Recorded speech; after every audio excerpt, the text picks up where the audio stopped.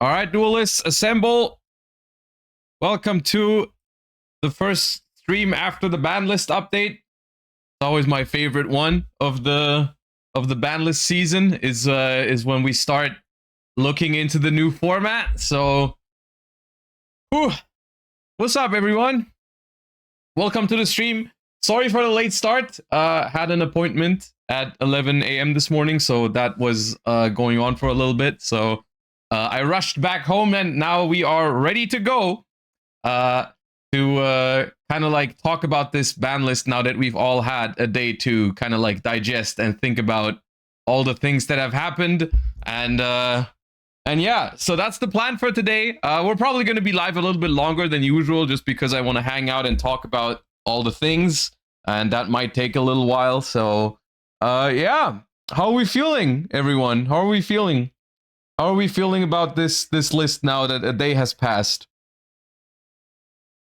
Invoker, thank you for the 34 months. Happy raising the 3-day. Yeah.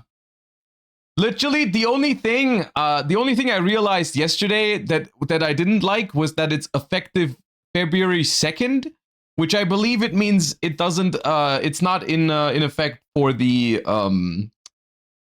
what's it called, for the remote YCS. But I'm not playing that, so that doesn't really affect me. But I would have loved to play it at locals next week already. I'm not sure if that's an option. I'm not sure if stores are allowed to just say like, hey, let's play with the new ban list if everyone agrees.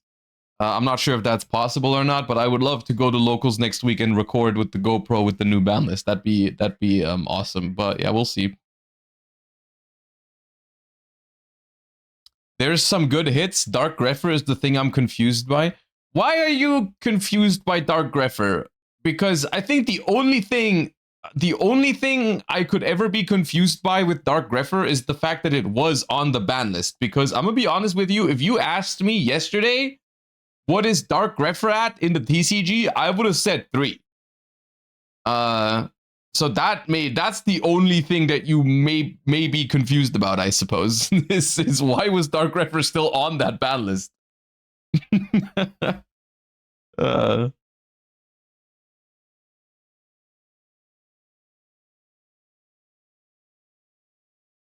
list changes very little. Most of the best decks are still the best. Only exception is Yummy. I don't think that's true at all. Like, there is some massive changes on this ban list. I mean, we'll talk about it more later today, but Yummy is pretty harshly hit. Mitsuyami also. Mitsuyami arguably the best deck, or at least for a while it was. So Mitsuyami is pretty harshly hit, probably even dead as a version, but we'll talk about that. So Mitsuyami is gone. Pure Yami has been murdered. Maliss is honestly, I've seen people say Maliss still isn't dead. I personally don't believe them. I think Maliss is dead, thankfully. So that's massive. I don't know, and it's not like the, well, once again, I've been talking about this, like it's not a format, or it wasn't a format that like needed a slaughter, right? At least from my perspective, I didn't feel like the current TCG format before this ban list was like so abysmal that they needed to kill everything just for the game to be playable. Like, it was a pretty good format, all things considered. So like removing some of the more toxic decks in the format, like Mitsuyami and Maliss, and then also some floodgates like Featherstorm, Water Statue, and Herald of the Arclight. Like, it's just like cool in my book, you know? People are for sure underestimating the Dracotail hits. The deck is still very good, but these are big hits. Albaz White is not a starter. I've experimented with Dracotail a little bit yesterday. After the stream, I did some testing, and I will say, Ketu at 1 does not kill the deck, but running out of targets for Dracotail effects is very, very real in any matchup with Dracotail. I'll give you an example, okay? If you have a solid opener with Dracotail and you have all 3 trap cards and you have Ketu in the graveyard, what you do in a perfect world is your first trap card puts back Ketu, right? And then you have everything back in rotation. If your first trap gets negated, right? If, let's say you start with Flame, your opponent ashes it to resolve their spell, you have the following problem now. When your second trap resolves, you have to choose between putting back the Flame to keep the trap count going, or you put back the Ketu to have a Ketu in the deck. So in most cases, you're probably going to have to put back the Ketu, because otherwise your follow-up turn is just not good. And as a result of that, you're going to have only one trap in rotation for the rest of the game, unless you play the new Dracotail fusion, of course. But once again, the new Dracotail fusion is a fix for this problem, but still, it's not like you get that for free. You have to make that instead of an Arthalion or a Gulamel or another fusion, right? Good luck fitting the new fusion into your extra deck if you play branded cards. Yeah, it's not like a super easy fix that's super obvious. Like, that card is optional in the extra deck for good reason, because it's not that good. It's kind of mediocre, honestly, if you have to play that just to keep your effects alive, right? So it's so. But yeah.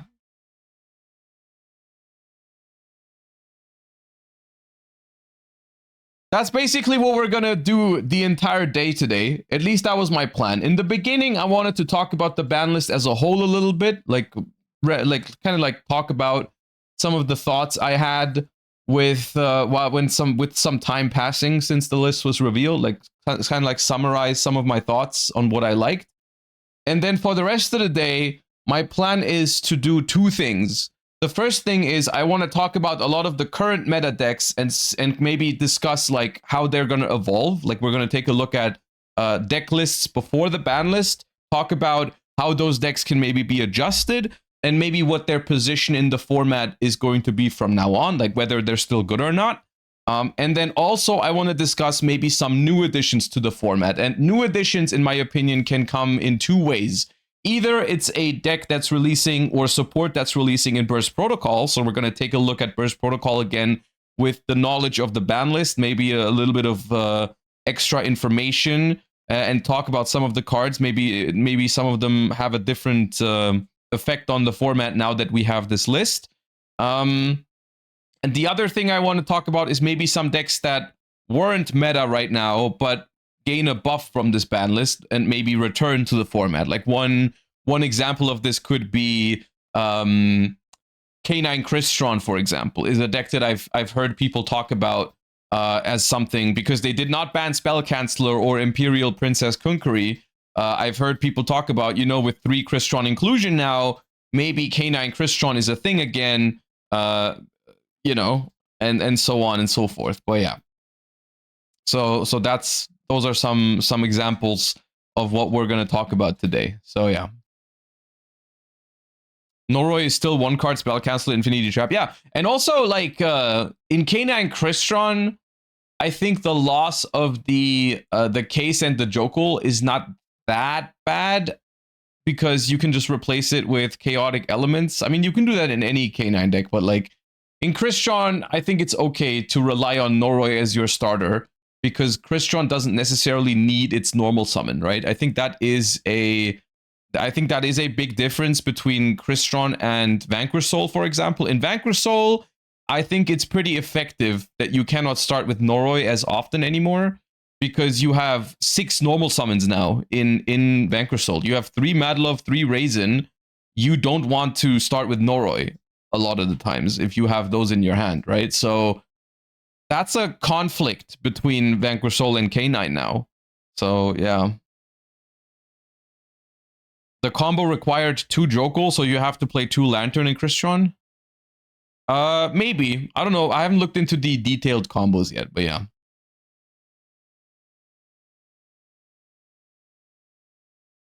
VT Gary, thank you for the 32 months. Appreciate that. They do need 2 Lantern now? Okay, fair enough. Yeah, okay, so my overall thoughts on this ban list now that I've had a day to think about it. Overall, positive. I think it is a good ban list. I think there's a lot of things moving in the right direction. Here's a few things that I personally don't find perfect.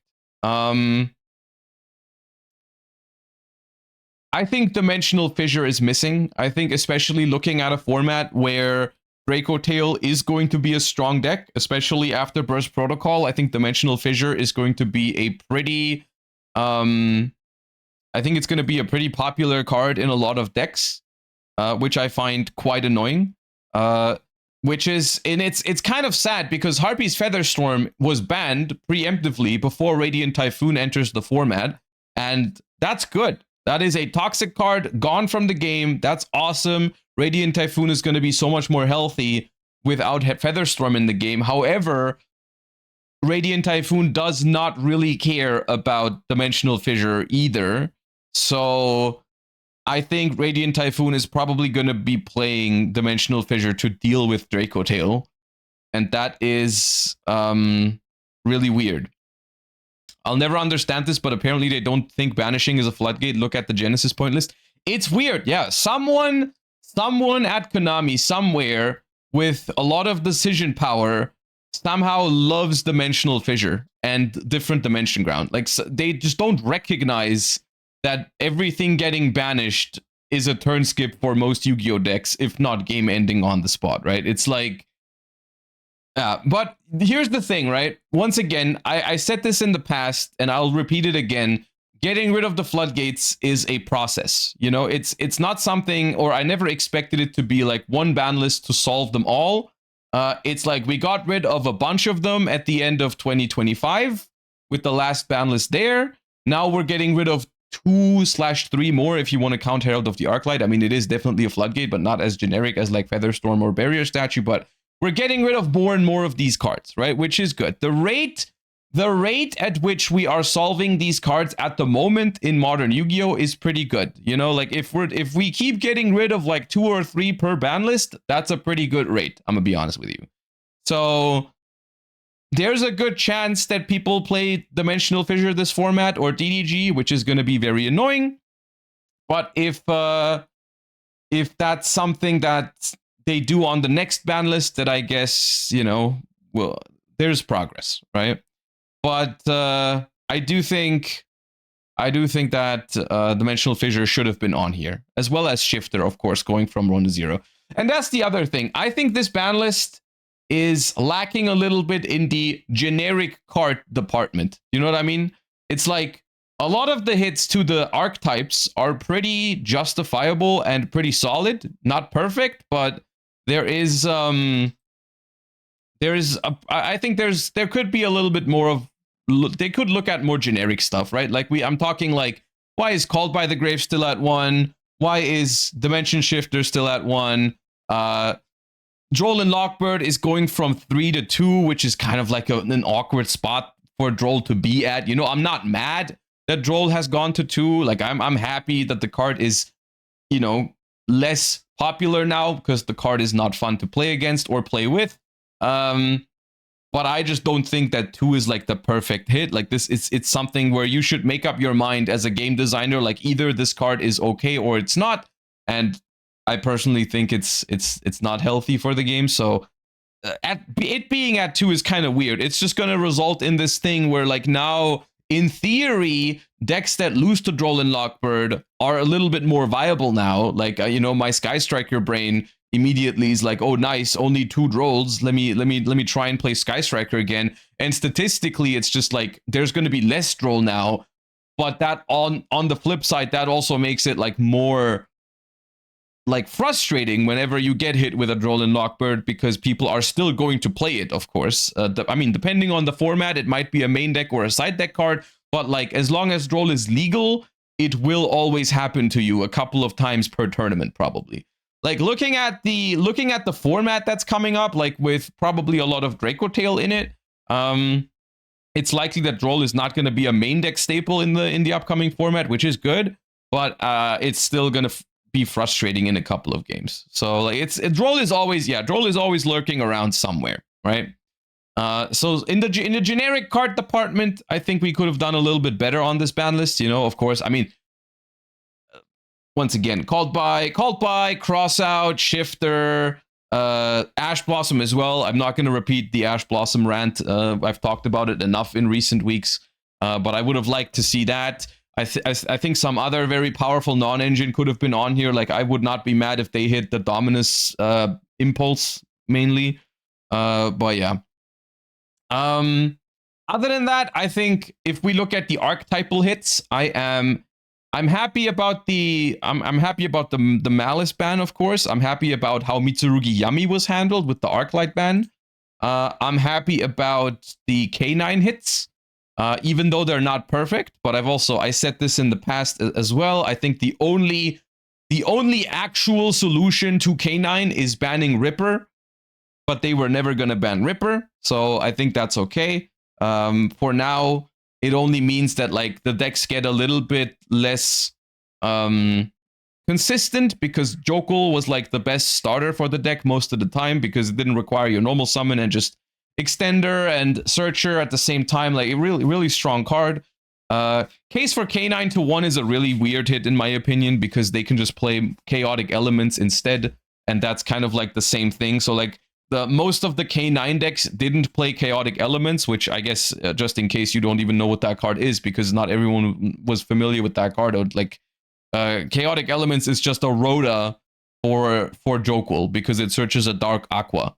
So you can just replace Jokuls and cases with Chaotic Elements, which the only real downside is that if you compare Chaotic Elements to directly drawing a Jokul, it's worse, because Chaotic Elements plays into Droll and Lockbird, which funnily enough is now add 2, so you're not always going to get punished for that. And the difference between Case and Chaotic Elements is that Chaotic Elements cannot search Noroi. So if you don't have a level 5 in your hand, using Chaotic Elements for Jokul is not going to be a play, right? Yeah, and also Chaotic can be negated. Like, it can be belled, which Case cannot get belled, and also if you compare it to hard drawing the Jokul, of course, like Jokul plus level 5 beats Ash Blossom like it's nothing, but Chaotic Elements plus level 5 doesn't, right? So or Dracotail Flame or anything like that, right? So it does make the deck weaker without making the deck unplayable, which is, I guess it depends where you stand on K9, right? I think it's completely subjective here, because this is what I was expecting them to do, right? I was expecting them to weaken K9 without killing it, because that's just what makes sense, right? K9 is not that old yet. It's a relatively new archetype in the format. It's still getting support in upcoming sets, so I didn't expect them to kill it. However, as you guys know, I'm not a fan of K9 and Ripper in particular, so I would have preferred if they murdered it, but I also didn't expect it, right? So this is like expected, and therefore I'm not disappointed by it, but like it's kind of whatever. Now the one thing, there's two things in here that I think are pretty or not optimal, rather. I think Yummy Snatchy to 1 is way too much, personally. I understand that they are maybe a little bit cautious here with Yummy, and honestly, I think that's okay, even as a fan of Yummy. Once again, this is a subjective thing. Like, if you like Yummy, you don't like that Snatchy goes to 1. If you hate Yummy, then you're celebrating right now, right? So, I think this is a hit that they are doing because they want to be safe than sorry, rather, right? I think that's the philosophy here. I think they want to make sure Yummy gets significantly weaker, if not killed, with this ban list. Not just because of pure Yummy, because if you look at the reality of the TCG at the moment, pure Yummy is a viable deck, but a lot of people are playing hybrid Yummy decks, like Yummy Sulfur, Yummy Mitsurugi. And even though Yummy Mitsurugi is probably dealt with the Herald of the Arclight ban, I think they just wanted to make sure that other Yummy hybrids are not popping up to immediately replace Yummy Mitsu as like the best combo slop in the format. You know what I mean? I think, and honestly, I can get behind that. Even as a fan of Yummy, I can get behind like hitting the deck a little bit harder rather than not hitting it enough. Yeah. Why not apply this logic with other Justice Hunters teams? That's what I'm getting at, right? Out of all the decks from Justice Hunters to die, like, I would have picked K9 for this. I would have picked K9. I think, and I also think all the things I just said about Yummy, like the danger of all the hybrid variations and so on and so forth, all those things are so much worse with K9 as well, right? Like, once again, one of the first decks that people start experimenting with right now is K9 Crystron. And guess what? That deck does the most toxic shit in the game. Like, especially if you're trying to bring back Crystron inclusion to 3 in this ban list, like, I think they should have hit K9 harder. That is my biggest gripe with this ban list, is that K9 gets off so easy, because K9 is like the poster child of, you know, what's wrong with modern combo decks in Yu-Gi-Oh, basically, right? No locks on it, ways to negate hand traps, ways to play through multiple hand traps like it's no problem, and a lot of ways to, like, lock the opponent out of the game are enabled because of K9, right? So I think I would have preferred if they put Snatchy to 2 and did more to K9, for example, like Noroi to 1, or even the Ripper ban, you know? Like, I didn't expect it, but it would have been better, right? So that's the one thing I don't think is great about this ban list, is that like we're overkilling Yummy, but we're not overkilling K9, which in my opinion is not correct. But yeah. Mitsurugi, as a Mitsurugi enjoyer, pure Mitsurugi, I think Habakiri to 1 is justified, but I also think it's not the perfect way to hit Mitsu. I think Prayers to 1 was better. They're both starters for Mitsurugi. I think one Habakiri is fine, though. I think, honestly, we're gonna talk about pure Mitsurugi later today, but Mitsurugi, as long as they hit Prayers or Habakiri, it's probably okay. I think Prayers to 1 would hurt more. I think Prayers to 1 would hurt other decks more than pure Mitsu. But maybe that's not correct. I'm not sure. Because I think, like, if you play a small Mitsurugi package, then Mitsurugi Prayers is more important, because you can very easily justify playing 3 Prayers, because it's both a starter and interruption. Whereas in pure Mitsurugi, you can just search like Magatama instead, and that's okay. So I think it's easier for pure Mitsu to replace the Prayers with cards that actually are useful in it. But yeah. All things considered, I've put in some thought into Mitsurugi yesterday, and we can talk about that in a second as well. But I do think Mitsurugi gets off okay here from this ban list. I do think pure Mitsurugi is playable after this. I think what suffers the most here is all the hybrids, because, and it's awkward, right? Because a lot of the hybrid variations of Mitsurugi, technically, in an ideal world, they don't care about Habakiri being at 1, right? Like, if you look at it through the lens, since Mitsurugi Yami is dead, okay? Since Mitsurugi Yami is dead, let's think of it from the perspective of K9 Mitsurugi. If they're using the bridge between K9 and Mitsu, which is the Ashlan U1000 or whatever it's called, with the Magic Key ritual monster to search Habakiri, right? In a world where you can bridge into your 1 copy of Habakiri being at 1 does not matter, right? Because you're searching it anyways if you can bridge. So Habakiri being at 1 technically doesn't have as much impact on these Mitsurugi hybrid decks in theory.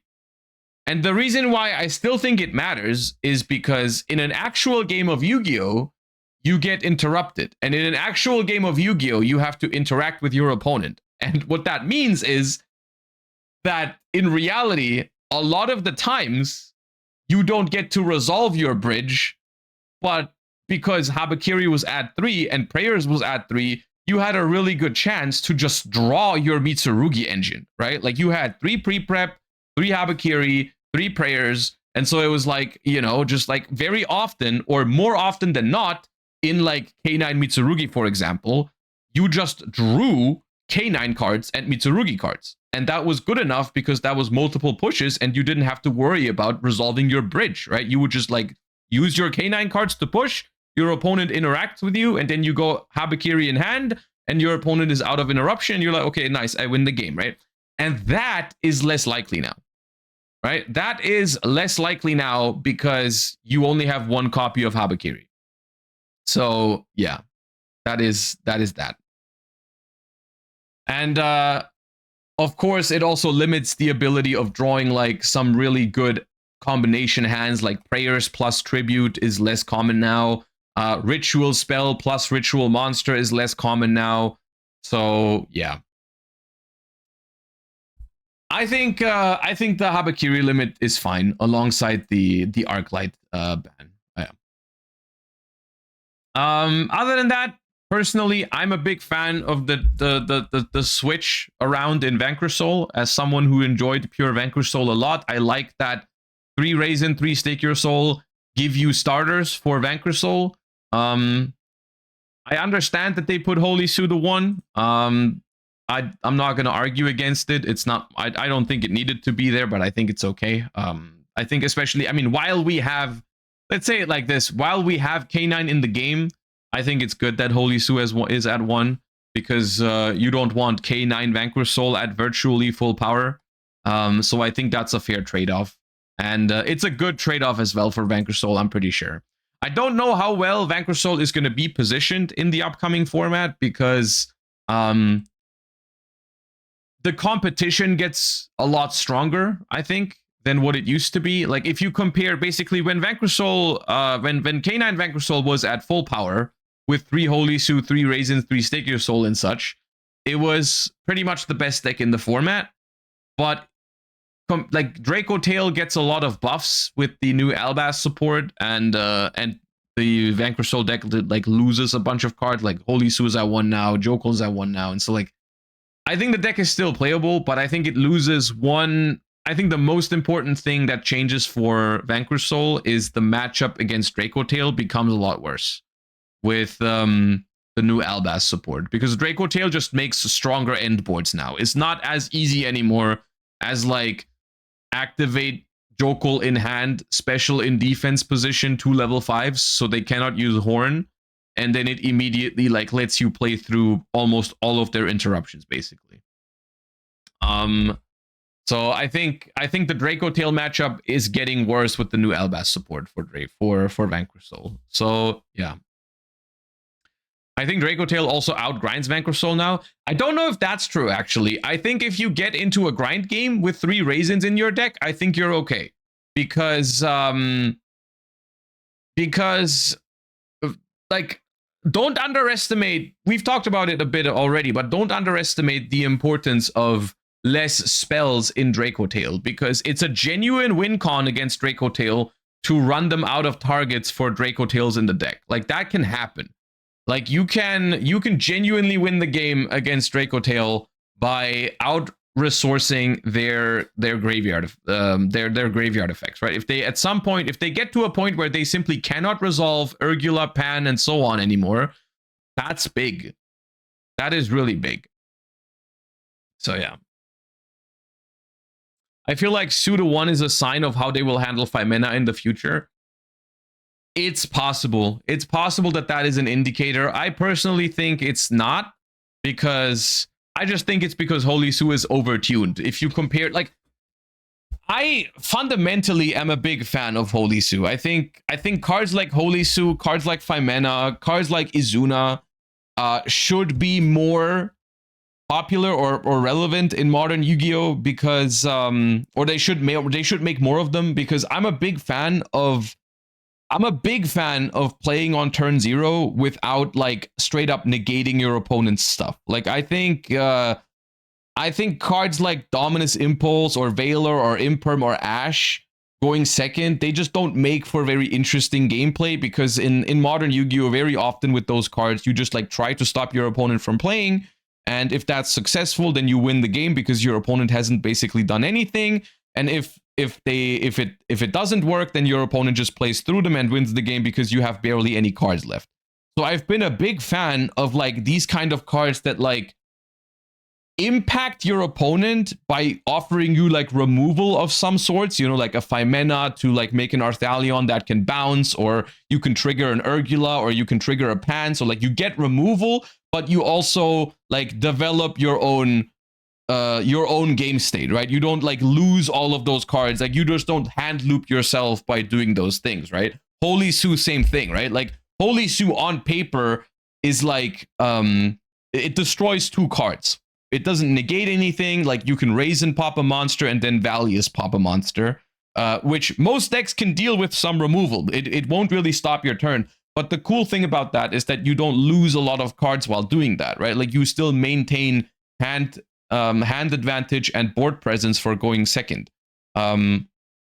So I think this sort of thing is important for modern Yu-Gi-Oh! I think this is what it needs to make the game interesting for the player going second. I think like opening Imperm Veiler Ash it just usually doesn't make for very interesting games, because after you've used those cards, you have 3 cards left, and then your opponent either makes an half board and you can't beat that with 3 cards, or your opponent doesn't play and then you just win because you resolve 1 card, unless your opponent also has Ash Imperm Veiler or whatever, right? So like I very much prefer this like whole turn 0 in archetypal plays, and I think it's a cool way to also distinguish decks from each other, right? It's like it's a cool way to make decks not all feel the exact same if they just have different turn 0 plays, right? It's not like every deck plays Imperm Veiler whatever. It's like, oh, you have this deck plays Holy Suit, this deck plays 5-mana, this deck plays Cool Tune Clip, this deck plays Izuna. You know, it's like it's interactive without being too repetitive. So but of course I want to caveat all this, that even within that design space, they can design cards that are maybe a little bit overtuned, right? Like if they give every single deck like turn 0 plays, maybe some of them end up more powerful than others, right? So and I think that's what's happening here. I think they're just saying like, okay, while we have K9 in the mix as well, I think Holy Sue shouldn't be at 3. Because it's doing a little bit much maybe. But yeah. But that's how I feel about turn 0 cards in general. So I really don't hope or I really hope that that they don't end up just putting all of those at 1 and then move to a different design direction. Because overall, I think it makes for a very enjoyable game of Yu-Gi-Oh! Yeah. Havness to 3 win. Havness is the same idea. Havness was a pretty well-designed tier limit card because it didn't really stop the opponent, but it just like advanced your own game state that could eventually maybe turn into a disruption, right? Like maybe you could make like a Kaleido Heart on turn 0 or something. But yeah.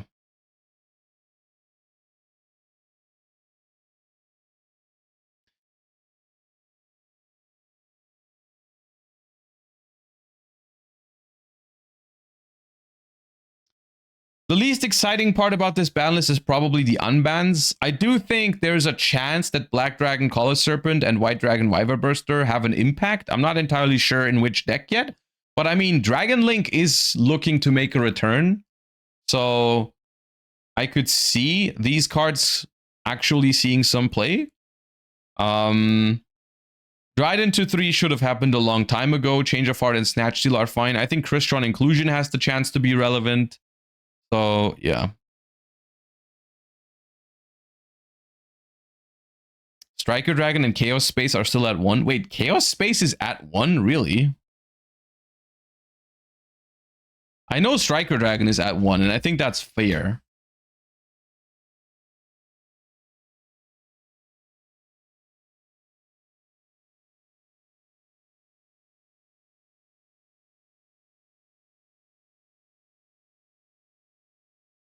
Oh yeah, Chaos Space is at 1. That's crazy.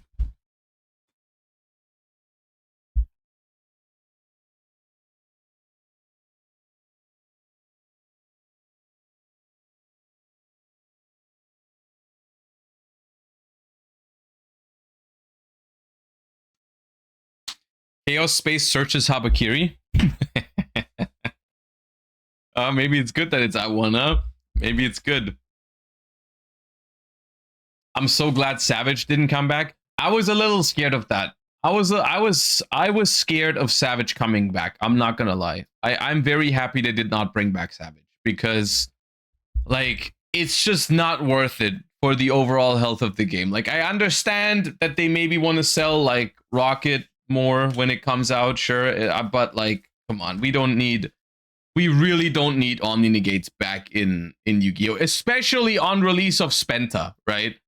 It's like, and that's the thing, right? That's also something that I do appreciate that, you know, because from the perspective of just like trying to sell as many Spentas as possible, sure, bringing back Savage would have made sense on this ban list. That's why I was genuinely scared of it. But I like that they didn't do it. I'm really happy that they resisted the urge to bring back Savage to sell Spenta. That's a good thing, you know. Like that's I gotta give credit where credit is due. I think it's good that we did not get Savage back. That is cool. Oh yeah. All right. So overall, before we move into the individual decks, after thinking about it for a while, I still think it's a solid ban list. I see its flaws. I do see some flaws. It's not perfect. It's not like the best ban list ever, but it's pretty solid. I think a lot of things done right, couple of things not perfect, couple of things missing, but it's a solid 7 or 8 out of 10, I think.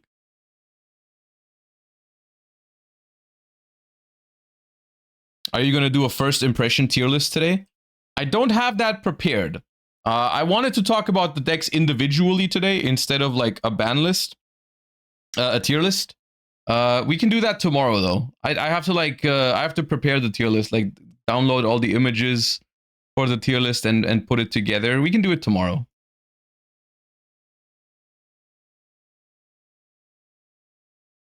One out of 10 ban list, no Tenpai cards were unrestricted, says Tenpai Enjoyer.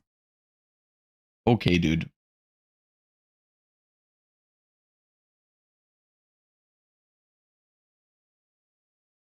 Okay, dude.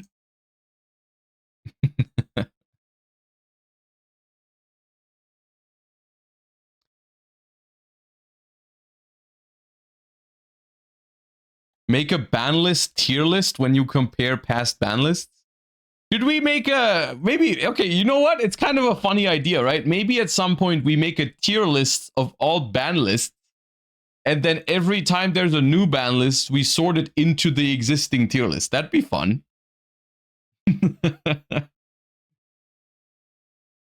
That'd be fun.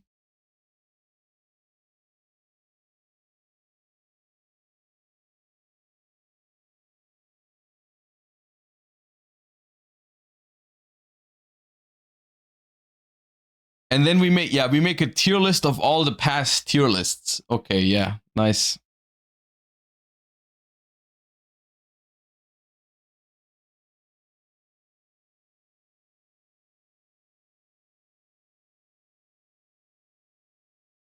Master Duel ban list predictions, expectations.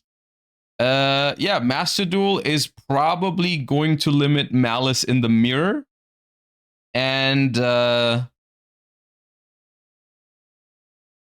Prime Mathmech Laplation to solve the Onomat Ryzeal problem.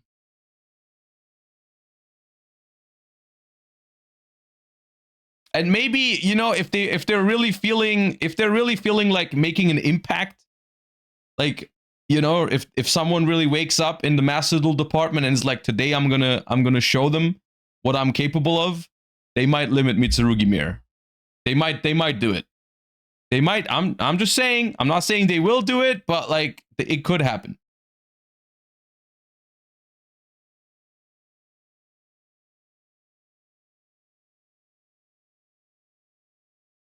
Okay.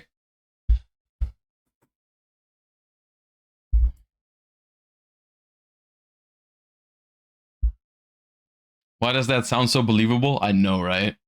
I know, right? That's the problem. That is the problem.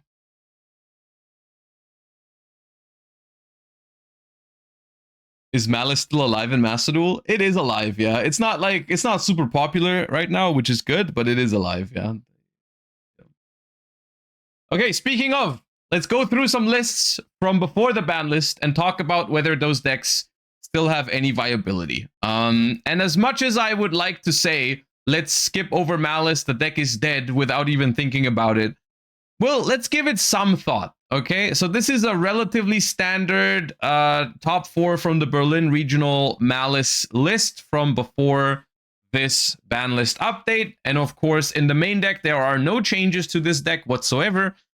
In the extra deck, they lose the white binder. Now,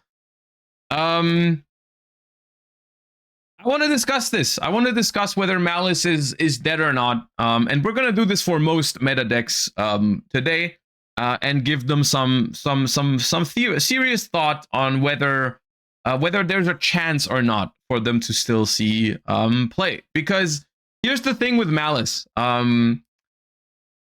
Technically, I'm pretty sure the deck is still viable without Whitebind. Or viable is the wrong word. Technically, I think you can still do some pretty nasty combos. Like, I'm pretty sure that even without Whitebinder, like a one-card Dormouse or like a Chessie plus Maliss name or whatever, or like a Maliss name plus a Bestial can still do some pretty crazy things, because of course we still have Red Ransom. And honestly, there's also a world where you just turn this deck more like Cyber's sloppy, right? Where instead, like, you could still use Maliss as like an engine in a Cyber's deck, right? Where you still you still have a lot of the most powerful endboard pieces, right? You still have the Wicked to bridge into backup to get the Wizard, and then you eventually make Firewall, you make Allied Code Talker Ad Ignister, and if you throw in a Maliss Heart Scripter with a March Hare in the hand, like, yeah, you got a lot of stuff still, right?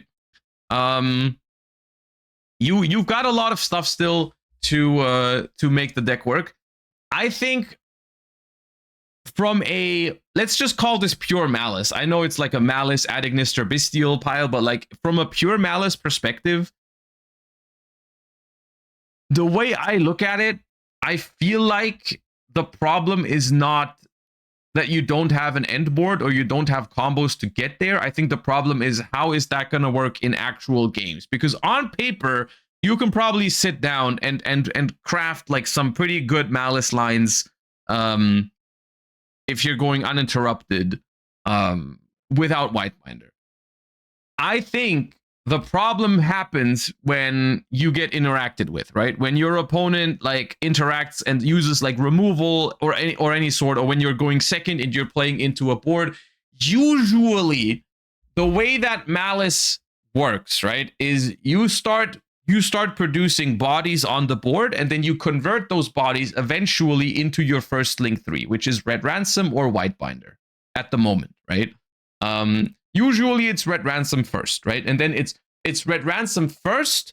Red Ransom produces more bodies by getting you the field spell, and then you keep linking, and then you use the field spell or March Hare to banish the Red Ransom, and then Red Ransom gives you another 2 bodies because it comes back from the banished pile, and so on. But eventually it's always a lot of bodies through the Red Ransom. But what happens if your Red Ransom gets interrupted, like let's say it gets negated or they remove it from the board, you somehow have to replace those link climbing capabilities. Like let's say you summon Red Ransom, you search Maliss in Underground, and your opponent summons an Arthalion with Phimena or Mululu or Cartesia or whatever, whether you're going first or second into a board, right? And then your Red Ransom goes back into the extra deck. And then you kind of have to replace the Red Ransom or the Red Ransom's ability to link climb with another link. And you don't have that other link, right? You don't have the second push. The second push is kind of missing after your first push gets dealt with, right? Like, and that's usually what it was, right? You start summoning bodies, you make one Link 3. If that Link 3 gets interrupted with, you always have a separate line to go down with the other Link 3. You know, whether it's Ransom first and then Binder, or Binder first and then Ransom. In Master Duel, this was not a problem because they had Link Decoder and Splash Mage to replace the Link climbing capability of the other Link 3, right? They lost Ransom, but that was okay, because if you got interrupted on Whitebinder, you could still get to a lot of Link material by counting Link Decoder and Splash Mage in, right? You had other ways to basically cheat the system and cheat your way up with few bodies all the way up into like Link 5s and stuff, right? I don't really see that happening with without Whitebinder. And that's not even to say, like, Whitebinder is also, in my opinion, the most powerful endboard piece in Maliss. I think Whitebinder is the most powerful thing that Maliss ends on in rotation for the grind game, right? Because genuinely, without Whitebinder, maybe you can make a board of Allied Code Talker with Heart Scripter and 07 access, right? Like, maybe you can do that still. But that board might be outgrindable now. Genuinely, it could be, because you no longer have this like completely stupid amount of follow-up where all of your Maliss cards are in the graveyard. So all you have to do is you go like March Hare, banish Binder, draw a card from Binder, and then banish like 3 Maliss cards from your grave, and they all come back, right? You just don't have that anymore. So I think the deck gets weaker to interruption now. The deck has weaker combo lines in general, even uninterrupted, even though the uninterrupted combos are probably still strong. The deck has way less interruption, and also no way, and that's really important, no way to mess up the opponent's graveyard. Like, literally no more ways to interact with the opponent's graveyard, which is super important. Like, you have Bystials still if you draw those, but those are not part of the Maliss engine. But you can't just like banish everything out of your opponent's graveyard. Firewall. Okay, you have Firewall. You have Firewall, but that's much weaker. Like, banishing from grave is not the same as bouncing a monster. Also, like Whitebinder also being able to banish all the spell traps in some matchups was just like disgusting, right? Depending on which deck you're playing. So less of that. You draw less cards in the combo, which is very, very impactful. Of course, you can still draw 2 with Chessy Cat a lot of the time, but you lose a draw from Whitebinder in your turn, and you lose a draw from Whitebinder in the opponent's turn, which in a deck with non-engine like Impulse, Bystials, Nibiru, Ashes, like with a deck with such powerful non-engine, getting less draws is impactful. It is really impactful that you don't get to draw 2 free cards on top of what you're already doing. So yeah. Personally, is Maliss completely dead? Completely dead, no. I think if someone really wants to play Maliss for whatever reason, the reasons are beyond me, but whatever. I think they still could, but I do think that that Whitebinder ban is enough to make the deck acceptable. And when I say acceptable, I don't mean fun to play against. It's probably still not going to be fun to play against for me, but like I think without Whitebinder, even if the deck still sees some play, I think it's going to be manageable. And I hope that's true. I hope I'm not wrong on this. I hope I don't get proven wrong and the deck is still somehow problematic. But I think it's okay. I think it is okay. It still has some things going for it. Like, it still has great non-engine because it has synergy with Dominus Impulse. It still has great lines into Mulcharmi Fualos. And there is still a ton of tools that it could use that it's currently not using, right? It's got you can play Allure of Darkness. You can play Dimensional Fissure, which is a phenomenal card against Dracotail. You can play any other slop Cybers engine in the game to give you more pushes, right? You can play MathMex, you can play more Adignisters, you have Cynet mining available. Like, there's so many tools for decks like this. Like the Radiant Typhoon package is also great. People are citing it right now because Droll is in a lot of main decks. If Droll is out of the main decks in the next format, then you could even main deck these for more pushes going second or whatever. With an MST, I guess. But there's a lot of options in this deck. So I personally don't think it's completely dead, but from a competitive perspective, genuinely, I don't really see a reason to play it. Well, I mean, that's not true. I just listed a couple of reasons, but I think it's just not going to be resilient enough in actual games of Yu-Gi-Oh! I think on paper, it still looks like a working concept, somewhat, but I think without Whitebinder, you're missing the most broken card in the deck. And I think it's not good enough to justify playing it without Whitebinder, is how I feel about it. The cons outweigh the pros. Let's say it like that. Yeah, that's a good way to put it. That's what I'm basically trying to be. That's what I was trying to say. Yeah, it just loses a lot of things without Whitebinder. What is the grind gain now? Does it have any follow-up? So I guess it's a lot harder, right? Because like, how do you get March Hare back to your hand after you use it on turn 1? Like, I guess the loop is you want to end with March Hare in hand, and then on the opponent's turn, you want to go March Hare, banish White Rabbit, set MTP07, activate MTP07 to get a banish. You banish the March Hare to activate the MTP, and then you search a Maliss card, and then the March Hare goes back to your hand because you banish it for MTP, right? That's kind of like what the loop is, right? And then you, for follow-up, you have March Hare and probably a Chessy Cat in hand, right? Which is then okay because you can then use March Hare to banish Cryptor from the grave after it gets outed, and then Cryptor comes back. It's still, there is still something, right? It's not nothing, but you can really see how, especially if you think about like turn 2 and onwards, you can see how the Whitebinder, like it just doesn't add up anymore, right? It's not like as simple as, oh, on my opponent's turn, March Hare, banish Whitebinder, draw a card, Whitebinder, banish White Rabbit, the Chessy Cat, and Cryptor or Ransom from my grave, banish all of them, they all trigger, then I get the MTP search, then March Hare comes back to my hand, and then on my next turn, even if they out the entire board, I can still go March Hare on Whitebinder, draw another card, and do it all again, right? So that loop is so much less broken now. It's still good. It's still a good loop. It's just like, it sounds normal. It sounds like a normal thing for follow-up that decks do. So you lose that like completely broken aspect of it, which is good. But yes, maybe a fair and normal version of Maliss is still good enough to compete. But yeah.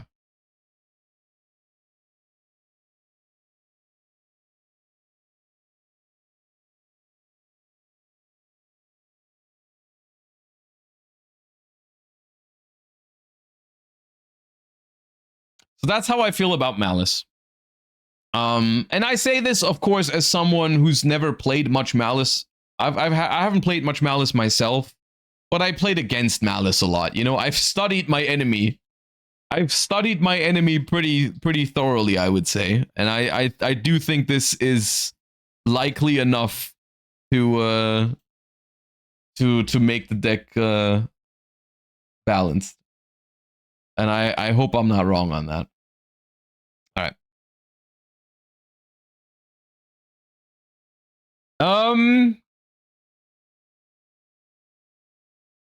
This one's probably going to be a relatively quick segment, but I want to touch on this deck at least because it was probably the most powerful deck in the format, all things considered. Like it's gotten a little bit less popular recently, but overall, it was still, I think, the most successful deck of this format, which was Mitsurugi Yami.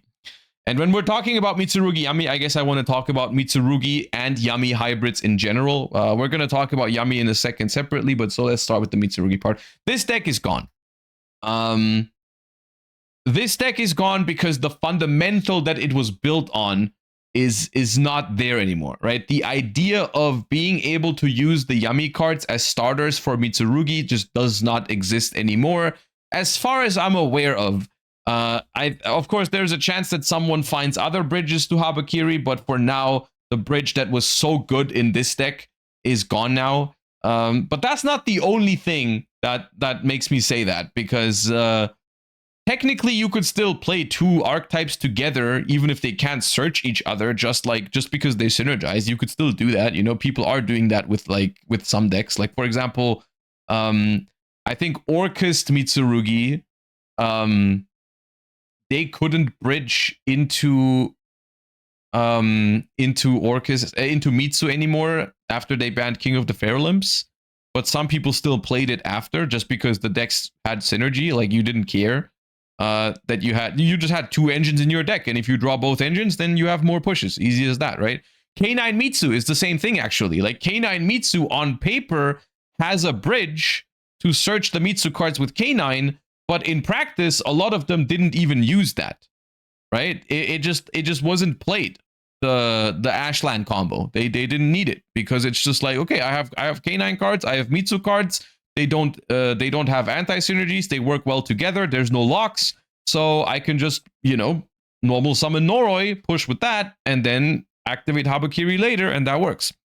Still, I think for this deck, there's just fundamentally, there's two problems, or three. There's three problems. Problem number one, no, there's four problems. Problem number one, the bridge is not working anymore. So Yami does not access Mitsurugi, as far as I know, at this point in time. Problem number two, your end board gets significantly weaker because you don't have Herald anymore. And that is a huge problem, because besides Great Purification, that was your only Omni negate. So now you have still one Omni that you can search in the trap card. But if you ever start with just the Yummies, you cannot go into Mitsu anymore, and you also don't get Herald. So basically, when you just open Yummies in this deck now, you're doing jack shit, basically, because you don't get any real end board pieces from that. Problem number three, you lose starters, because Habakiri was also limited. So not only is it harder to search Habakiri now, it's also harder to draw Habakiri. And that definitely decreases the quality of your hands, because even though it was possible to bridge from these engines into each other, the most broken thing about this deck was when they drew a Yami monster and Habakiri together, right? Like, when they opened both engines and they didn't even have to worry about resolving the bridge, that was the most broken shit, because you would maybe throw your interruptions at the Cupsy or at the Marshmallow, try to stop them from doing Yummy combos, and then they just go like, okay, now I activate Habakiri. And that's going to be harder to do now, because you lose two starters. And it's one of the best starters in the deck, because this one still does Yummy combo as well, right? Via Zombie Vampire, which unfortunately they did not ban, but yeah. So the Yummies are now much weaker starters, and your best starter is now at 1. So this deck loses a lot of consistency and firepower. And problem number 4 is that one Snatchy also hurts the deck, right? Like, not being able to play the Yummy engine to the full potential. Basically, the Yummy cards are just really low quality in this deck now, right? If you compare what the Yummy cards did before the ban list to after the ban list for this deck, it's night and day, right? No more Mitsu starter, no more Omni negate on the end board, no more double Snatchy for even making your plays work properly. So the Yummy cards are just like really, really low quality now in this deck. And that's good, because this deck was probably one of the most problematic decks in the game by far. So it's really good that this deck is now pretty heavily hit on this list.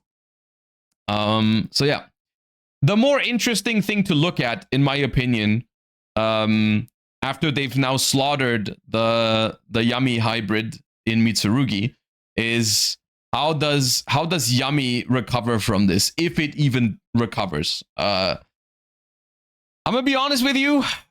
This deck is probably the deck that suffered the most from this ban list, besides Mitsurugi Yummy, and that's pure Yummy. This is just Maxi's list from the German Open that he also topped YCS Bologna with. I honestly think to me, it's pretty clear that this deck is probably dead. I think there are ways to play Yummy still. but they involve other engines, because quite frankly, I think pure Yummy is, I mean, it's just lacking too much, right? There's two important things that Yummy just cannot do anymore, right?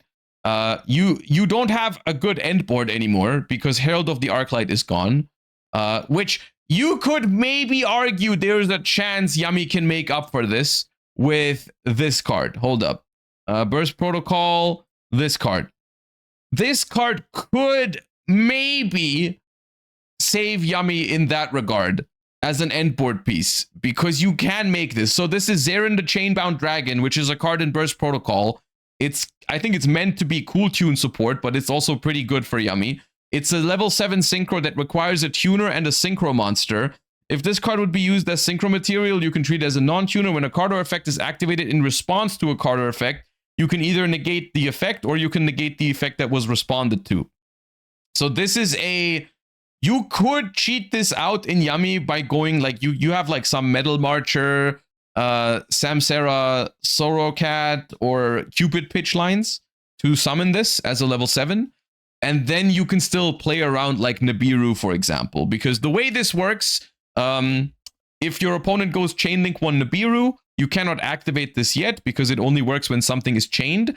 So what you would do is like your opponent activates Nib, you chain Snatchy, or you chain Linkuriboh in the graveyard, or you chain a Synchro to tag out, and then as Chain Link 3, you can negate the Nibiru.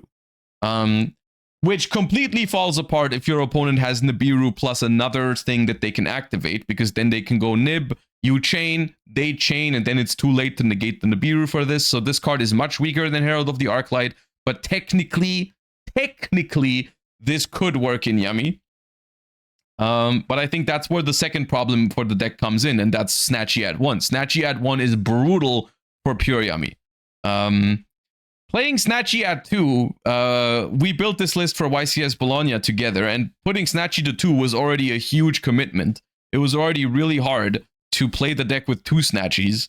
Snatchy at 1 is really, really tough, because Snatchy is like 90% of the time, it needs to be the first Link 1 you make, because you need your first Link 1 to do something, right? You need the first Link 1 to like get you the field spell. But if you summon Snatchy as your first Link 1, it is almost impossible to have a Snatchy on the end board. You basically have to use Surprise to revive the Snatchy now, or you have to end on a Synchro that tags out into the Snatchy. But going first, it could even be manageable with one Snatchy. Going second is so bad. Like, and this is the problem, right? When you go second and you summon a Yummy, usually you should go into Snatchy, because Snatchy baits interruption, Snatchy threatens to quick synchro when you put up another level 1. So like your first play should always be make Snatchy. And then when your opponent has removal now, they just remove the Snatchy from the field, which means that even if you have an extender, even if you have ways to play after, you can't go into another Snatchy, which makes your stuff so much weaker to more removal. Like you just cannot make you just can't make a Link 1 that quick synchros anymore. Like you make your Linkuriboh or your Gravity Controller or your Almirage or whatever, and your opponent just removes it, and you can't quick synchro. It doesn't work. So it's really tough with one Snatchy. I think it's hard out here. So pure Yummy, unfortunately, I don't really see it working with one Snatchy. I think that's just too difficult. You have to play triple Surprise. Maybe, but that's such a huge commitment just to deal with that. That's the thing, right? When I say the deck is dead, I don't mean like it's not literally dead, right? It's technically possible to play a Yummy deck with one Snatchy. When I say dead, I mean like there is no competitive reason to play Snatchy. like or to play Yummy. You can play the deck, but you just won't be winning enough to justify playing it. Basically, is what I'm trying to say, right? Like you can try to work around this. You can try to put in more surprises so you can bring the Snatchy back when it's gone, and so on and so forth. Like, yeah, that could work, and you're gonna be winning some games with that. But in the grand scheme of things, it's just going to turn it into a rogue deck, basically, right? It's going from a meta strategy to a rogue deck, which is what I mean when I say it's dead. Like it's not like dead if they like as if they banned Snatchy, right? If they banned Snatchy, you just couldn't play Yummy anymore. But like it's basically not competitively viable, I think. That being said, I think Yummy, and that's unfortunately this is bad news, but I think Yummy still has some things going for it because it's so splashable, right? Like I can definitely see a world, and that's my least favorite way for things to go, but I can see a world where people find decks that just bridge into Yummy very seamlessly, and that could still be okay, right? I think there's other decks that maybe can work if where Yummy is just like a small package, and you just go and at some point you make a link 1 and you have a level 1 in your deck, and they can just go into Cupsy Yummy way, and then you get Cupsy and Marshmallow or whatever, and that just like it just makes your end board a little bit stronger, right? Like I've seen people mess around with Yummy Tri-Brigade, because Tri-Brigade is getting support in Burst Protocol. That stuff could work, because that also simultaneously like kind of covers the problem of Herald of the Arclight making your end board bad in pure Yummy. Like without Herald, you just don't have an end board in Yummy. So if you play like a hybrid version, I could still see it. And I think the closest thing, if you really enjoy the playstyle of pure Yummy, I think the closest thing to that can still be viable in some ways is Sulfur Cord Yummy. I think this is basically all the things I just said. I think this kind of works still, because yeah, you lose the Herald of the Arclight, but this deck still has ways to play around Nibiru because it has its own Omni Negate in Grand Sulfur Cord Kulia. It has more pushes. It can actually play without Snatchy in the beginning, because the Sulfur Cord combos, they bridge into Cupsy Yummy way by going Linkaribo, and Linkaribo is pretty good as the first Link 1 in this deck, because it gives you multiple accesses to a Link 1 later on in the turn without using up a lot of extra deck space, because it can come back from the graveyard. So I think Sulfur Cord Yummy is... I could still see it working. I'm not sure if it's going to be a top tier deck, but I could still see this version of the deck. I can still see that one working.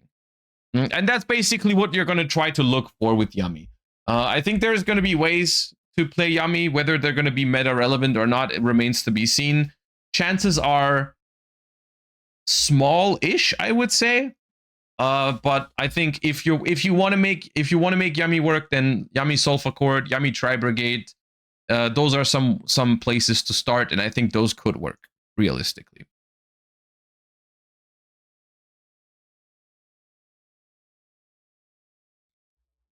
All right, quick toilet break. Be right back.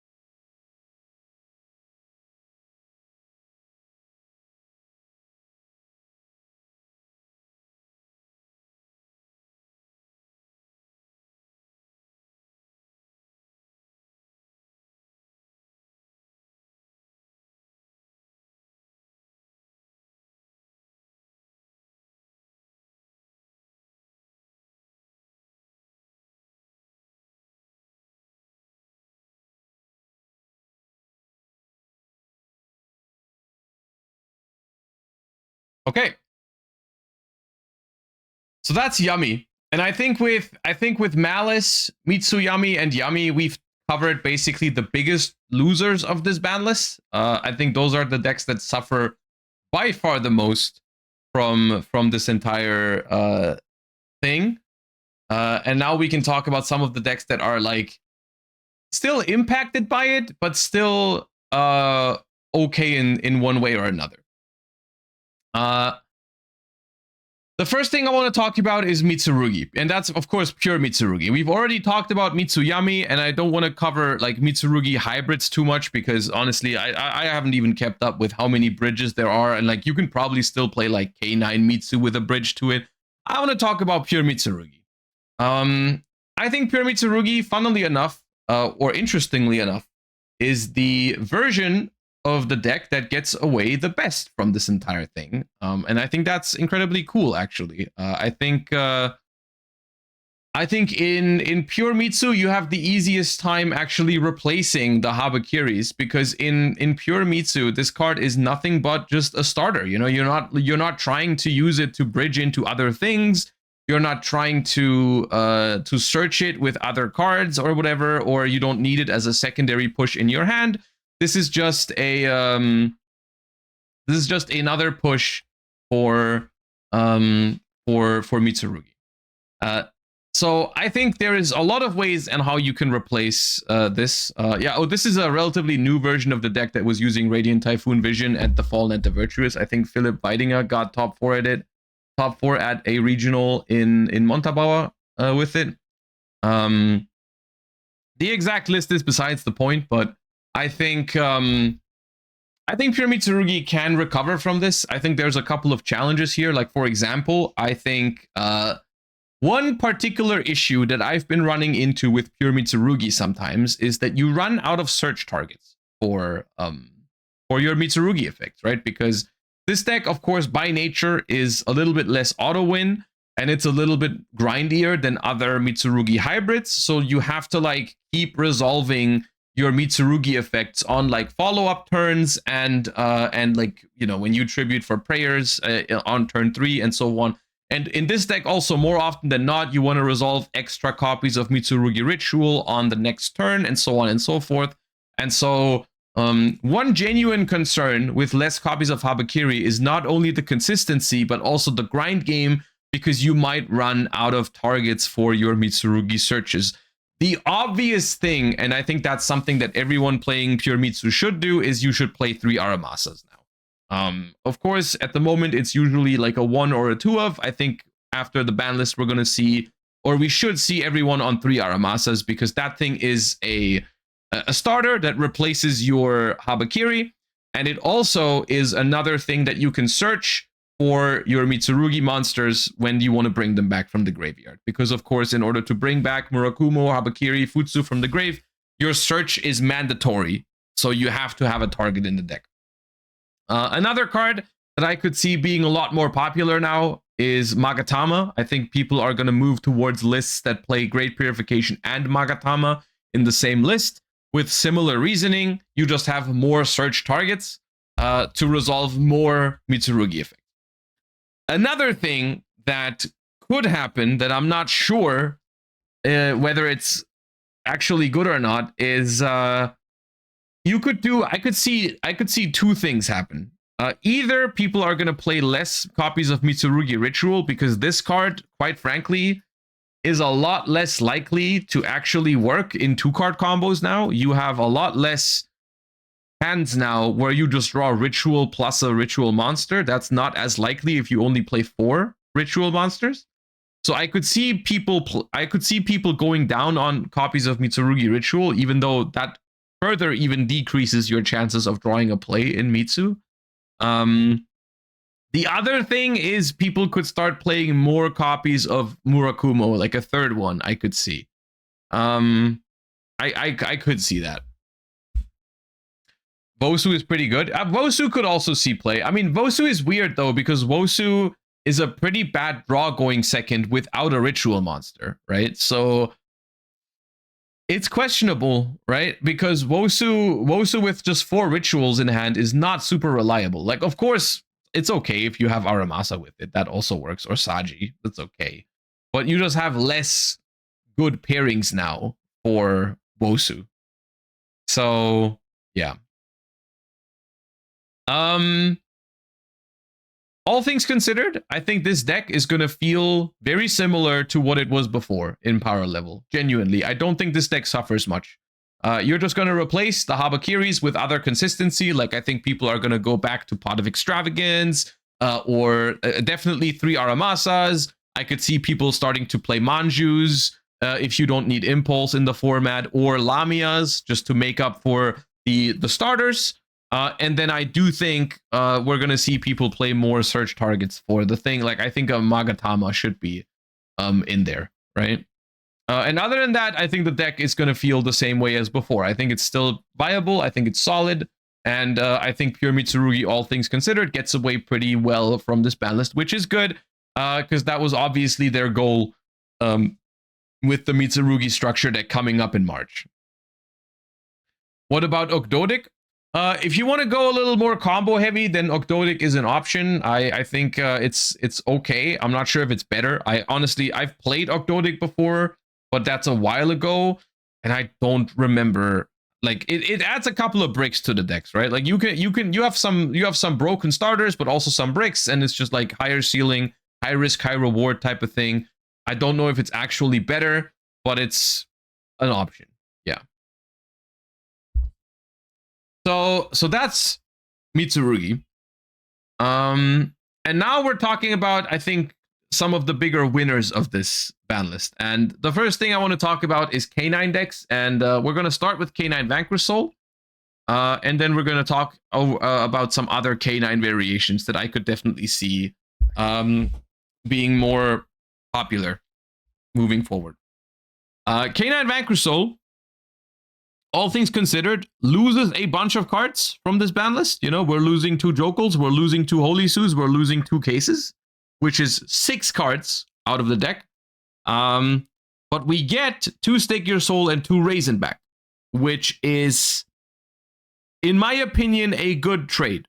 And also, just in general, the concept, I think it's pretty clear why I think that this deck is a winner from this ban list, because every other deck we've talked about so far is just losing cards, right? This is the only deck where you're losing something but gaining something else back. Like, this is the only deck that's making a trade-off, basically. I guess Dracotail also does with Burst Protocol. It also gets cards back. We're going to talk about that in a second. But this deck, like, lose some Jokels and Holy Sus and Cases, gain Raisin and Stake Your Soul. It's not even like a net negative in some ways, right? Like, and I can't stress the most important, the most important thing that I cannot stress enough is having a second copy of Raisin. And the reason why that is so important, not just for consistency, but also if you have 1 Raisin in rotation, you cannot summon it from the deck with Holy Su if it's at 1, which makes you so much less flexible when you're trying to interrupt your opponent with Holy Su. Because you simply cannot just summon Raisin anywhere you want to pop that monster, because it always has to be like rock, summon from hand, and it's like, it's so clunky with 1 Raisin. It kind of works, but it's clunky. So we get more fires, we get more starters, we get more Raisins, we get more Stake Your Soul. It's a pretty good trade-off for Holy Su, because quite frankly, this might sound weird, but Holy Su, in my opinion, is one of the weakest cards in this deck before the ban list, because it's so unlikely to actually be a hand trap. Like, I know I've said it before, but I resolved Holy Su going second 0 times at YCS Bologna, which I know is unlucky. It's definitely a little bit on the unlucky side, but like, I didn't draw Holy Su Dark Fire a single time going second in the entire YCS. So I think this is a good trade-off, because Holy Su was not very consistent anyways. So you're losing 2 Holy Sus, which usually wasn't a hand trap going second because you didn't have the attributes for it. and you're gaining Raisin and Stake Your Soul for consistency, which is good. The K9 hits for this deck, quite frankly, I don't think they matter much because you can just replace the Jokels with chaotic elements, and I think that does just fine. I only played 2 Ks for K9 at YCS Bologna, so I think having 1 is fine, manageable. In terms of the deck build, obviously you're going to play 3 Raisin, 3 Stake Your Soul, so that's going to be 4 cards in. You're going to remove 2 Holy Su, 2 Jokel, and 2 Ks from this list. Another thing that's, I think, going to be standard is 1 Noroi, I think, or less Mad Loves. I guess that depends how popular Droll Lockbird is, because, quite frankly, the Vanquish Soul starters are pretty good into Molcharmi Fuwalos, so if Molcharmi Fuwalos is popular, then I think you should try to play 3 Mad Love and not multiple Norois. If Droll and Lockbird, even if it's just at 2, if a lot of people play Droll, then Noroi is one of the best starters in the deck, right? But I don't think you want to play 3 Raisin, 3 Mad Love, and 3 Noroi in the same deck, because that is 9 normal summons. That is way too many. The sweet spot for normal summons is usually around like 5 to 7, I would say, is like a solid amount of normal summons for a deck. Unless your deck just only plays with its normal summon, but for the most part, it's like maybe 8. Maybe 8. Like this version of the deck is playing 1 Raisin, 3 Mad Love, 2 Noroi, and the Rhoda. That is 7. My deck at Bologna had 3 Noroi and Rhoda with 3 Mad Love and Raisin, so that was 8 normal summons. That's around where you're trying to be, and even 8 was already like on the verge of, I think, looking back in hindsight, I would have only played 2 Norois. I think the standard is going to be 1 Noroi, 3 Raisin, 3 Mad Love, 1 Rhoda. And the reason why I would max out on Raisin, Mad Love, and Rhoda is because those are actually okay to draw together, rather than Noroi plus Mad Love is pretty bad, but Raisin plus Mad Love is okay, because you normal summon the Raisin, then you make rock, and you can special the Mad Love from hand. So like 2 normal summons in that case, they don't clash as much as Noroi does with them. And the Raisin Mad Love stuff is just way better into Molcharmies than the K9 stuff. So I think you're still gonna play K9 in this deck, no doubt. The K9 cards give you a lot of value and a lot of pushes, and so on and so forth, but I think the ratio is just going to be 3 Izuna, 1 Jokel, 1 Lupus, 1 Case, and then I'm going to be honest with you, there is even a world where you maybe play just like a very small K9 package, and you don't even play Lantern and Forced Release. Maybe you still play them, but like there's a world where you can cut them for more non-engine or other consistency, and you just use like the K9s as a very, very small package that has synergy with your deck, and you don't need to go too crazy with them, because the deck has good grind game. Force seems like a good side still. Maybe you side deck more K9s for going first, like maybe you put Lantern and Forced Release in your side deck or whatever. I think there's going to be 2 versions of this deck, where it's like, I mean, essentially pure Vanquish Soul. I think pure Vanquish Soul doesn't really exist with 1 Holy Su. I think you would always play at least Izuna.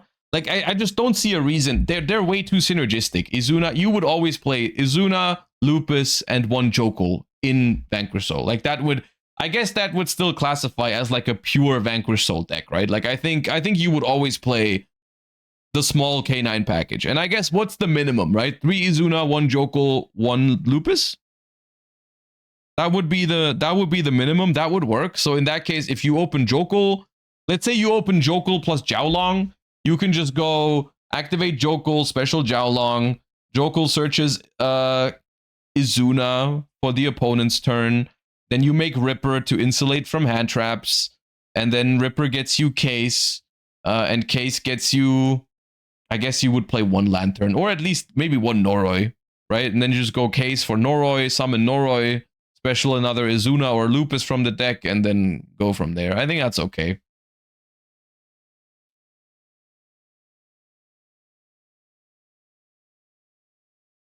So that's going to be one version of this deck with the small K9 package, which in my book looks cool because you don't have to play the bricks. You know, I like that more. But I could also see people play like 3 Izuna, 1 Joko, 1 or 2 Noroi, 1 or 2 Lantern, Lupus, Case, Forced Release, and then a couple Chaotic Elements. That's also a way I could see this deck. But no matter what, this deck is going to be solid. The only reason why I'm hesitant to say like, oh yeah, this deck is crazy for sure, is that one other thing is going to change, and that's the next thing we're going to take a look at, and that's Dracotail. I am not sure if the matchup dynamic between Vanquish Soul, K9, and Dracotail stays the same after Burst Protocol. Because that used to be the biggest reason to play Vanquish Soul, was that it had a really good Dracotail matchup. And that was because Dracotail had a relatively fragile, or not fragile, but like Dracotail had a relatively fair end board, and it was really weak to the K9 cards in general, right? Like Ripper was really good against it, Izuna was really good against it, and so on and so forth, right? Like Dracotail had a big weakness to the K9 cards. The problem I have is that I'm not sure if that's the case anymore with the Albaz Dracotail from Burst Protocol. Because if they open access to the Albaz cards, they have a lot more disruptions, and they especially have disruptions that are good against K9 now, right? Like, we can all of a sudden, they can out an untargetable Exceed monster that you make with Lupus, because they can summon Albaz with the new Ecclesia, and then fuse it into a Mirror Jade, and then you're not only is your rank 5 gone, but they also have a Mirror Jade now, for example, right? And that's rough. That's harder to break with Engine now. The matchup, I think, is not as simple as it used to be. That applies to every deck. If Dracotail branded full combos, they win. I don't know if that's true. I'm gonna be honest with you. I think the Dracotail branded deck is beatable. I think the end board is okay. I don't think it does too much. I just think it, like, this deck has a harder time beating it now than it used to have. And I think that's hard for K9 Vanquish Soul. And I think losing one of your best matchups and turning it into, like, maybe not a terrible matchup. It might still be slightly favored even, but it's no longer just like the, I don't know, 70% matchup that it used to be. Are they even playing the OG Albaz? That is optional in branded Dracotail, but some people are, some people aren't.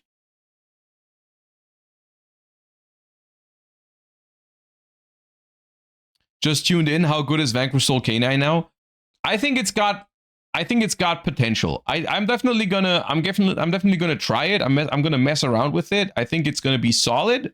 I personally think it's gonna be like a tier 1.5 deck. I think it's slightly behind some other options, but I do think it is good. Hold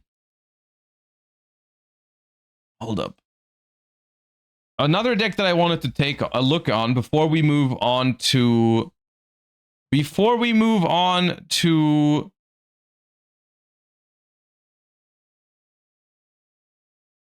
Dracotail. I think it's a good time to talk about K9 Crystron. Now, this list here, actually, this list is from a while ago. This is even before they limited Crystron inclusion. This was a ban list from basically back in the day. The only cards that really change in this deck list are Jokul to 1 and Paradise Smasher is now banned. So essentially, what I've heard people talk about, and I do think that is a realistic scenario, is that, like, you can just play K9 Crystron, and instead of doing Paradise Smasher, you do Spell Canceller. And this was even before Noroi came out. So you don't even lose a lot of consistency. Like, if we look at this deck list, right? If we analyze this deck list and compare it to what it could be now, we have 3 inclusions. Those are back. It only played 1 case, so that apparently doesn't matter. you lose 2 Jokels, but you gain the Norois.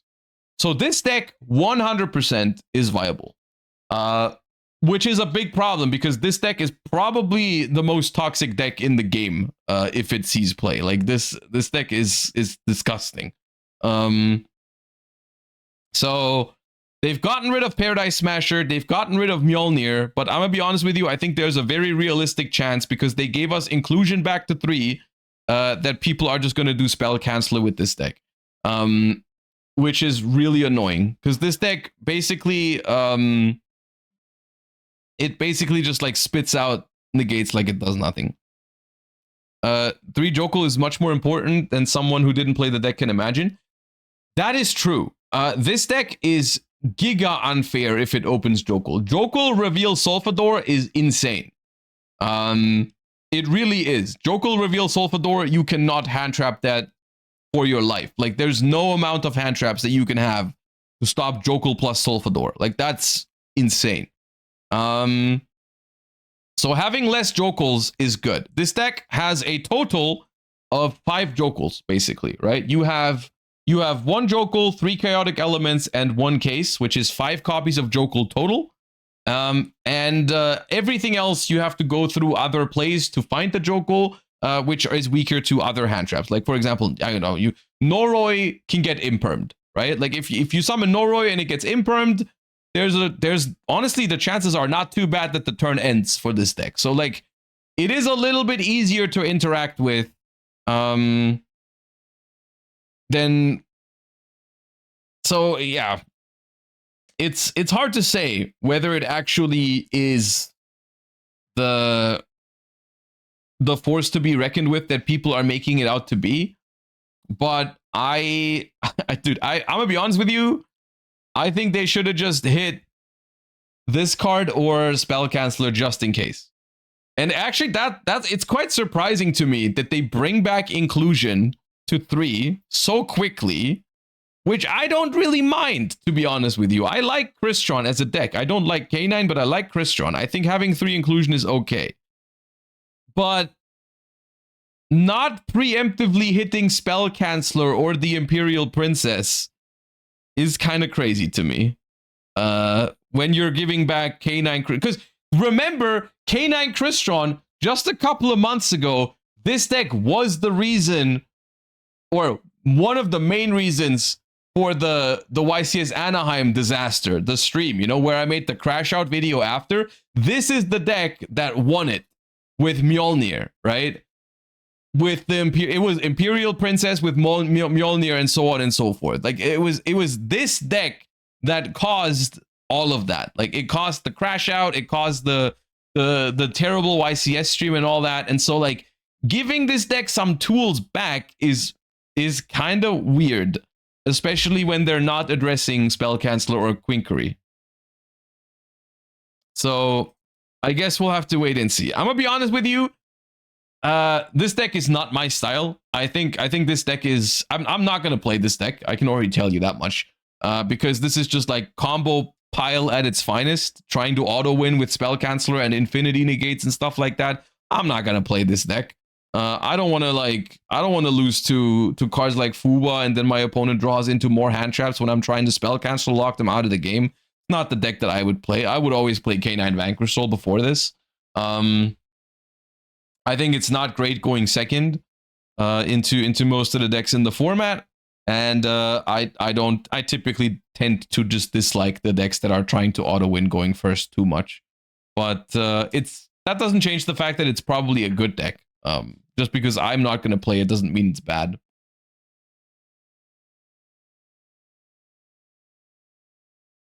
So, yeah.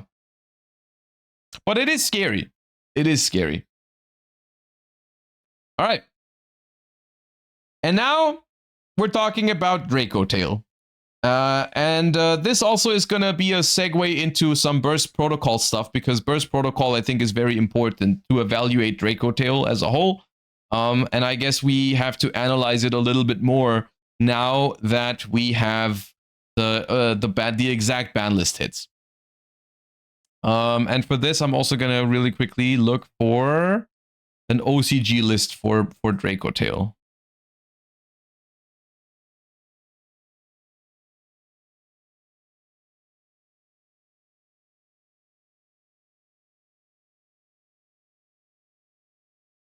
So, Dracotail as a whole, I think, or like if you're looking at Dracotail from the current TCG perspective before Burst Protocol, I think these Dracotail hits are pretty harsh, to be honest with you. I think in the context of Burst Protocol, they are justified, but I think if you just look at what Dracotail is at the moment, I think putting Ketu to 1 is pretty harsh for their grind game. It's really hard.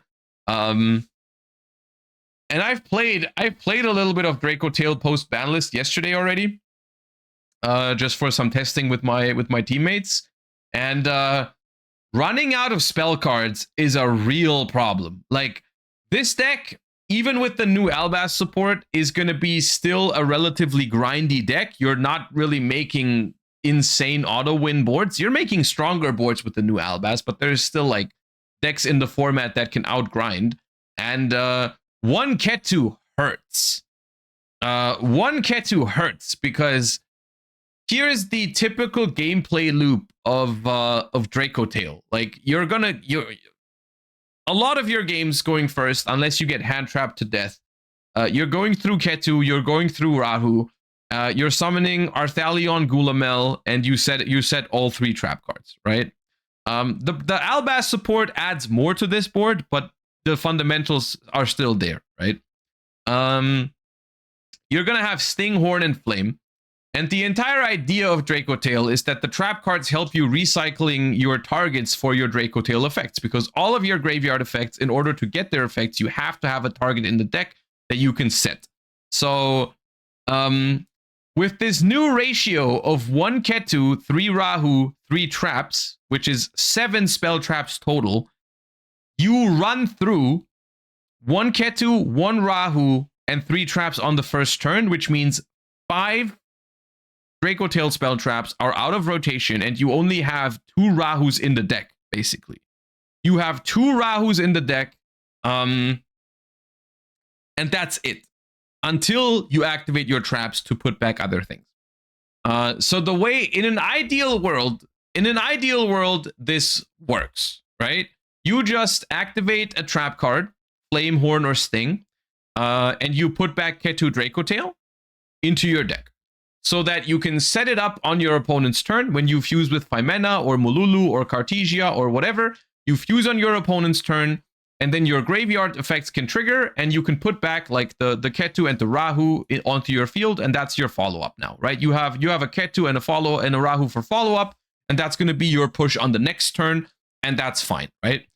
The problem starts when your opponent starts dodging your cards or negating your Flame, Horn, or Sting. When your opponent has Ash or Bell or Droplet or MST or whatever else to dodge anything, or SP Little Knight, or they fuse away Urgula to pop your Flame with a Cartesia or something. There's a lot of ways. We all know it by now. Dracotail has been around. The Dracotail traps do not always resolve, right?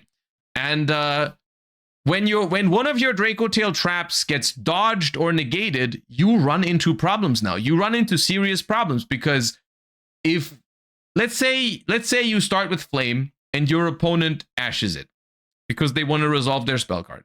So the Flame can no longer recycle your 1 copy of Ketu Dracotail, right? The Ketu Dracotail, your only copy of Ketu Dracotail, is now in the graveyard. Which means that when you activate Horn or Sting, you're going to have to make a very important decision. Do I put back the Ketu, or do I put back the Flame? Because if I put back the Ketu, then I have 2 traps in my graveyard, and then you can never get back multiple traps into rotation anymore. And so your follow-up is a lot weaker on your opponent's turn. Like, the interruptions you can put up on future turns are a lot weaker. Or do I put back my 1 copy of Ketu? Or do I put back the Flame and have the Ketu chill in the graveyard, so that I have 2 traps in rotation, but I don't have a Ketu anymore? Which is a hard decision to make. That is a very hard decision to make. It doesn't mean you lose the game, though. Like, games have been won with 1 Dracotail trap in rotation. Games have been won with no Dracotail traps in rotation. That is not a death sentence for your game. It is just an angle at which you can operate when you're playing against Dracotail, a genuine win con can be running them out of spell traps now. And this is where Burst Protocol comes in. And this card comes in. Dracotail Shaurus, or Shaurus, I don't know. This card works like any other Dracotail fusion, one Dracotail monster and a monster in hand, and it has the same graveyard effect as Gulamel and Arthalion, which allows it to bring itself back when two monsters are sent to the grave at the same time. This card says you can target two Dracotail cards in your grave and a face-up card on the field with the same type as either of them, a monster, spell, or trap, and shuffle all three into the deck. So this card is recycling for Dracotail cards.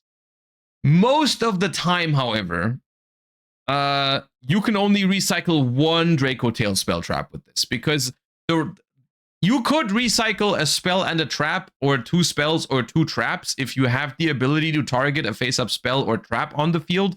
Majority of the time, you're targeting monsters with this on the field, because there's just not always a face-up spell or trap on the field that you can target. And since you have to target something with the same type as one of the cards you're trying to shuffle back, you're going to recycle like one monster and one spell or trap most of the time. So it's not a lot of recycling. And then, like, the problem with all of this is that this card is not good. Like, it works, it does the job, but like, this is not a quick effect. Otherwise, it'd be pretty amazing if it was a quick effect, to be fair. It's not a quick effect, so it's very slow. You can't just do it any time. And when your opponent, and that's the even bigger thing, when your opponent is trying to outgrind you, they're going to do everything to stop this. And because it's not a quick effect, it's very easy to stop. Like, if your opponent has removal, they're going to just use it on this. If they notice, oh, my opponent is running low on spell traps, so they're summoning Shaurus, you're going to try to stop that Shaurus with anything you have. And then, you know, you're the Dracotail player might be in trouble. On top of all this, because this card is not that great, and because Dracotail is getting some new tools that we're going to talk about in a second, this card doesn't even have room in every single Dracotail player's extra deck. There's a couple of extra decks in the OCG that doesn't even play this card. This first one here, this is literally the first list I found when I opened another tab and looked for a deck list for it.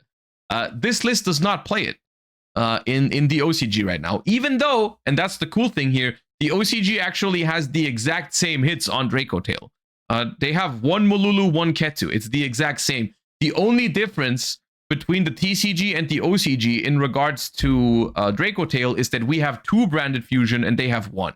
But for the most part, it's the exact same deck with the exact same Banlist hits, which is pretty cool because we can compare between the two formats. Of course, not everything is the exact same in these two formats, but for the most part, the Dracotail decks are pretty similar.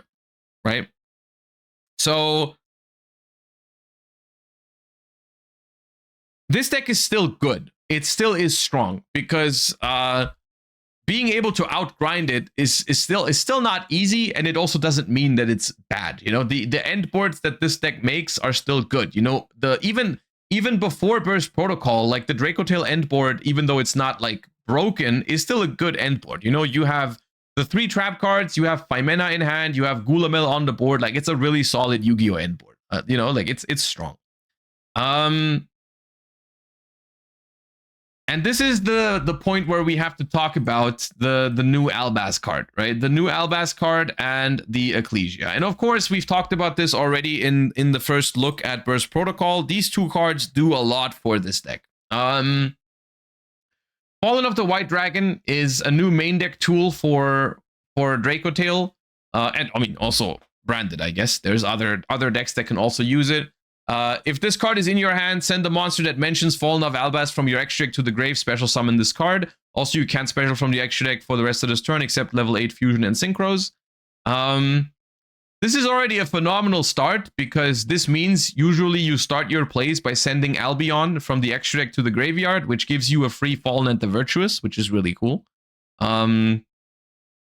So that's amazing. It's a starter for the deck that doesn't take your normal summon, and it gives you a Fallen and the Virtuous in the end phase, which is also the reason why Fallen and the Virtuous is basically in every single Dracotail deck in the OCG now, because you start with the Fallen of White, and you get a free Fallen and the Virtuous in the end phase, which is really strong. If this card is normal or special summon an Ecclesia monster from hand, deck, or grave. So what you do is you play one Ecclesia, the Sword Soul Ecclesia, just because it is a tuner. So you summon it from the deck. Level 4 tuner allows you to make the new Ecclesia of the Black Dragon, which is a generic level 8 synchro. During the main phase, banish this card until the end phase, and if you do, special Fallen of Albaz or a level 4 or lower that mentions it from deck or grave. So what you do with this is you banish it until the end phase, and then you summon Cartesia. And Cartesia is a starter for Dracotail if you have Dracotail names in your hand, of course. That goes without saying that it's only a starter if you draw Dracotail cards, right? And with Mululu at 1, you have a little bit less of those. Personally, I'm gonna be honest with you, I'm looking at this OCG deck list, and I think I've been playing a lot of pure Dracotail, and a lot of I've been playing 3 Cartesias in the TCG before Burst Protocol. I think it's insane that they're playing 11 Dracotail names. I think that's crazy. I think that the fact that there's no 3 Urgulas in here is crazy, and I think there should also probably be more pans. Like, this should probably be playing like 12, 13, 14 Dracotail names at the very minimum. Because Dracotail is already losing 4 starters, right? You're losing 2 Mululu, 2 Ketu. That is 4 Dracotail names less. And you cannot just replace them with the Fallen of White, because the Fallen of White is a good card, but it's not a starter if you don't have Dracotail names in your hand. Like, it doesn't do nothing, but it also doesn't do much if you don't have Dracotail names in your hand. So my personal prediction for Dracotail in the TCG is you're going to see a lot more names, you're going to see more Urgulas, you're going to see more pans, and you're going to see the new Albaz being played as well to increase the ceiling of the deck and to give them more starters that actually work if you play enough Dracotail names. So,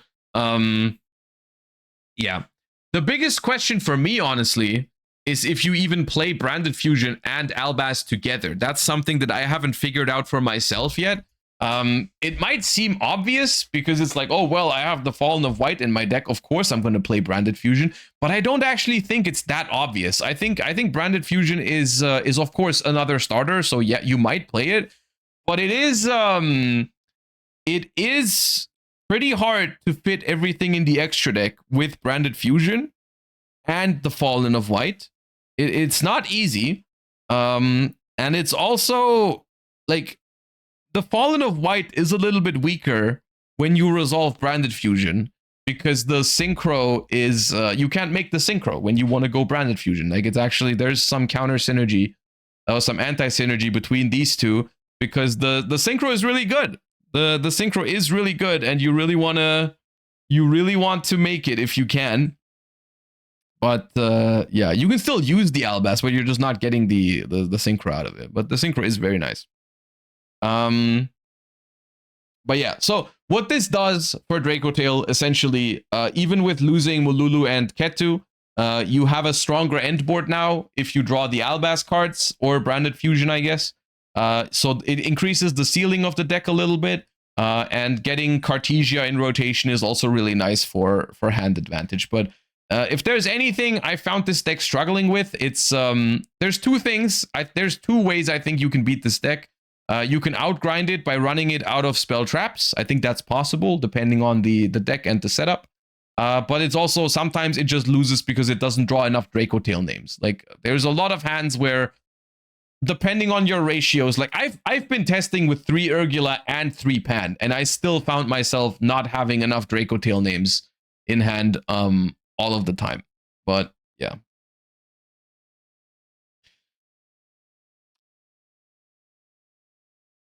How about Megistus Dracotail? I think Megistus Dracotail is straight up just worse than this.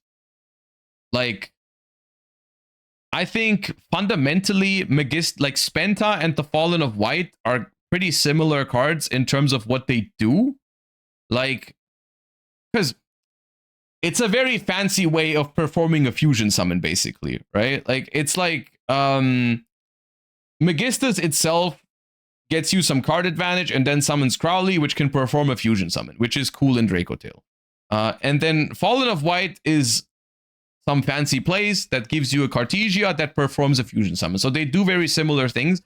There is a world where you play both together instead of branded fusion, but that extra deck is extremely tight. That extra deck is extremely tight. I think at that point you might be losing games because your extra deck just doesn't have all the options you need. I guess we'll see. One Fuwalos. I think you'd be surprised, but like, I think Fuwalos, realistically, I think for us in the TCG, we're still going to play 3 Fuwalos in every deck, but it will get less important in the next format, I think, against some decks. Like, I think Branded Dracotail, like, having Fuwa helps, but it's not required to win the game. Against Radiant Typhoon, Fuwa is actually not that good. And I think you're going to need Fuwa for the more, like, fancy combo decks, like Megistus stuff, K9 Crystron, whatever. Those decks you really want Fuwa against. But against, like, Dracotail and Radiant Typhoon, I think Fuwa is not that essential.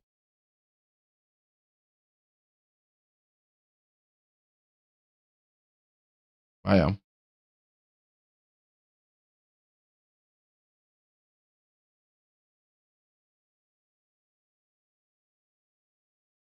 Special Unicorn and this extra deck falls apart?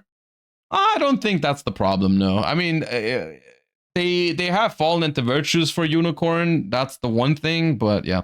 This card, by the way, Fallen into Virtues is crazy. Like, it's such a good card with the new Albaz. Like, this package, of course, the main focus right now is on Dracotail, because that's what's, like, obviously the best deck, but Fallen into Virtuous and Fallen of White, like, that package is so potent. I can see so many decks that could potentially play these cards. It does not have to be just Dracotail. Like, the grind game you get from Fallen of White, Send Albion, is so good. It is such a good package. And this is also something I underestimated about this Ecclesia Synchro in the beginning. The graveyard effect of this card is so powerful. If this card is in your grave, you can target a level 8 fusion monster in your grave or banishment and one card on the field, shuffle both and this card into the deck. This card is so good in the graveyard. And you can send it for Fallen into Virtuous.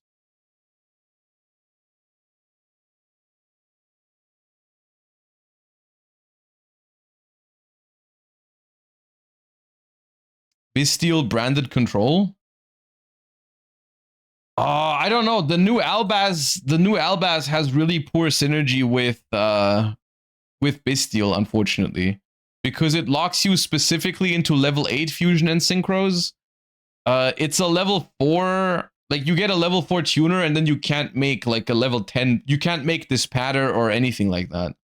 So it's tough with this one, I think.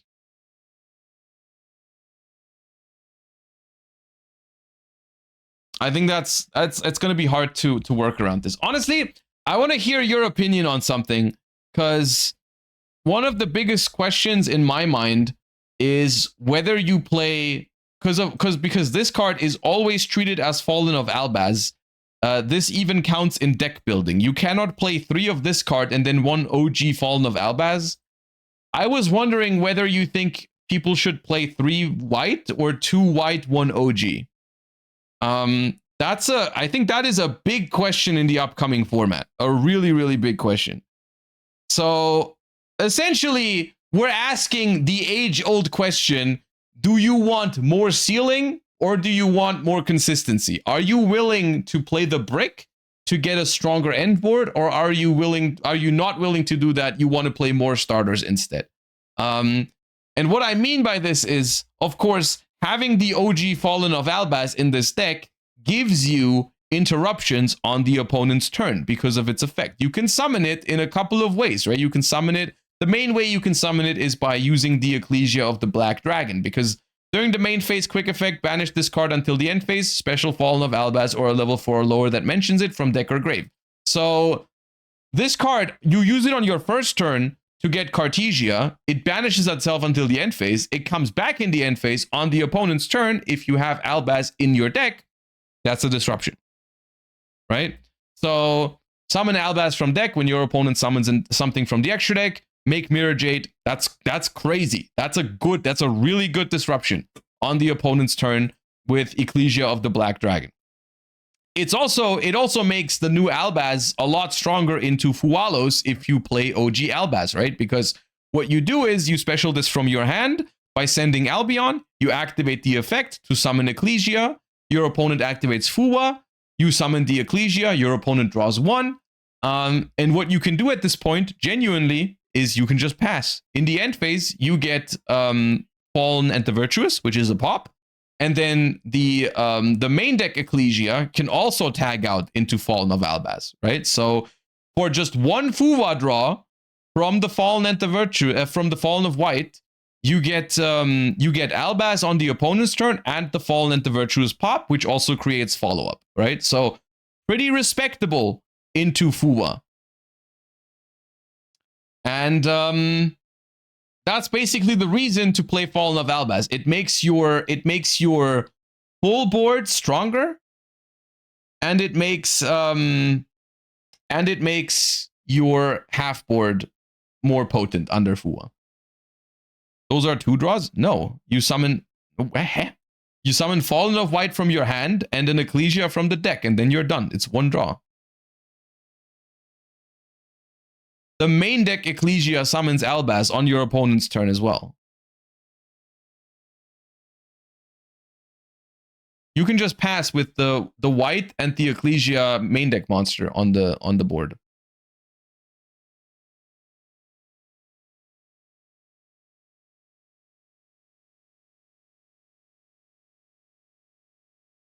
With only 1 Mululu, I think 3 white Albaz is mandatory. That's the thing, right? Like, the Fallen of White is just such a good starter if you have enough Dracotail names in your deck.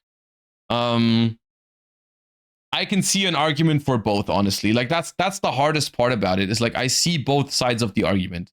I would say the following thing: if it just made your full power end board stronger, then I wouldn't play it. Like, if all you're playing it for is to like make your full board even more, like win more, I guess, then I wouldn't do it. But the argument that it makes your deck stronger, like your half boards into Fuwa, or when you get ashed on Rahu or something like that, right? Like the making those boards better, I think is worth something. I think that's worth something. You can play 2 of the new Albaz and 3 Seyfert. Well, say you have a lot of normal summons at this point, right? Like,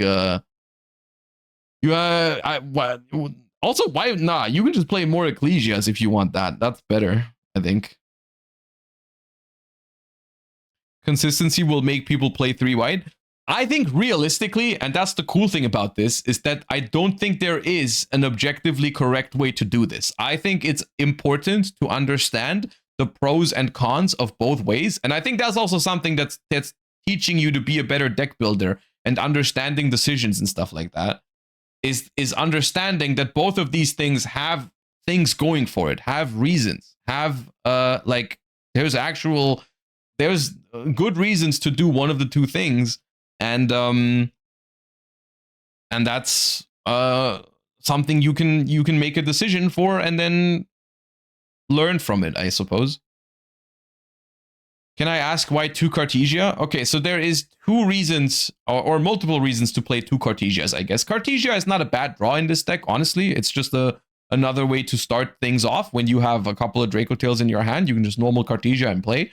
Cartesia does get better with the new support because it has an effect to special summon itself if you have Albaz. So more often than not, now, or not more often than not, but often enough, you can just special it from your hand if you resolve Branded Fusion or you draw the Albaz. So you can, it's like a free extender basically. The other thing, I guess, is, and that's this thing can summon a level 4 or lower monster that mentions Albaz from deck or grave. It cannot summon from hand. So if you have a Cartesia in your hand with the Fallen of White, you cannot resolve, you cannot summon it off of Ecclesia of the Black Dragon, which can make some hands a little bit weird. And it's also the same thing, like sometimes in this deck, on the opponent's turn, you don't want to summon Fallen of Albaz with this, you want to summon Cartesia. So on the opponent's turn, if you have Cartesia in your hand because you add it back from the graveyard in the end phase, you cannot summon it with Ecclesia of the Black Dragon, which often leads to, if you only play one Cartesia, I've tested this a little bit. Sometimes when you play one Cartesia, it's correct to leave it in the grave in the end phase. So that you can still summon it with Ecclesia of the Black Dragon. But of course, that's not ideal. You would rather summon it from your deck, of course, and add the one from your grave to your hand for free card advantage. So yeah, that's why I think 2 is a pretty sweet spot. The main deck Ecclesia is broken. Main deck Ecclesia is okay. It's just going second, it's pretty good, but going first, it's just another normal summon, which is why 1 is perfect, I think. Mourner instead of Veiler. This I think is not. This is the one thing, the biggest difference between TCG and OCG is the ruling on Mourner. This is why I think Mourner is going to be less popular for us in the TCG. Because Mourner, basically the way Mourner works, how do I explain this? If you've played in Master Duel, you might notice the same thing because Master Duel is using OCG rulings. And triggers like Mourner work differently in the OCG and Master Duel. They are basically treated like quick effects. Which means basically what I'm trying to get to is if your opponent summons Arthalion on your turn using 5 mana, in the OCG, they use Arthalion first and then you can chain Mourner to it. Which makes Mourner just a little bit more flexible.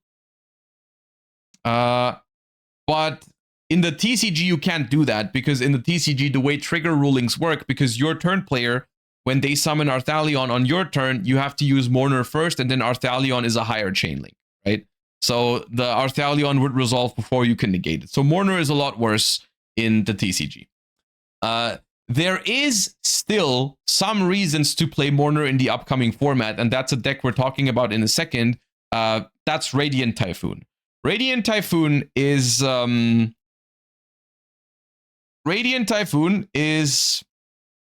relevant deck for the upcoming format. Believe it or not, I actually think Radiant Typhoon benefits from this ban list. Even though they banned Featherstorm, I think Radiant Typhoon is a very capable deck in the upcoming format. I think it's pretty strong. We're gonna talk about that in a second. Against Radiant Typhoon, Mourner is pretty good. And the reason why Mourner is good against Radiant Typhoon over Veiler is because they often do stuff in the draw phase.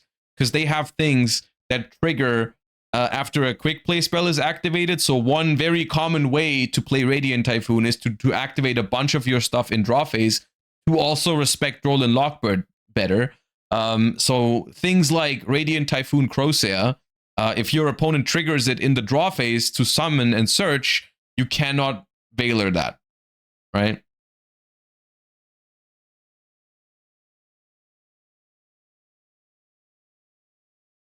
Dragon that devours the Dogma may also help recycling the Ketu. Yeah, but it's not that easy to summon. Usually it's a send for Fallen into Virtues, right? I think the main reason why you play Albion and Dogma and not just multiple Albions, by the way, is I think you can do a cool play going second, where if you have Albaz, instead of sending Albion, you send the Dragon that devours the Dogma first, and then in the end phase, the Dragon that devours the Dogma searches the Fallen and the Virtuous. Then you can activate that Fallen of the Virtuous to send Albion to pop a card, and then Albion sets the second copy of Fallen and the Virtuous from your deck, which is cool.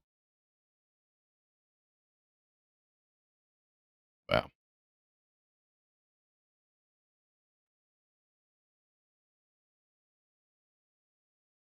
What about Dragon's Mind for going first in Dracotail? I've seen a lot of people play that card recently in TCG Dracotail lists, or like rather testing for Burst Protocol already. It seems like a very popular choice.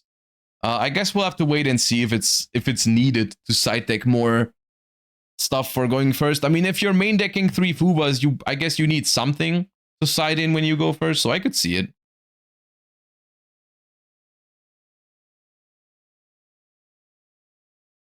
Will you talk about Elven Notes? I'm down to talk about Elven Notes, but for that deck, I need a little bit more input because I haven't played it myself yet. Like, we can talk about Radiant Typhoon. I've actually tested Radiant Typhoon a little bit already, so I have an understanding of Radiant Typhoon.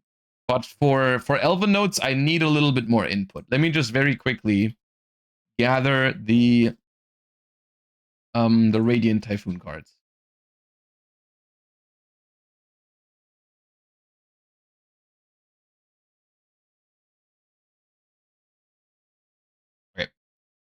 And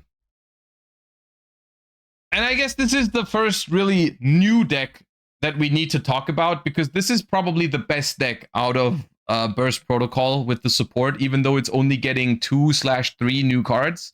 But Radiant Typhoon is a pretty capable archetype already. I mean, we all know this. If you've played Genesis format, you're familiar with this. They have some really high quality cards. We've seen these in other decks already, like Maliss was using Swen and Eldam just as starters.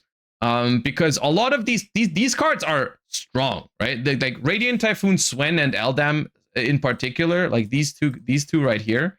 The fact that you just special summon from hand, go +1, and then special summon the other, go +1 again, you're just printing bodies, basically. Like, these are basically, in a lot of ways, these two are very similar to, like, the Ryzeals, because you just special and go +1, which is really strong. So the fundamentals for this deck were always there, and you had a really cracked card in Radiant Typhoon Crocea, which is, if a quick play spell is activated, special this from your hand, and then if it's summoned, you add a Radiant Typhoon card and Mystical Space Typhoon. So this adds 2 cards on summon, really strong. It does lock you into wind monsters, though, and that was one of the biggest problems for this deck, is that there wasn't really a whole lot to do or end on when you are locked into wind. Like, there's some end board pieces like Totem Bird or Gossip Shadow or Cicada King or whatever, but like there isn't really anything that actually wins the game for you, right? And so you were printing card advantage with this deck, because basically every single one of their monsters goes +1 or +2, and they can all, like, you can chain them all together, like one of them searches the next and so on. So it prints a lot of card advantage. It has very strong grind game, but it was lacking an end board. It was lacking a way to, like, really, convert those bodies on the field into something meaningful, especially when you're playing a wind deck. And this is where this card comes in. Radiant Typhoon Link 2, that requires 2 Radiant Typhoon monsters. If this card is link summoned, it just adds an MST for free, which is already cool. But the biggest deal is the final effect here, which is, it has a removal effect of, you can target 2 face-up monsters, including a Radiant Typhoon, place them in the spell trap zone. This is neat removal. It comes up a lot. It's good, but it's not the main reason to play the card. The main reason why it's so powerful is, if a quick play spell is activated, place a Radiant Typhoon continuous trap from deck or grave on your field face up. And this is amazing for Radiant Typhoon.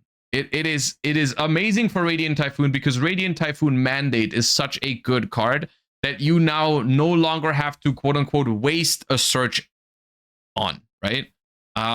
Once per turn, target three quick play spells in your grave, including a Radiant Typhoon card, shuffle them into the deck, draw a card, and all wind monsters gain 300 attack and defense this turn.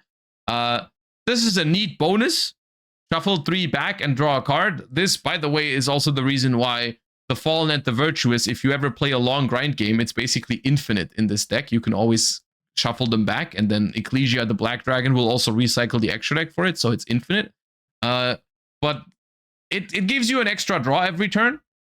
But of course, the most important thing is that this card makes MST negate. So once per chain, when MST is activated, target a face-up card your opponent controls, negate its effects. So basically, all of a sudden, this Link monster, not only does it search you in MST, it also gives you for free the trap card that draws you a card every turn and turns your MSTs into negates. You can't negate everything with it because it's like a hot red negate where you have to target the card, and also it needs to be chained to the MST directly, so you can basically chain block the trap card. If you let's say you activate Ketu Dracotail and your opponent activates MST because they want to negate it with Mandate, if you can chain to that, then they cannot do that. So I think it has counterplay. But just the fact that now this deck actually has an end board, because it always had the grind game. This deck always had the grind game, but now it also has the end board. So I do think this deck is now very strong. And just on top of that, it's probably the easiest you've ever seen a deck dodge Dracotail Flame, because your entire deck is full of quick play spells that can dodge Dracotail Flame. Because the deck has so much synergy with quick plays, you typically play, you play 3 MSTs, obviously, but you have great synergy with cards like Droplet, Fallen at the Virtuous, maybe even Cosmic Cyclone. I don't know. You have so many ways to dodge Dracotail Flame. And that alone makes the deck, I think, decent into Dracotail, because you're playing a very spell-heavy deck with a lot of ways to dodge Dracotail Flame, which is cool. And you can basically, this deck outgrinds Dracotail genuinely. I think it can. I'm not sure how easy it is if they open like Albaz and they have Fallen at the Virtuous set up with all 3 traps and stuff. I'm not sure if it's like an easy matchup, but it's definitely capable of outgrinding the deck even if it goes full combo. So Radiant Typhoon, I think, is a force to be reckoned with. And it's also getting another tool in Burst Protocol, which is Sheena, the Twin Storm Deities of Divine Thunder. This card reads completely insane. When your opponent activates a card or effect while you control a wind monster, special this card from your hand, then apply this effect based on the card's effects type. If you respond to a monster, you return all monsters to the hand except itself, or you return all spell traps if you respond to a spell trap. This card reads crazy because this is all one effect. So if your opponent chains to your monster, you just activate this. If your opponent activates a monster effect while you control a wind monster, you just summon it and bounce their entire board, which is kind of crazy. That's insane. So this card is interesting in any wind deck, honestly, but Radiant Typhoon just happens to be full of winds. So yeah, it's pretty strong. What do you think about Lunalight in the upcoming format? Lunalight is completely untouched, of course. The thing about Lunalight is that it 100% just depends on the matchups. Like if the matchups in the format are struggle with outing Liger Dancer, then Lunalight is good. If the decks in the format have outs to Liger Dancer, then Lunalight is not good. So Lunalight itself is strong. But I'm not sure how easy it is for decks to beat Liger. Because if decks can beat Liger, then Lunalight sucks. Are we worried about the time rules in this format with these super grindy decks? I feel like my games go a long time. Yes, a little bit. Yes, I am concerned about that, because quite frankly, if Dracotail, and that's currently what I'm expecting, if Dracotail is the most represented deck, this deck is very cool. This deck is a very cool best deck in the format because it's very beatable. It's very grindy, and like honestly, even if you start the Albaz stuff, I don't think it makes an unbreakable board. I think if you're playing a good deck, I think it's always possible to play Yu-Gi-Oh with this deck, but it will take a long time. And it will always take a long time. This is good and concerning at the same time, because I really like this direction. And this is my genuine feeling so far, testing the new format a little bit. My first impression is a lot of games are very good because there's very few non-games in the games that I've tested so far. You know, I've played like some Radiant Typhoon against Dracotail, and all of those games were pretty good. Like, there was a lot of Yu-Gi-Oh happening. They were very grindy. The decisions mattered a lot, and there was almost never like a game where you just like see the board and you just scoop. That just didn't happen. So I'm looking forward to that, but it will require a lot of experience in the format to not get double losses in matchups like this. Like when you play Dracotail against Radiant Typhoon, both players are going to have to play at a proper pace, and they're also going to have to like understand. Maybe the game is theoretically still, it looks winnable, but like you'd have to understand when it's lost, basically, right? It's concerning, but for now, I mean, here's the thing. The new time rules have always have this aspect of you're scared of playing a long and grindy game because of the time rules, but so far I've never actually gotten a double loss, even when a game was grindy. I don't know. We'll see.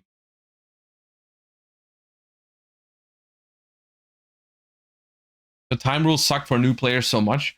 It does. I think it does tend to happen more often at locals and when like new players are involved. But at the same time, like it's not as important at locals if you get a double loss, right? It doesn't have to affect you that much. Like if I would get a double loss at locals, it wouldn't be like the end of the world. If you're learning a deck, I guess it's okay. You know, you just have to accept it, I guess.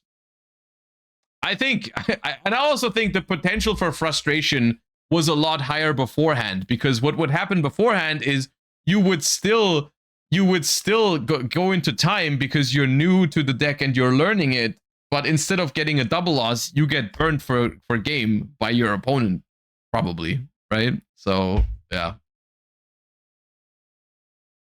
You forgot Crown for Radiant Typhoon? No, I have. We've talked about Crown before. It's just, I don't think it's the biggest factor. I think Crown is a good card in general. I just don't think it's the reason why Radiant Typhoon is good. Like, you can play Crown in any deck.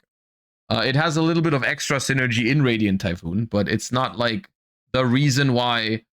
It's not the reason why the deck is meta. But we can talk about Forbidden Crown. This card is weird though. It's hard to evaluate because in theory, I think this card sounds worse in theory than it is in practice. Is Radiant Typhoon hard to pilot? I think Radiant Typhoon is a cool deck to pick up even as a new player because it is relatively linear on the surface, but there's a lot of small decisions that will matter in the end. So basically, it's easy to pick up. It's easy to start playing Radiant Typhoon. But the thing with Radiant Typhoon is like, it's easy to get to your end board. But after you get to your end board, you still have to play Yu-Gi-Oh! Actually, because the end board is not auto-win. It's kind of like Dracotail. Yeah, it's like, it's very easy to do a Dracotail combo because there's not that many steps. It's just like, okay, resolve these two fusion spells, or like resolve Femena, activate Ketu, activate Rahu. Okay, you're done. Here's your board, right? But then you realize, oh, my opponent isn't packing up their cards. They actually start playing now. And then you have to interact and you have to like gather information of what your opponent has and what they're playing and where do you stop which card and so on and so forth. And like, so I wouldn't say it's an easy deck, no, but it's like the fundamentals are simple, but it forces you to play Yu-Gi-Oh, which is good, I think. That's why I'm a fan of the design of both Dracotail and Radiant Typhoon, because I don't see them as like, oh, I just auto win with the combo I've just done, but you actually have to play afterwards. But yeah. I guess Radiant Typhoon Runic is playable, less powerful than pure Radiant Typhoon. Quite frankly, even as the biggest Runic enjoyer, I just don't think there's a reason to play Runics in Radiant Typhoon because they don't have synergy with them. Like, Hugin is bad in Radiant Typhoon because you cannot make the link 2 with it. The Radiant Typhoon link needs 2 Radiant Typhoons, so if the Hugin is in your extra monster zone, it's locked. You can't summon Hugin after. Because you're locked into wins, so it just doesn't make sense. It doesn't really make sense. The only thing that runics do for the deck is be quick play spells that you can activate at any time, but there's more than enough of those. What are your thoughts about playing in Dortmund? Currently, I like Dracotail from my initial testing. I think it's strong, but I also think it's going to be expected. I like Radiant Typhoon. It's wow, you know, everyone who's even watched one Josh stream can tell you that, you know, I'm gonna like Radiant Typhoon when you see those cards. You understand, like, yeah, that Josh's gonna like that deck. So I like that deck. When I played it, it was fun. I enjoyed it. So that's something I'm looking at. I'm looking at Vanquish Soul as well, because I'm gonna be honest with you, less Canine, more Raisin is a win in my book. I love pure Vanquish Soul, so if that deck's viable, I'm gonna try my best to make it work. And then I think Sky Striker is decent into Dracotail, maybe. So I wanna test some Sky Striker. I'm not sure. Sky Striker is the deck I'm most worried about the time rules with, though, so I'm not sure if that's gonna be my choice, but I want to try to make it work. Like, I tried to make Sky Striker work last format. I played it at a German Open, and it had some problems. Thank you. It had some problems, and a lot of those problems are gone or less popular now. Like, for example, one problem for Sky Striker was that the Maliss matchup was unwinnable because the like Whitebinder, even if Maliss sees play now, Sky Striker is now able to beat it because they no longer just go Whitebinder, banish all your spells. So you can actually play Sky Striker against Maliss now, I guess. And Maliss is going to be less popular anyways. Droll and Lockbird is a huge problem for Sky Striker, and that card's at 2 now. So you're going to see it less often. And it's also not that good against Dracotail. So I don't think Droll is going to be that popular. So that's good for Striker. There's a couple of problems still that I'm not sure about. Like, I don't know how good the Dracotail matchup actually is. I'm not sure how good the Radiant Typhoon matchup is. I'm not sure if there's still Lunalight in the format, because Lunalight is really hard for Sky Striker. And please don't say Hamp. Every time I say Sky Striker is bad against Lunalight, someone says, oh, just play Hamp. So Sky Striker has some issues, but I really like the deck, so I want to try it. And it is currently I think it is a meta deck in the OCG. It's like, where's Sky Striker in the OCG? It's like metagame report. It's like deck number 3, right? So I'm looking at this metagame breakdown, and this is another thing, by the way, that I feel like, I don't know, I haven't really heard people talking about it much, but one thing I like that's happening right now, in some ways, not every way, but I feel like OCG and TCG are getting a little bit closer together in their formats, right? Like, they are slowly but surely removing Maxi from the game, which is good. And some of the hits that are done on the ban list are actually like kind of similar now. Like, for example, the Dracotail hits are pretty much the exact same. The reason why I think that's good is because the OCG is getting closer to the TCG, not the other way around. If the TCG was getting more like the OCG, I would be scrambling. But it's more like the OCG is, I think, getting closer to the TCG. So and that's a good thing, because I think the TCG is in a much better spot. So what we're looking at here is basically, this is the OCG metagame breakdown, right? Like, it's pure Mitsu, it's Dracotail, it's Sky Striker, it's Vanquish Soul, it's Yummy, it's Branded, and it's Maliss and Radiant Typhoon. So most of those decks are going to be relevant for our format as well, right? We're going to have pure Mitsu, that's still alive. We're going to have Dracotail. Sky Striker is an option. Vanquish Soul is an option. Yummy is gone. But the big thing is, like, we have this spread, but without Maliss, pretty much. Which is cool. And that's good news for Sky Striker, because Maliss is probably the hardest matchup for Sky Striker out of this pie chart. Right? OCG actually had the balls to go after Ash though. Copium. We're gonna get that in TCG as well at some point. So they're gonna wake up. They're gonna realize. They're gonna realize.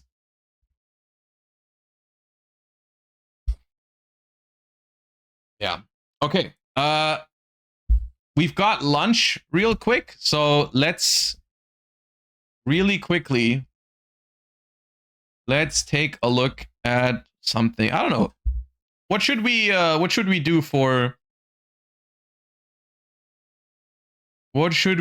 for lunch break? Oh, I know what we can do. 2025 recap. That's way too long. That's way too long. Okay, I'll give you two options. We can do Santoli's tier list post ban list, or we can do Ruxin's ban list reaction, which I always think is funny because Ruxin doesn't know the cards.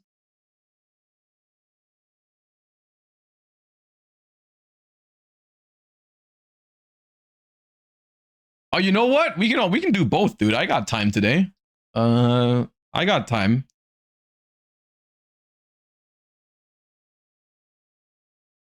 Yeah, why not both? Why not both?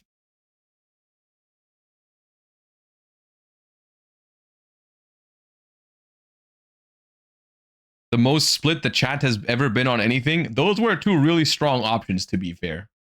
Those were two. Those were both banger options. So do Ruxin first so we can recover from that by watching Santoli. Come on. All right. Go. All right. My ban list, my absolute ban list goat, by the way. Also, putting Change of Heart in the thumbnail already, like, it sets the scene for this reaction, because this is probably the least relevant card on the ban list. That's not true. It's not the most irrelevant, but it's like, first of all, it's the oldest card on the ban list, and it is definitely top 3 least relevant ban list changes, which is awesome. Hello everyone, welcome in. Today is ban list day. We've been waiting for this day for many years. Well, not years, but it felt like years, because when Yu-Gi-Oh players are waiting for a ban list, they are waiting hardcore. They're like, I need to know what I can play soon. And as an expert in modern Yu-Gi-Oh, I go to tournaments, I win them, YCSs, probably Nats, probably gonna win Worlds. I need to react to this ban list and see, how is my deck going to be affected by this ban list? So here we go. Let's check it out. It is over on Twitter. I hate that it's on Twitter now. It's the old school way of, like, you know, scrolling through is just way better, I feel like. Well, let's start with the unlimits, I guess. This, by the way, guys, this is what a real Unk looks like, okay? This is real Unk behavior. You call me Unk all the time. This is certified Unk behavior, okay? Stake your soul. All right, let's start with Black Dragon Collapse Serpent. Collapsing the serpents. It's a black dragon. I mean, just think about that. How many black dragons have we had? We've had Dark Arm Dragon. That card.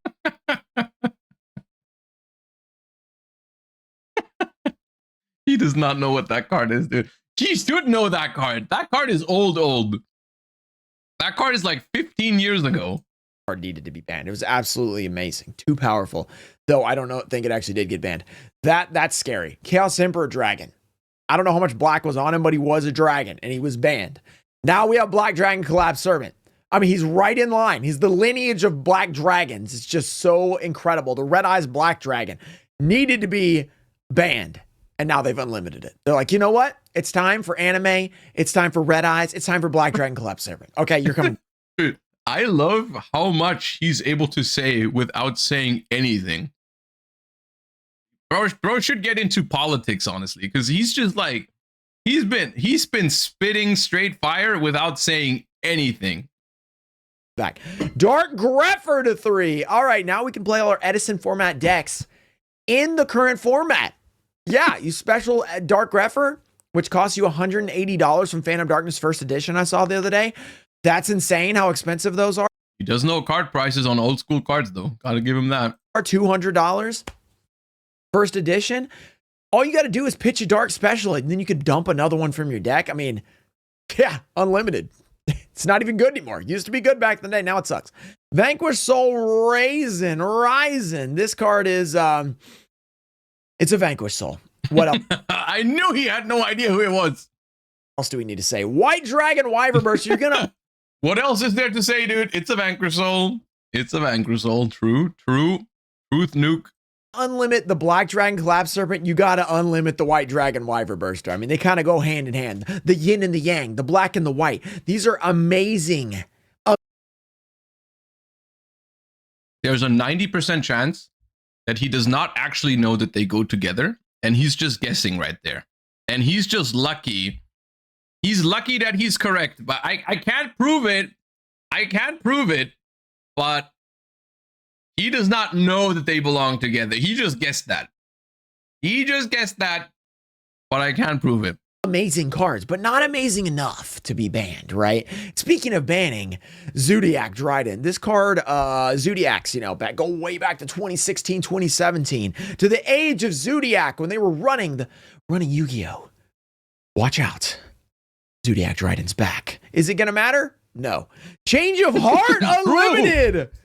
Let's go. You go all the way back to the OG. This thing was banned for a long time. They're like, how about we unlimit it and see what happens? Nothing happened.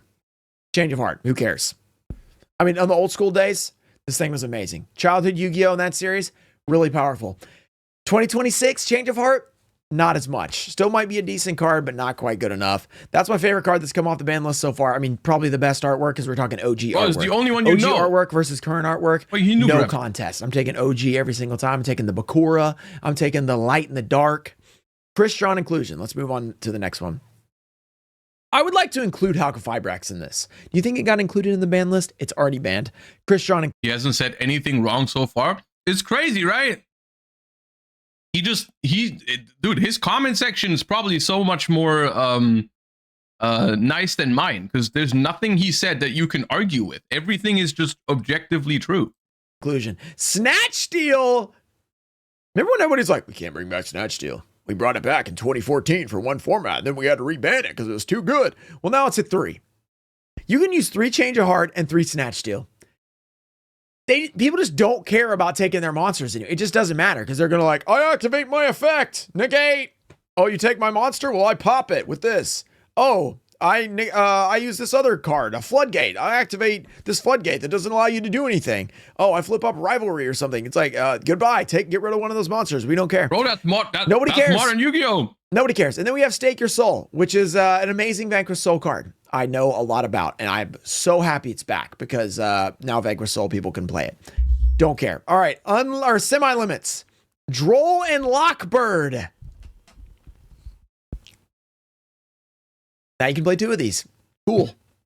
Everybody loves Droll and Lockbird. Who doesn't love adding cards to their hand? They're like, actually, you can only add 1. Just 1 for you. Just 1. Cool. Droll and Lockbird. I mean, honestly, every time I hear about this card, it's like, I hate this card. Please get rid of it. And then we're like, all right, we'll just put it to 2. That should be fine. Should be fine. Everything's fine. Let's bring back Max C while we're at it. Droll and Lockbird. Cool. Now let's go to the limited list. Dracotail. Yeah. Dracotail. Good deck right now. Probably should limit this card. Yeah. K9 Jokel. That reminds me of the Joker. K9 Nikola Jokic. Also very powerful. Look, these 2 cards, K9 Dracotail, very powerful archetypes. You got to get those things limited because if you don't limit them, guess what happens? They're too powerful, and then everybody doesn't want to play against them. Okay. Vanquish Soul Holly Sue. This was a big card. Bro, it's so easy, man. How is it so easy to say true things, man? Card in. What set was that? This was like the big card for a while. All the new Yu-Gi-Oh sets just run together. It's like, oh, okay, yeah. Oh, new Yu-Gi-Oh. Oh, what is it? Okay, Vanquish Soul, Holly Sue. Amazing card. Awesome. And by amazing, I mean it's limited. Who cares? Yummy Snatchy. The Yummies. I think this is the popular Master Duel deck right now. The little Snatchy. That's the guy. He's like, I'm gonna take those little guys. I'm gonna take them away.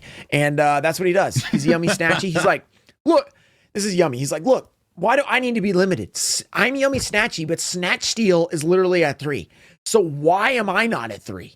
right? Like, why me, Yummy, Snatchy? Why am I at 1 when Snatch Steal is over there at 3? I mean, that just seems unfair. Justice for Yummy, Snatchy. Let me know in the chat. I mean, in the comments. Bro, like, how does he know that Snatchy to 1 is too much? How does he's, you know, he's insane, dude. Let me know. That's just, it just seems ridiculous. How can Yummy Snatchy like be at think about that, right? Like he has no idea what's going on in modern Yu-Gi-Oh! And for some reason, randomly, the one that he decides to call ridiculous is Snatchy to 1, which is actually the hit that was a little too much. And it's just by pure chance. And once again, I can't prove that, but like, how does he have that instinct? How is he just correct? 1 and Snatch still be at 3. Like, just the math isn't mathing there. Okay. Ame no Habakiri no Mitsurugi. Look at that. Rituals. I mean, people are still playing rituals these days. I mean, seriously. 2,400 attack points. Red Eyes Black Dragon. I mean, it doesn't even have the same defense. I mean, limited. Sure. Cool. I'm going to move on from that one. A case from K9. A case 4. Bro, that's too much for me. K9. Why does that sound like a soda or something? It's like, I'm gonna go pick up a case for K9 real quick. Let me go grab some from the local grocery store. That'll be tasty. Ketu Dracotail, another Dracotail card. We got to get that. I mean, look, this one set with the Dracotail, bro, and it had the. Was the analysis on case for K9 to 1? It sounds like a soda, and then we move on. You know what? Fair enough. No, fair enough. That's all right. Okay, I can't even argue with that. And it had the K9, right? Weren't those all in the same set? Wasn't that Justice Hunter? That set is going insane right now. Like every good deck. So yeah, it makes sense why Justice Hunters was hot at the beginning. And weirdly enough, Justice Hunters boxes are now worth like $0. So we got to figure out that that whole product situation where you can have 3 insane archetypes all in the same set. It does well at the beginning and it still falls off. You know, there's got to be something long term, some way to keep them like, you know, MSRP or something like decent. Okay. Forbidden. Barrier Statue of the Torrent. Woo! Barrier Statue. Guys, we banned a floodgate. Konami, let's just pat ourselves on the back. Whoa! Wait. People don't like to play against floodgates. Maybe we should ban them. Wow. I've never even thought about that. I thought maybe we should just play him at 3. He's so smart. Yeah. Oh, let's just put every floodgate to 3. Come on. Like, as the expert in ban lists, most obvious thing ever, banning floodgates. I mean, really? Yeah, you should probably do that. If you're a person that's like, actually, floodgates are good for the game. Don't give me that. Don't give me that in the comments, okay? Don't be the floodgate guy. Don't be the floodgate. These cards are... Okay, I take it back. The comments are not nice. He made a mistake. He said something that, even though it is a really cold take, someone is going to find a way to argue with it. Just falling over right now. It's so cold. Everything's warping. Don't be the floodgate guy. Don't do it. Don't do it. I get it. I know there's stun players out there like, look, I don't want to play with the combo, blah, blah, blah. All right, play Edison then. All right, play Edison format. Play GOAT. They're goated. And Edison in. All right, get that out of there. All right, Maliss Q White Binder. Oh, maybe Maliss was one of the sets in Justice. Now I can't remember. One of those sets might have been Maliss. Maliss Q White Binder. Is this like a product promotion by Konami? Is this the actual name? They're like, check out our new Maliss Type Q binder. It's white. It's beautiful. You can put all your cards inside. And it's called Maliss Q White Binder. You're going to want to pick this one up. Oh, and by the way, it's also a trading card that you can play. Like, well, you used to be able to play. It's now forbidden. Don't put your cards in this binder or you're not. Dude, I wish I was him. I wish I just didn't know what Maliss was. Imagine. Can you imagine just like living your life never even knowing what Maliss is or meant? Jesus Christ, that'd be so good. Oh man, that would be so awesome. I'm not allowed to use them anymore. Maliss QI Binder. Cool. That is crazy that's the name. Herald of the Arclight. I feel like this card has been back and forth, you know, just forever. Never been on the list before, actually. It went to 1 at some point, but it was never on the list before that. What to say about synchros? Too new for me. All right, Harpy's Featherstorm. This guy has been a topic. I feel like Harpy's Featherstorm people have hated for Check's Watch years, and we're finally getting rid of it. So I guess that's good. It feels like there's a couple cards in here that people are going to be like, if they had done it live at the YCS like they did a couple times, and they announced a ban and people just cheer like, yeah, you know, this is probably one. This and Barrier Statue and, you know, stuff like that. Just the cards that are just unfun, you know, like, oh, Floodgates. Yeah, these are very fun cards to play against. So good to see Konami banning, you know, unfun cards, boring cards, cards people want to go, and of course cards that are very important to the meta. So it's going to be interesting to see how this shakes up the meta, especially for me in my next tournament, which will be an Edison format tournament. So it should be interesting to see how Barrier Statue, the Torrent being gone, affects my Blackwing deck. Anyways, guys, this has been a fun little video. Normally we do childhood Yu-Gi-Oh! Today, but because the ban list dropped, I tried to drop the ban list reaction. Tomorrow we're going to do childhood Yu-Gi-Oh! Dude, I love him so much, man. Oh, God, I love him so much. Okay. Back to some actual post-ban list discussions. I'm not gonna do my own ban list today because I didn't have the time to really look into it yet, or rather like also download all the images and set up the tier list and everything. But we've already talked about my first impression on most of the decks in the metagame today. So my takes are out there. I just haven't put them together in one video yet, but someone who has is my goat Steven Santoli. We typically share like similar ideas about like what kind of decks are good and what kind of decks are maybe a little too gimmicky or whatever. So I'm interested to hear mostly also his opinion on some other stuff in Burst Protocol, because I can see from the images here that we're including some stuff from Burst Protocol in this discussion. So that's something, you know, I've had the chance to take a look at Radiant Typhoon and Dracotail in some more detail. Those are two decks I've actually played already from Burst Protocol, but some of these other decks, like I see Rescue Ace in here, Exo Sister, like there's some stuff that, you know, I'd be interested to hear an opinion on. Let me move out the way.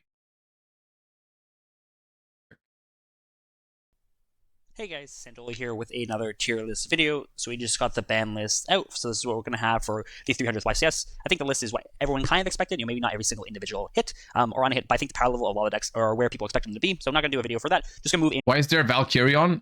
Because there's new Magnet Warriors in Burst Protocol, and apparently they can do some pretty crazy combos. We've looked at it when they were announced, like it was like it's kind of like a starter for some combos slop stuff that you can play into the Burst Protocol decks and what is the best decks or are the best decks for the 300th YCS. This is my opinion naturally, and I try not to just do what everyone else is doing, so you will have your normal contrarian Santoli takes.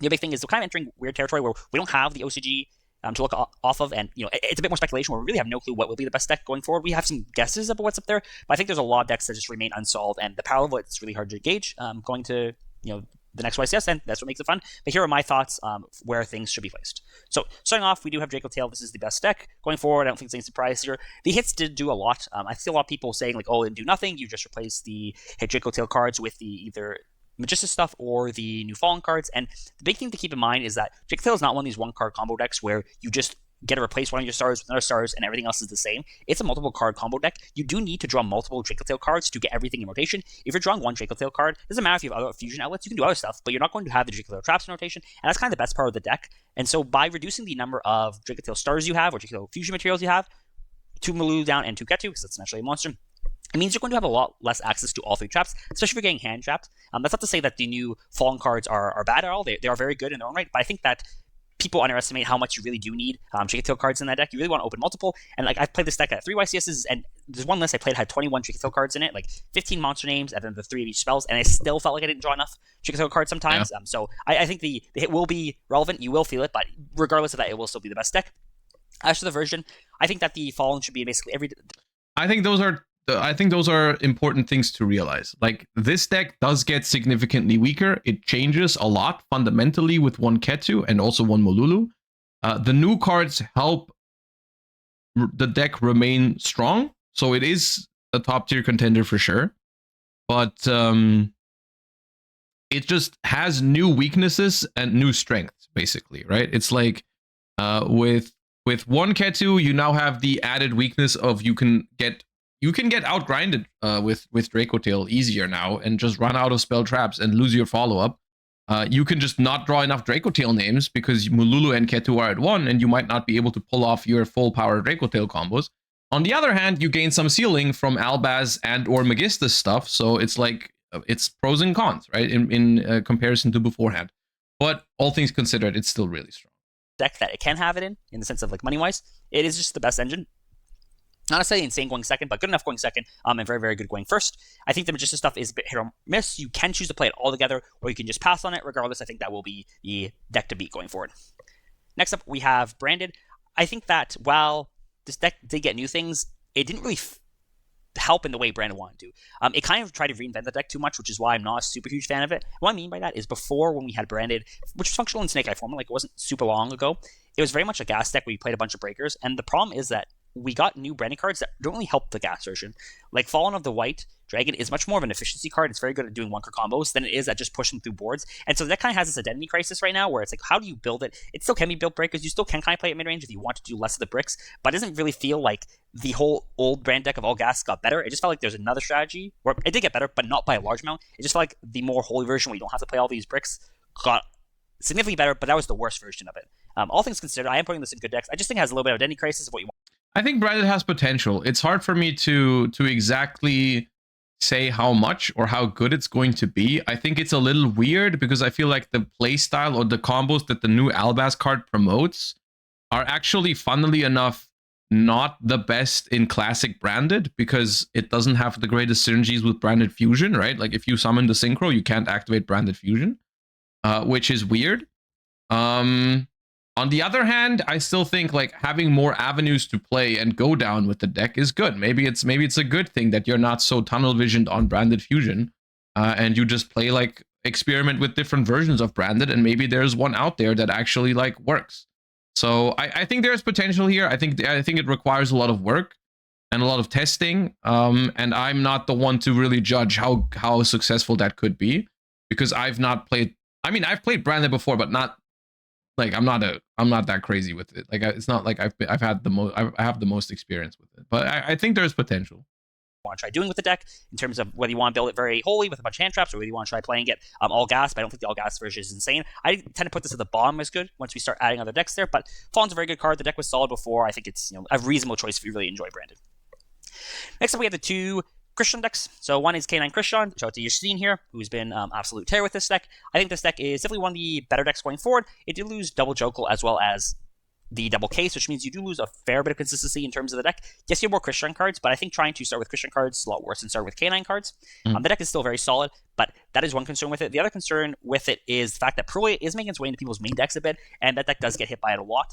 Yes, you can still spell canceler on it, or I don't think that's going to be a problem. I mean, that's a prediction at this point because I don't know the format well enough. But if Dracotail really is that popular, then I don't know if Perulia is going to be that popular in the main deck. But it could be, actually. Like, the new Albaz stuff gives it more summons from hand sometimes. Because besides your normal summon, you also now have the new Albaz that you want to summon from hand. So Perulia is okay. It's decent. It's really good against Radiant Typhoon, and it's good against Vanquish Soul as well. So I could see Perulia seeing play too. Yeah, actually, yeah. We'll have to wait and see.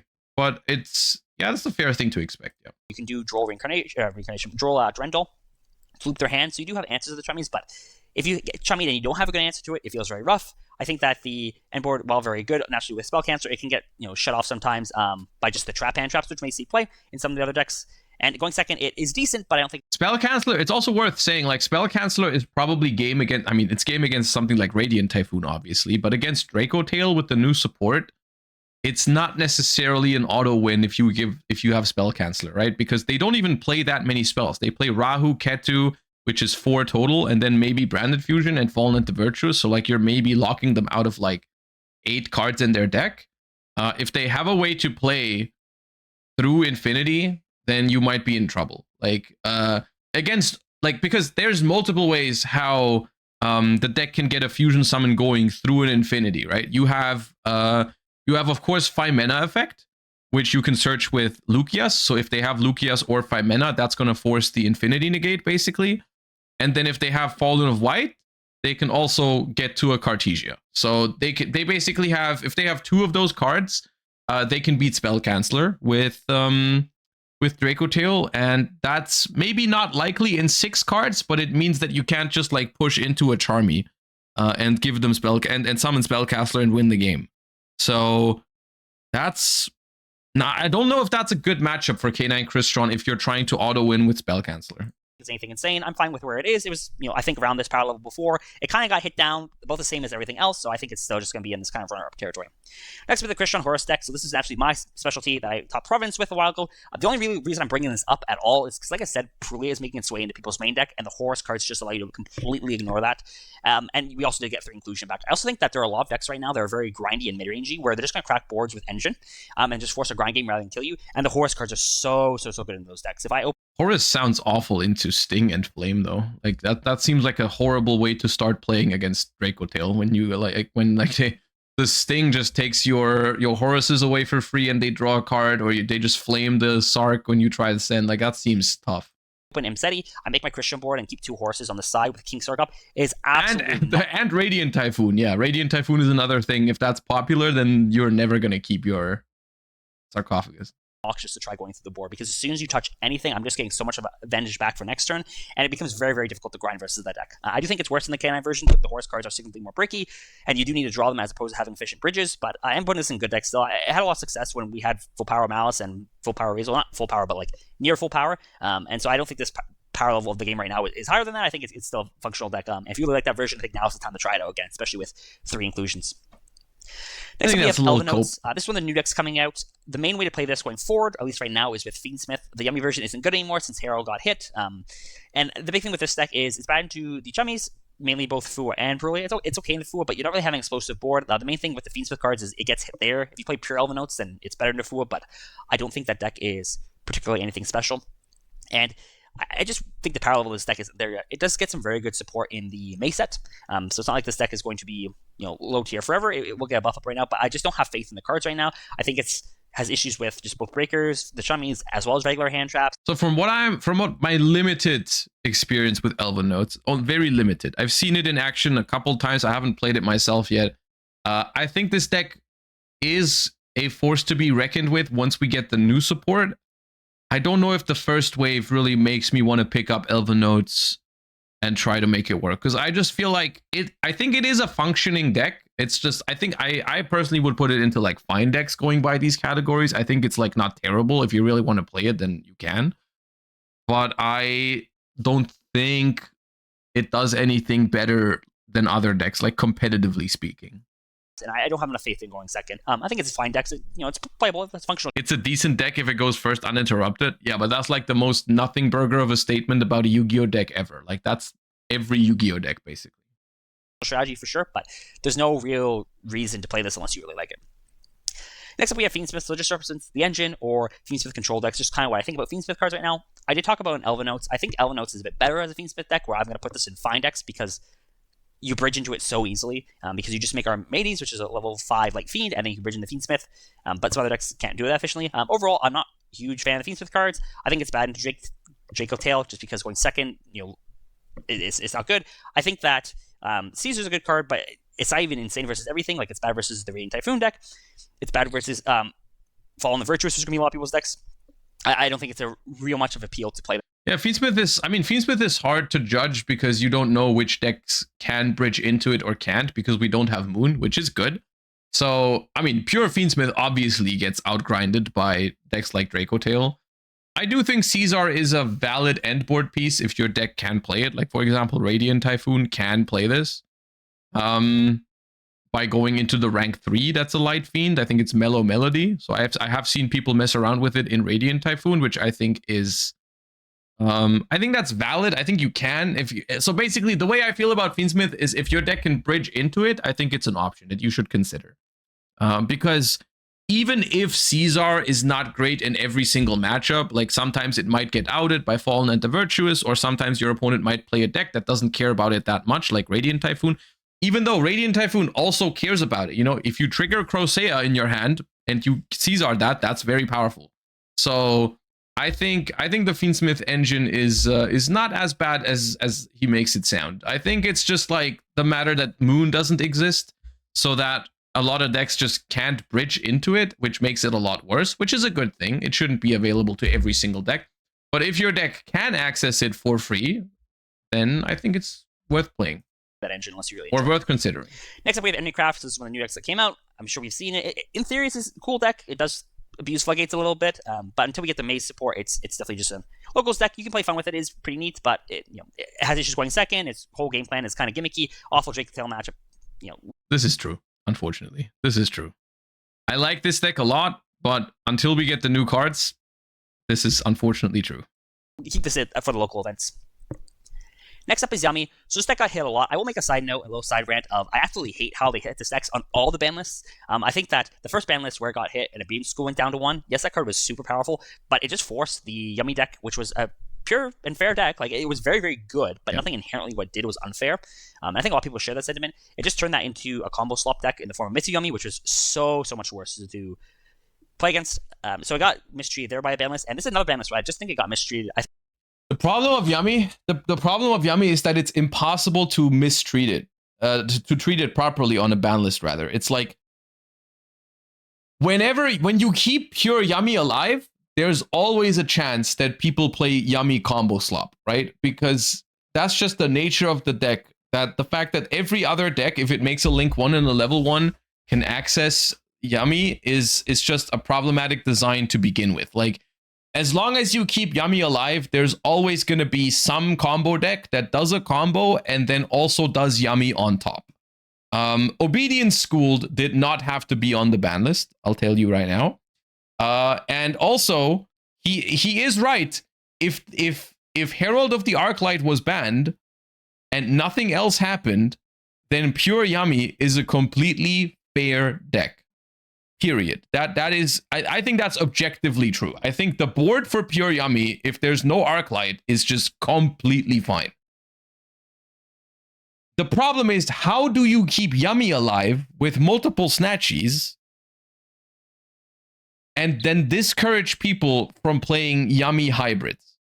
Like, you would have to do a lot of things to stop people from bridging into Yummy with any Link 1 level 1 combination. Like, there's so many things that can do Yummy combo on top of their end board. So it's hard. It's honestly, and the answer to this question is actually simple. It's, you needed to design it better from the get-go.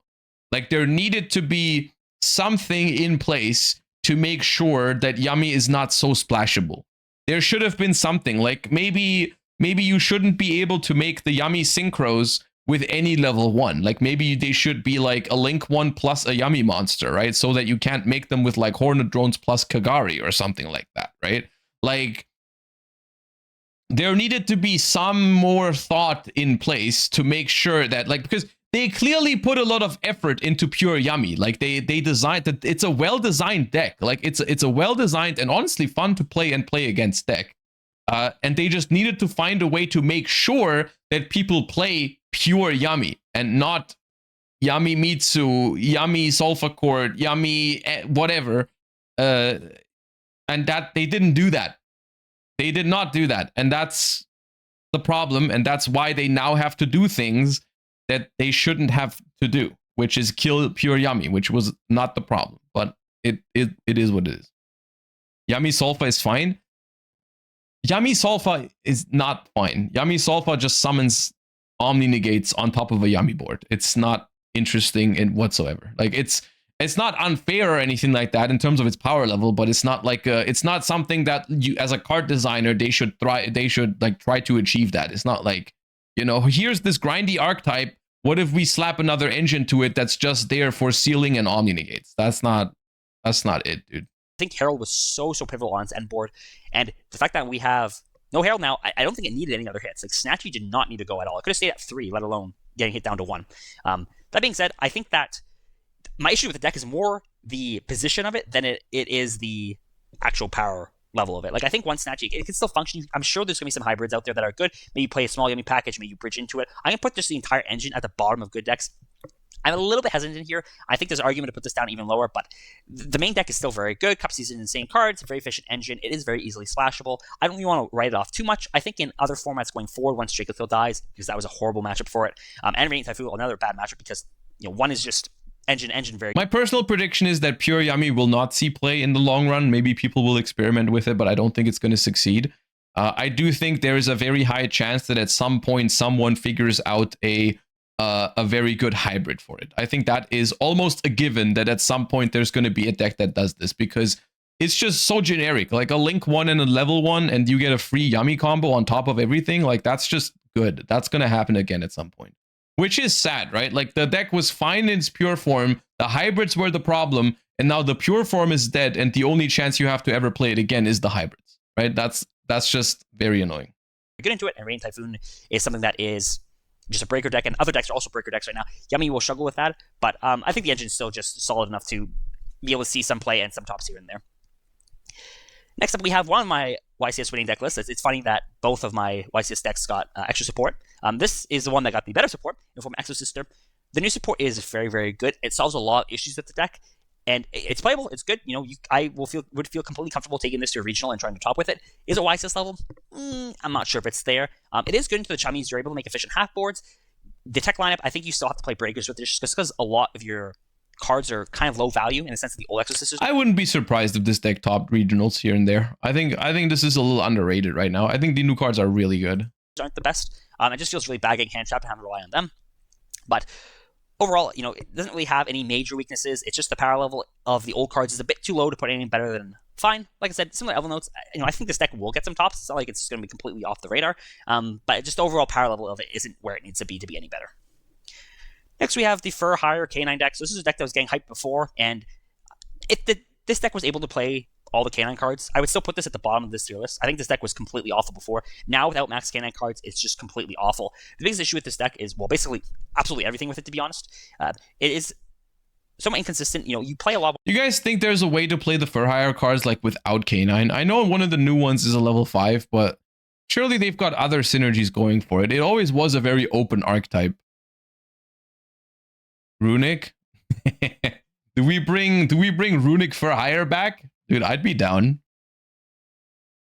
I don't know. The new cards are kind of cool. I don't know. I hope he's underestimating it, but I also can't say that I can't say that he's wrong because I haven't experimented with them yet. The new cards seem pretty cool though. Starters, but the vast majority of them are normals. You're playing 3 Noroi, I'm a for hire believer.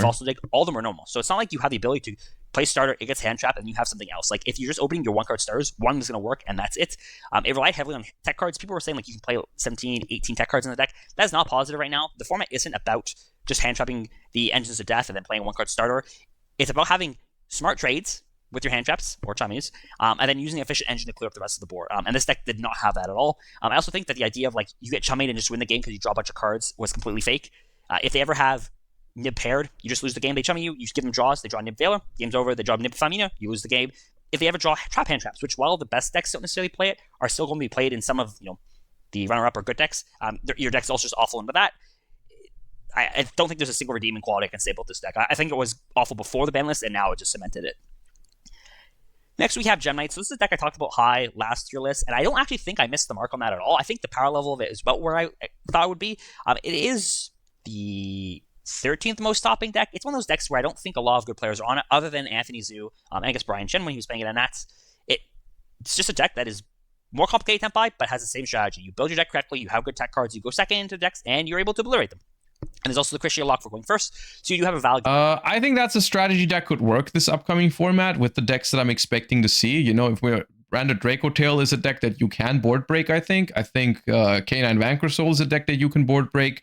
Radiant Typhoon is breakable, I think. So I think there's a world in which this could work. Yeah, I could see it. I don't think it's a fantastic strategy, but dude, if this ends up lower than Crystron Horus, then that's crazy. First, I'm once again putting this in runner-up. I don't think it will have the largest amounts of success, but I think if you're someone who practices this deck and you have a good meta call in terms of your tech cards, you will have success in that event. And I'm happy with where I put it. Last time I put it in the run-up category, and I think it still deserves to be there. It's this deck that will reward good deck building. Next we have Yes. So this is the deck that I did not read correctly last time, where I said it was basically unplayable, and then somehow it became the arguably best deck of last format. So I think I actually don't know what I thought. It was a very clunky deck, but no, your heart was in the right place, my goat. I know exactly what you meant. This is not Vanquish Soul's success. This is just K9's success. Is the thing in last format. It's just been that K9s were exceptionally well positioned for a long time in the last format, and Vanquish Soul was just like there, dude. It was just there because friggin' K9 needed a sidekick. Times, if you have a good day, the deck is just the best deck in the game. It will steamroll everything, and it was inconsistent for sure, but it was good when it went off, and I think it went off enough times to make it good.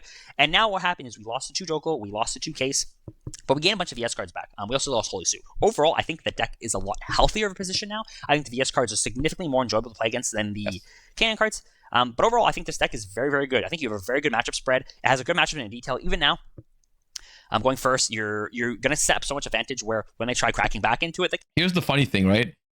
I agree wholeheartedly with what he's saying right now.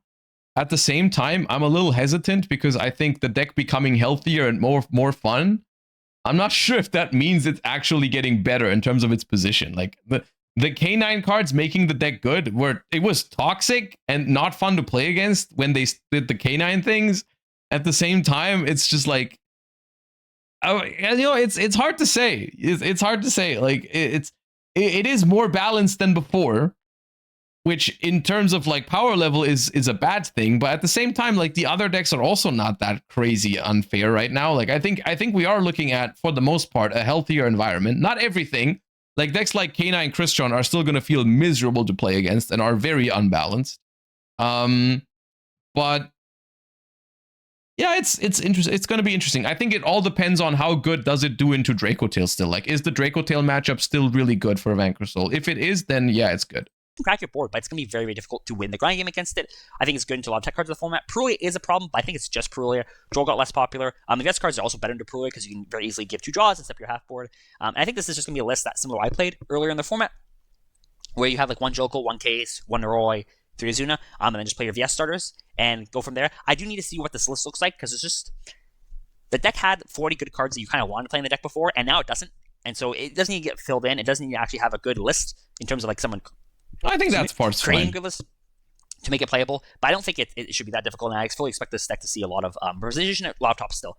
Some people are putting this as the best deck, some people are putting this as completely awful. I've learned my lesson with VS, where I rated it last time. I'm not going to do that again. I don't think it's, like I said, it is worse than Dracotail, but I think with the matchup spread it has, and just its overall game plan, I think it's solid enough to be up there. Next up, we have Killer Tunes. This deck is getting amazing support in May. Unfortunately, it is not even February, and so it's going to go in the fine decks. True. Isn't it kind of also bad for Cool Tune that Yummy is basically dead? Wasn't Yummy a really good matchup because they had the increase their levels type effect? Because right now, against most of these decks, increasing the level doesn't really matter that much, right? I guess against K9 it matters a little bit. Against K9 it matters just a little bit, but against Yummy that was huge. I think that there's argument to put this even lower, but it is seeing a fair bit of success in terms of regional results. It is a hand trap deck, which I think hand traps are decent, but it's nice because you kind of use them well in the sense that they're pseudo-engine, at least when you're synchro summoning. Similar to everything else in the fine decks, it has a valid game plan. The power level of it is just not high enough to justify me putting it any higher. Next up is Luna, and this is a deck that has not had much success in the OCG, and has had a decent amount of success in the TCG, where it was the 7th best deck last format.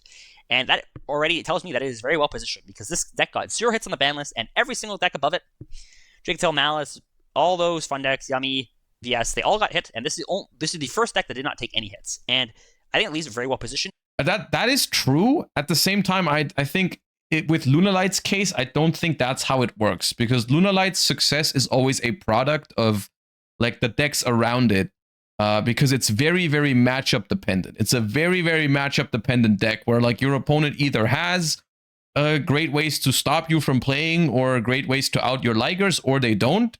And if there's decks in the format that can't beat the Liger, then this deck is really strong. And if there's decks in the format, because the reality of things is like double Liger probably wins in any matchup, right? But like in the reality, also from my experience when playing against Lunalight, most of the time they don't make 2 Ligers. Most of the time when you interact with them, when you hand trap them, when you go first, you have a board, they try to get to 1 Liger, right? That is the more realistic way how Lunalight games go, right? Of course, sometimes your opponent doesn't have a hand trap or whatever, and you just do double Liger, but the majority of my games against Lunalight, I cannot stop them completely. They can summon 1 Liger, but not 2. And then the question is very simply, can I out that 1 Liger or can I not?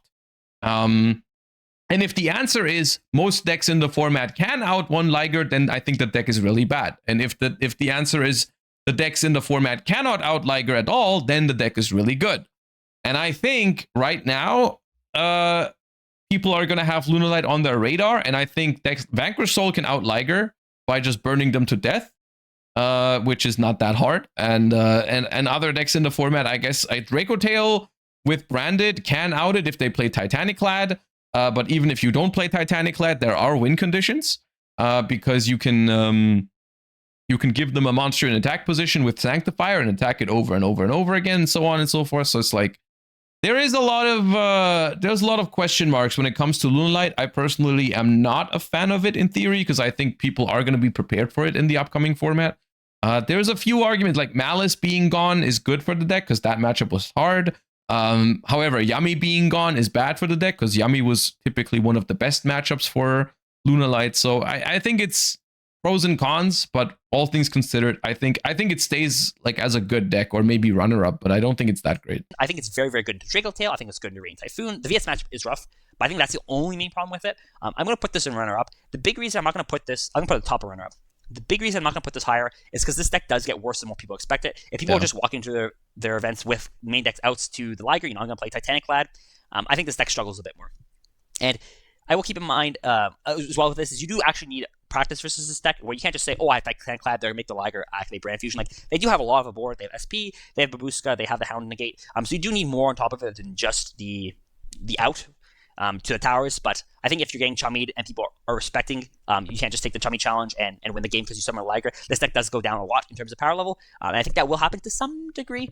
People will at least be aware of it, so I'm going to put it on top of runner-up. I also say this is a good deck going second, still in the Dracotail or Radiant Typhoon, and so it's not like just go first deck and win. So it is positioned fairly well. It's also very good in Perulia, but the fact that it's expected makes it go down. Keeps it from being outside of best decks, because that's where I would initially had it. Finally, we got to Radiant Typhoon, which is a deck I've mentioned a bunch of times. Unsurprisingly, I'm going to put this in one of the best decks. I think a lot of people agree with this, although it's not really proven yet. The deck feels kind of awkward in the sense that its end board seems very fair, and we have to actually see if it is enough to hold back some of the other decks. Like, it's very possible that this deck just gets run over when it makes its end board, or doesn't have the ability to go second. But overall, from my testing with it, I think it is very, very good. I think it has a good Dracotail matchup. I think it just has a lot of tools going for it in terms of dealing with the other top-tier decks. I think the choice and breakers are very... I agree on this. I think this deck is high potential. I think it's good. And I think losing Featherstorm only makes it more appealing to me, actually. Very effective. And I think you just have a very effective grind game. Once you get there and you can force a lot of decks into the grind game, you're able to keep advantage up. It's trying to do this basically the same thing what Dracotail does, except just quick plays instead of fusion materials. This deck isn't having the highest amount of success in the OCG. I think it's top 5 deck, top 6 deck. Like, it's not failing at all. But the fact that it's not having more is interesting. Maliss is still a deck over there, which is not going to be here. So, the matchup spread will be a bit better. But I'm going to rate it high. This deck, very simply, this is the exact type of deck that you want to play if there is decks in the format that don't make auto win boards. Like this deck, I think, has great synergy with quick play spells. Therefore, it has great synergy with board breakers. You want to let your opponent make a board, and you want to grind with your opponent, which is exactly the things that I like in a deck. But it's very, once again, similar to Lunalight, but in a different way. It's very dependent on the decks around it. If the decks in the format are combo slop, then you do not want to play this deck. You don't want to play into Lunalight or Maliss or K9 Crystron with Radiant Typhoon. If that's what people are playing, then this deck is not good. It's not a good option if that's what the format is. If the format is Dracotail, Yummy, which is not going to be, but theoretically Yummy would have been a good matchup for this deck. Like Dracotail, Yummy, even Vanquish Soul, honestly, is a deck that you can grind against with this deck. Like, if those are the type of decks you're expecting, maybe pure Mitsurugi, like those matchups, this deck is a good option for. So I'm hesitant to call it best deck in the format or part of the best deck in the format. It has a lot of potential, but it does depend on what else people play, I think. And I rated it high last time when I shouldn't have. But we do need to see if this deck truly is going to stay up here or if it's going to move, maybe down to the bottom or runner up, because it hasn't been proven yet. But I can't see it going much lower than these top 5-ish spots. Magnet Warriors is next. It did get more support. This support is nothing special. It may actually be in fine decks. I haven't experimented with it too much. The cards don't really that bad, but based on OCG success and the general combos I've seen, it plays bad into the chummies and fair hand traps and breakers. It's a powerful thing, and I'm fine pointing. Just don't play these. Next up, we have Maliss. This deck is so hard to evaluate because every time I look at this deck, I go, wow, this deck is dead, and it's never dead. One Dormouse is still disgusting. I know, man. We only have dude, I'm so scared it's not dead, dude. I'm so scared. Looping just Red Ransom is so much worse. You're not printing cards with free card economy anymore because of White Binder. You lose all draws, you lose all setup. Everything speaks for the Maliss is dead. Like, the more I think about it, the more I'm like, no, there's no way anyone actually think it's still good. But then somehow I can still see a world where, like, I wake up someday and it's still topping. Like, I'm so scared that it's still alive, man. Please, I can't take it. I'm going to put this in the bottom of fine. I want to put it in here, but I'm going to respect that the Cyverse archetype is just so broken. If you really want to play Maliss, it was probably functional still. But that being said, I don't expect this deck to do much. I think Lancey's can finally come out of the main decks, unless you're respecting something else up here, like the Luna Light deck, or main deck, the side decks. But I don't think that. Funnily enough, Lancia is not bad against Luna Light and Crystron. So there is a world where people still play Lancia and Maliss just gets caught in the crossfire. I don't know if it's the best card against those decks, though. Like, there's probably other things that people can side to beat Crystron and Luna Light better, but there is a world where that card still matters. Is it anywhere near it was before? I think the list has finally knocked it down and out of the metagame, and thank goodness for that. Next up is Mitsurugi. The hybrid doesn't really work anymore. You can do zombie, vampire, and yummy stuff, but bridge is only really insane if they go both ways, and you can't go yummy into Mitsu. Mitsu also lost Habakuri, which means that you're less consistent. If you want to play either of the decks, you can try playing the individual ones, but I think the hybrid makes no sense anymore. Yep. Put Fur at the bottom because I really dislike that deck. Next up is Pure Mitsu. This deck did lose. What's wrong with Fur Hire, man? You did not have to move it lower than a deck that basically doesn't exist anymore. What has Fur Hire done to you, man? 2 starters. You do still have starters. I think you can just up, some of your normal summons. You can also play more of the regular rituals and just try relying on 2 card combinations instead. I think overall it's positioned well. Like, it's a very good deck into the chummies. I think it's okay positioned to Dracotail because the tax does really add up. I mean, there's no way K9 for hire is worse than Magnet Warrior and Mitsurugi. If they are getting to a grind versus your deck. And Habakuri getting hit, while it hurt the consistency of the deck, didn't actually hurt the grind much at all. You can just replace it with other more Murakumos, which in some sense is better once you get to the grind. I'm going to put this in good decks. I don't think Mitsu is out of the format yet. And, it's pure Mitsu, so I don't particularly care. Okay, there's no way pure Mitsu is under Crystron Horus. So if you really like Mitsu, I think it's still fine. You just need to replace your best starter with some worse ones, but the deck still does what it needs to do. Mitsu is definitely in this. If we're using this ranking based on the other decks, I think pure Mitsu is next to Luna Light. I think it's up there. I think pure Mitsu is fine. I think pure Mitsu is completely fine. Back-to-back grinding. Next up, we have Man or Odeon. So this can play with the Primate cards or without the Primate cards, and this is, I think, the first deck in the Fine decks where I think this deck's parallel is actually better than where it is. I'm a big fan of this deck. It does have some level of success. I think it's just a deck that a lot of people don't play because it is kind of helmety, or in theory. But I think the big issue with this deck is that, one, there's a deck that's literally MST.deck in the format.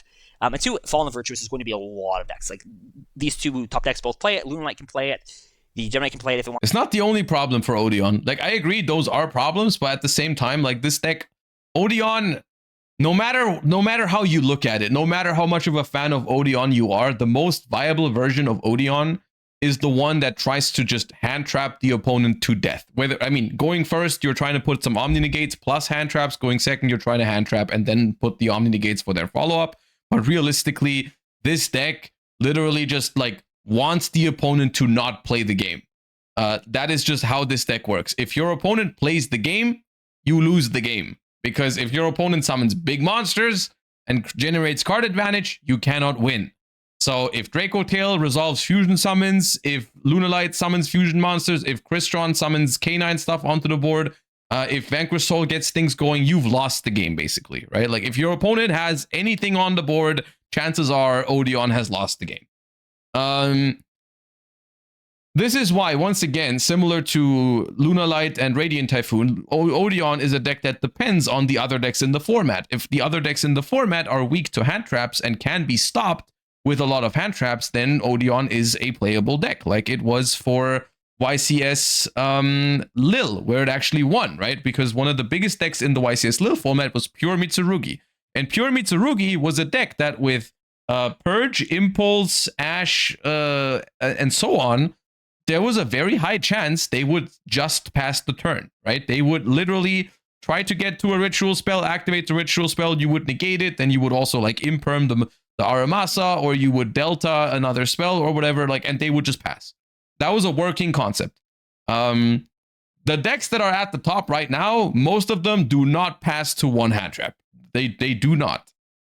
And so this deck's concept just doesn't work this format, I think. Wants to, Sky Striker can play it, and Mental can play it. Like, those cards just completely obliterate the Man Mark deck because you can't get your continuous traps to stick or your field spell to stick. And so I think it's just awfully positioned. I can see moving this up, to the bottom of good in future metas where that card isn't that popular. But for now, it's not positioned well. Keep it in fine decks. If you want to play it, you can, but you will have to dodge that card a little bit.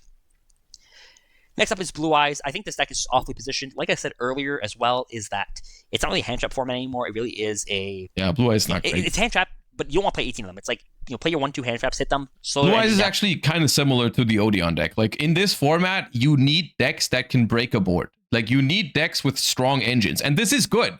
This is a good thing in modern Yu-Gi-Oh! That's happening right now, is like, engine is getting more important than it's been in a long time. Which is a good development. Like, you into decks like Dracotail, Radiant Typhoon, Vanquish Soul, like, it's hard to completely stop them from playing. You need a way to deal with their boards with your engine, and that's just something that Odeon and Blue Eyes cannot do. And then have a strong engine to back it up. And that's the exact opposite of what Blue Eyes wants to do. Blue Eyes is an efficient engine. It's not particularly strong, and it wants to get carried by a strong engine. And so poor position, I'm going to put it in fine decks. It's not, as bad the ones down here. This is a functional strategy. It's just the position of it is not good right now. But if you do have a good matchup spread, you can definitely have a good tournament with Blue Eyes. And it's still functional by all means. Is Dark Lord support not in discussion? The deck seems pretty decent to me. It's just the matter of it's just a matter of fact that, like, in every new Yu-Gi-Oh set these days, like, there's so many new archetypes and stuff that even players that play a lot of Yu-Gi-Oh, like myself, like, we don't always know every single deck by heart. Like, for example, I've read the Dark Lord cards. I thought they were decent when I read them, but I just haven't found the time yet to test Dark Lord. Like, because when I started testing, I start with the more obvious stuff. Like, I looked into Radiant Typhoon, I looked into the new ways to play Dracotail, I've looked at a little bit of Branded. Like, that's where I start, basically. So there's a chance that eventually I start looking at Dark Lord and I find it better. And that's the thing, like, everyone does it this way. Or like, everyone in the community, or a lot of people in the community, start with the obvious stuff. And so that stuff just tends to be solved earlier, and then people think it's good, and then they play it, and then they don't look back. But there's a chance that Dark Lords are good. I think the new cards are decent, yeah. Next up, we have Orcust. And this is a deck, surprisingly, I'm going to put in runner-up. The big thing with this deck is it's just having results. Like, this was the 8th most topping deck last format, and I see people not even put it on a tier list because it's, like, so far out of people's minds. But the deck just has the results. You pure Orcust. You do have some Mitsurugi Orcust, but some are just the Horus Orcust, K9 Orcust, pure Orcust. Like, it just has so many tops for no real reason. I would not rate it higher than pure Mitsu, but I think Orcust is okay. The format maybe not into Radiant Typhoons, like one of the weird decks that actually Impulse doesn't feel amazing into, but it's good into the other two decks. It's good into Lunalight. Like, it's one of the few decks where if they just make double Liger, it's like I don't feel I immediately lose if I have an engine heavy hand. You can play Droplets, you can play Super Paul, you can play all those good tech cards. Fallen the Virtues is not insane into this. Lanciers are falling out of the format. The deck's just solid. Like, I don't know what to say then. I think people just underrate this deck. I put this, I think, in good last time. I said it was a solid deck, and it's just gone up for me. I think the results of it just speak for itself. The biggest issue is just the consistency, where you don't have enough good starters. And I think if this deck had one more good starter, it'd be maybe even higher in the round. I do agree with this. But I think that's the biggest problem with pure Orcust. For now, without I'm Mermaid. Results and put it there. I think it's a fine pick if you enjoy this deck. We're on to Race now. This is the other YCS winning deck I have, and unfortunately, this deck got some of the worst legacy support I have ever seen. It got a new link as well as a new... the Rescue Ace, I recently, I looked back because I forgot what the Rescue Ace support did, and I was shocked how bad that support was, dude. I mean, I'm not mad about it because I don't like Rescue Ace particularly. I don't enjoy playing a deck that forces you to play like 4 trap cards or like 2 traps and 2 quick play spells. Like, it's a lot of engine requirements. I'm not particularly mad that it's not getting relevant again, but dude, that support is awful. Main deck monster. Both of those cards are so bad. I don't think I would have played them in Dracotail. Yeah, but Dracotail traps feel like actual cards when you draw them. Like the Dracotail traps are good enough to the point where I'm not mad when I have them in my hand. The Rescue Ace cards are ass if you don't get them for completely free. That's the difference. It's like a Dracotail Sting or Flame or Horn that's a Yu-Gi-Oh card, you know? Like I feel like I have a card in my hand that provides some value. When I draw a Rescue Ace trap, dude, I don't feel that way. I do not feel that way.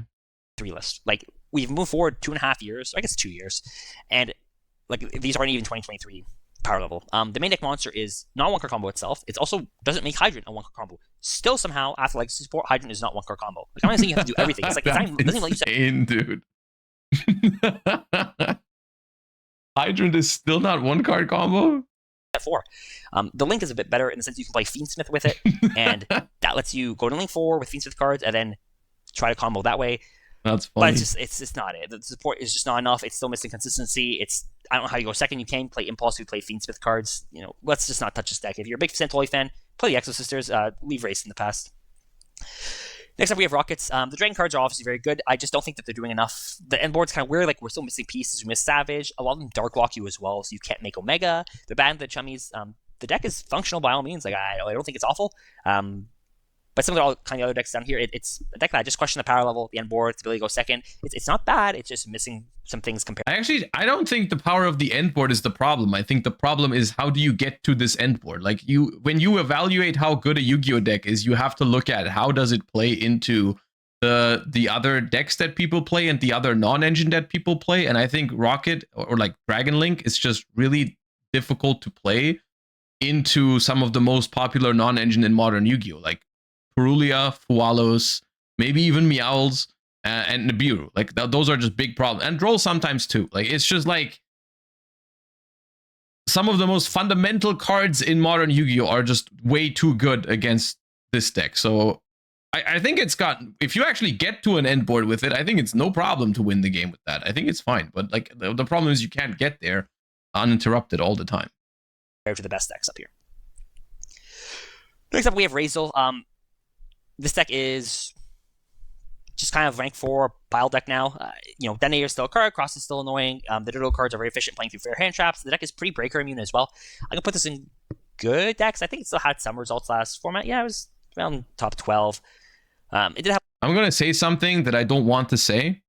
I really don't want to say it, but I have to. I'm honestly, I feel like Onomat Ryziel is a little underrated in TCG. I hate that deck so much, but it's so broken in Master Duel. And I just gotta wonder, like, is there hidden potential there in the TCG? I know, like, you have to deal with cards like Fualos and Purulia, and those are really good into it. But dude, the ceiling of that deck is so disgusting, man. It's so disgusting. Like, and then yeah, with Burst Protocol, we get some other tools like Magistus Ryziel or something like that. I don't know. I feel like there could be something there. There could be something there. I don't know. I'm not sure if it's actually good or not. And I honestly, dude, if anything, don't let this encourage you to try this, because I don't care. If no one ever touches Onomat Ryziel again, I'm happy.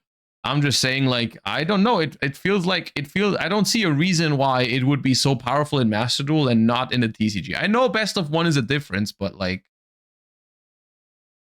yeah. Less than Odeon, but I think Odeon was better positioned last format than it is now. I'll put this above Yummy. If you like this deck, you can play it. Lose Featherstorm as well, where you can go Castell into the Featherstorm, but I do think this deck is very good going second, especially into some of the best decks. Like into both these decks, you can just keep summoning rank 4 or level 4s and keep threatening Exciton, and just pull ahead that way. Your end board is very good. Detonator is also very good into the Canine cards, so you just start popping anything on summon. This deck also has a very good Luna matchup. It can be very obnoxious in some of the other decks. It's very good in Mitsu, which just has some bodies you put on the board. I think it's good in the VS once you set up a detonator, or Babushka as well. It still has that. It has tools at its disposal, and it has Babushka too. Enough yet, and the hits weren't enough to completely kill it.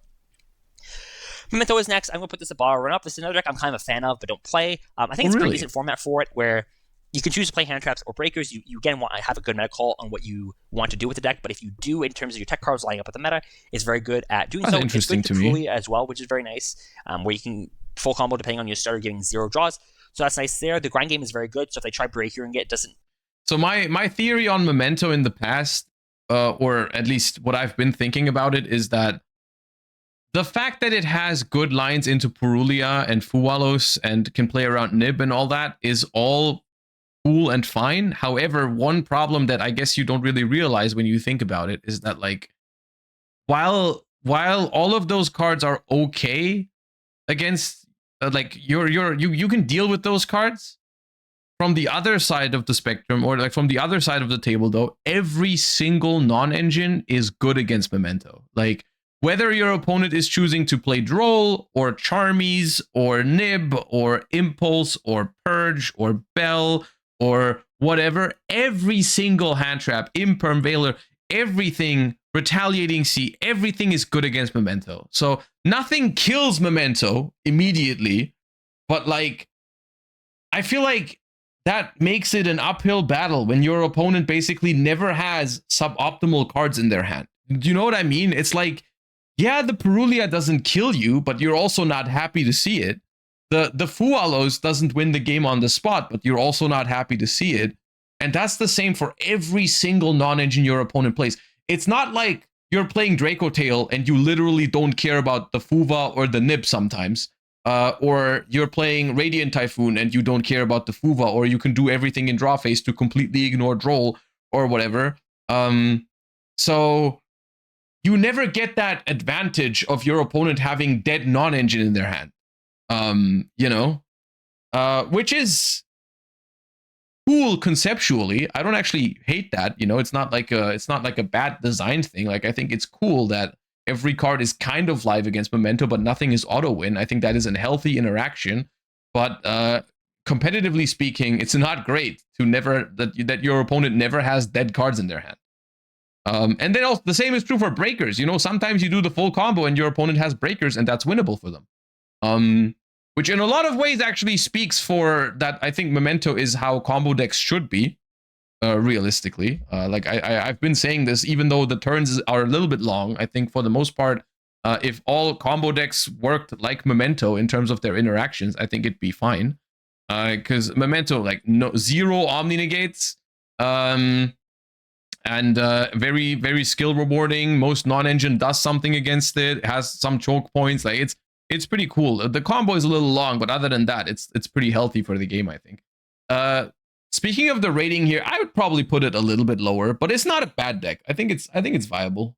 I would basically, with this list, I would just, like, I don't know what Crystron Horus is doing there. I think that deck is lower, but I think, like, swapping Mitsurugi with Memento, and I think I'd be on board with it for the most part.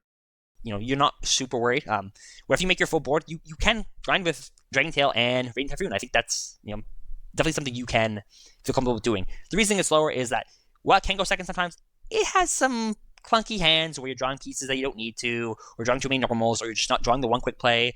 Passes the fair hand trap sometimes. Overall, it's a solid deck, but I think it's just has this kind of Memento moments where I'm not high rolling with it, that prevents me from putting it much higher.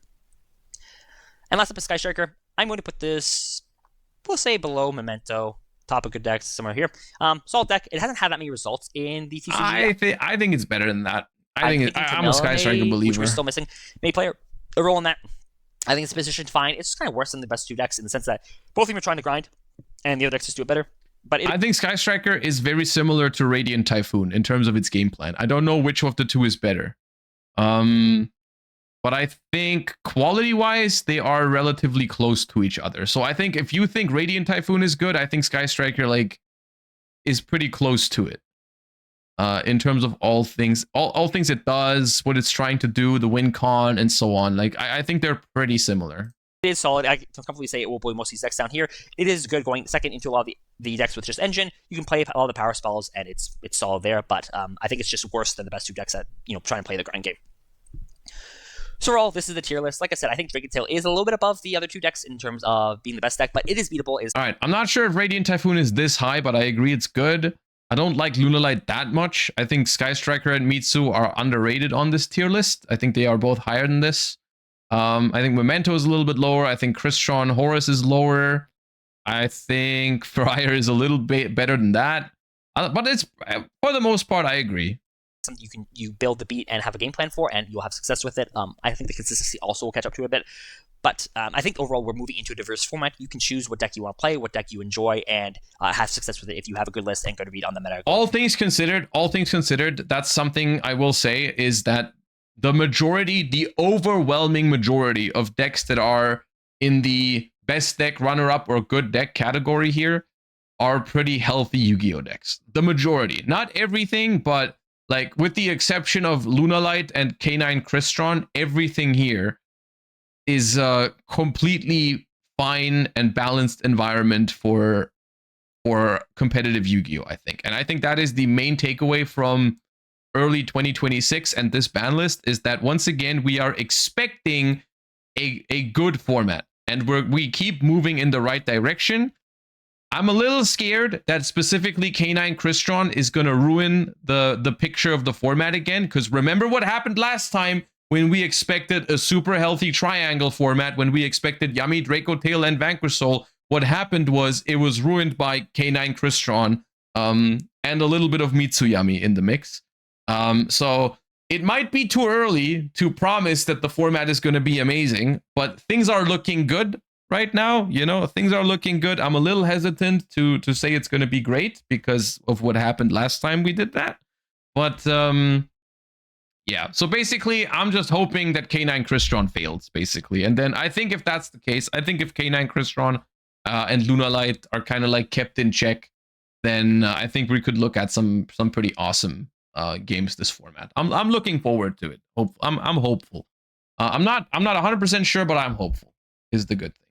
But yeah, as always, I'm gonna put a link to Steven Santoli's video in the chat right now. So go ahead and subscribe to Steven if you enjoyed the discussion and the video. It got us talking, so I enjoyed it. And make sure to leave some love there. Okay. And then in the upcoming days, I think I'm gonna do my own tier list eventually, but for the most part, in the upcoming days and weeks, I want to focus on gameplay as well, since I do have I did get a new GoPro for the locals videos, and I'm thinking about which decks I should start recording gameplay for, because of course I don't have the Burst Protocol cards yet, so I can't really do that unless I get proxies, I guess. But of course I can't play those in locals or tournaments. Mitsu, Cool Tune sounds good. I mean, Cool Tune, realistically, I think Cool Tune, like, Cool Tune, I don't really. This is the weird thing. After they made Justice Hunters, which was a set with 3 functioning archetypes right off the bat, it kind of feels weird going back to Phantom Revenge, where the archetypes are not playable, or like they are playable, but they're like not good out of the box. You have to wait for the support. So I'm not sure how I feel about this, because this is something I've criticized in the past with the side sets, right? With the deck building packs, when they released like archetypes and they were not complete, right? Like you still remember when we had like Rescue Ace and Pearly and whatever, Labyrinth, And all of those were like out in a deck building pack, and none of them were remotely playable because they were missing all of their best support. And this is how it feels with Cool Tune and Hecka Hands and Eniac Craft. And I just have trouble getting excited for those decks when I know that they are not fully functional yet, right? It's like you're getting 60% of the deck now, and you are focusing on those 60%, which are clearly not good enough yet. And just so you have to wait for May until you get the rest of the cards, right? So I don't know. I'm not sure how I feel about that concept. I feel like decks should release in at least a playable state if they want people to get excited about them.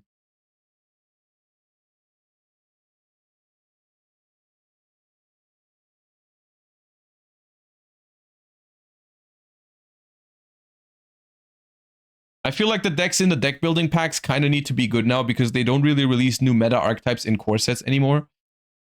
This is a good point.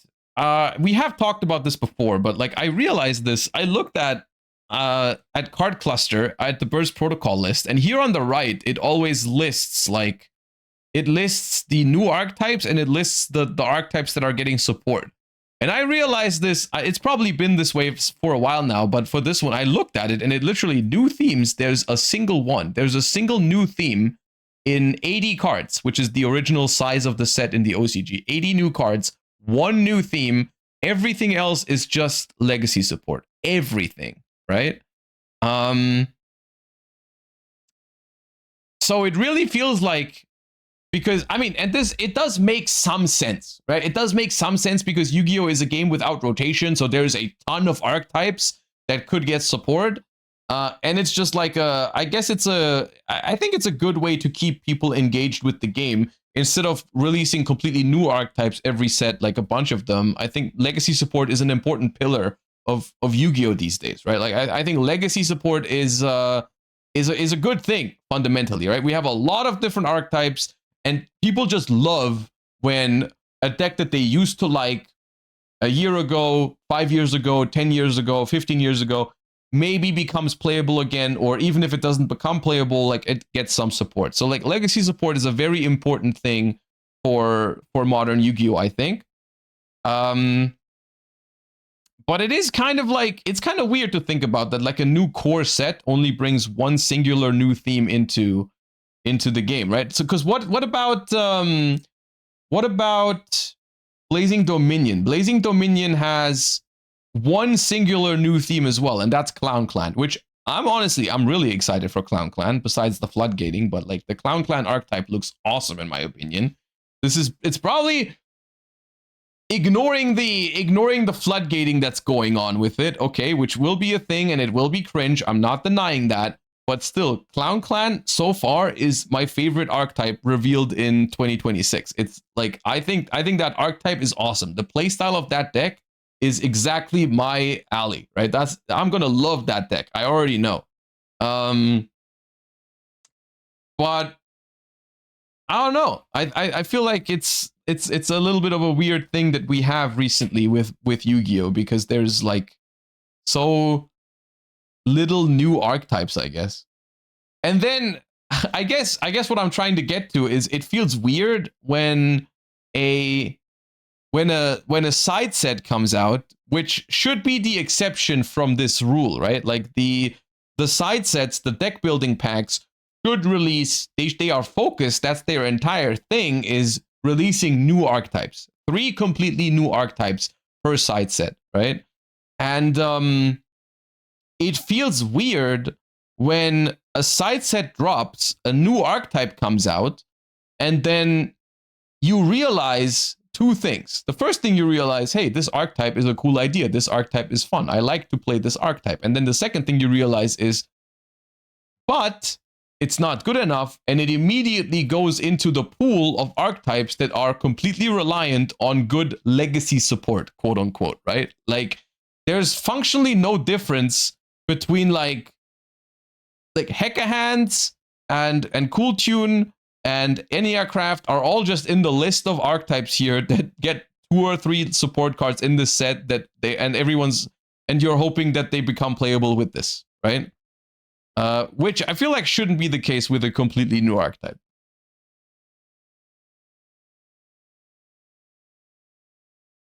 I pulled a lot of cool tunes. Is it worth getting the missing pieces? I mean, if you like the deck, I think the deck is going to be good, personally. I think it's going to be good. Remote duels with proxies for the new set. I can try to get remote duels together for next week. I mean, I obviously don't have anyone lined up today because I didn't have the time to prepare for it. I don't know if I can make it happen in time for tomorrow. Because I would also have to build some decks and get all my cards out there because they're currently not. I don't have any decks built. We'll see. I wonder if we can play new Banlist at locals next week. Does anyone know how that works?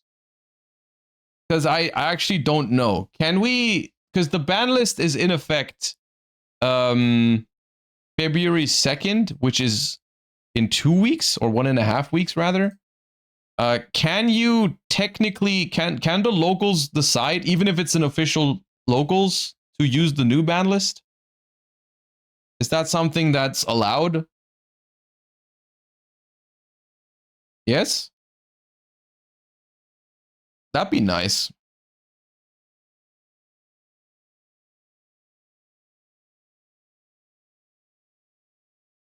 They made it 2nd of February because the remote YCS. Yeah, I know that. I know that. Yeah.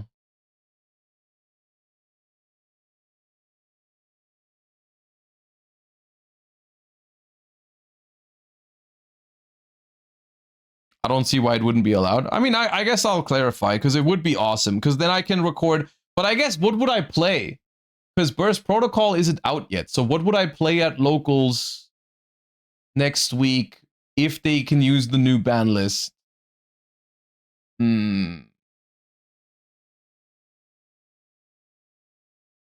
Actually, next Wednesday. Oh, next Wednesday is Genesis locals. Because I believe currently we're doing every last Wednesday of the month is Genesis locals, and the other ones are regular locals. I'd be down for that, actually. I'd be down to record a Genesis locals. I'm actually kind of itching to play Genesis as well. Of course, now I also really want to play new Banlist TCG, but like, I think next week is Genesis. What I really want to do in Genesis right now is I want to go back to my Dragon Ruler deck, because that deck was really fun, but really bad against Droll and Lockbird.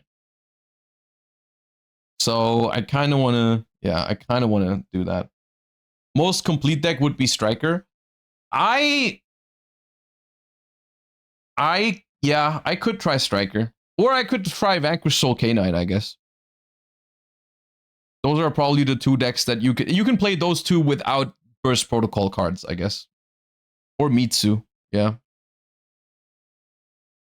Droll still exists in Genesis. Do people really play, what is it, 25-point Droll and Lockbird? Please tell me they don't. There's no way.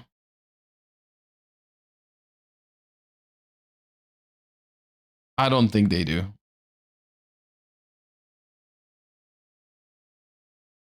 You need Crown for Striker for sure? I don't think you do. I think Crown is decent in Striker, but the deck's not like dependent on it. I think you can play without Crown. But yeah. It's more like Nib format. Yeah, but Nib is fine for Dragon Rulers, I think. I think Nib is manageable. How bad is White Forest in Genesis? I have no idea. I hope it's dead. I think it is, though. I haven't seen anyone mess around with it.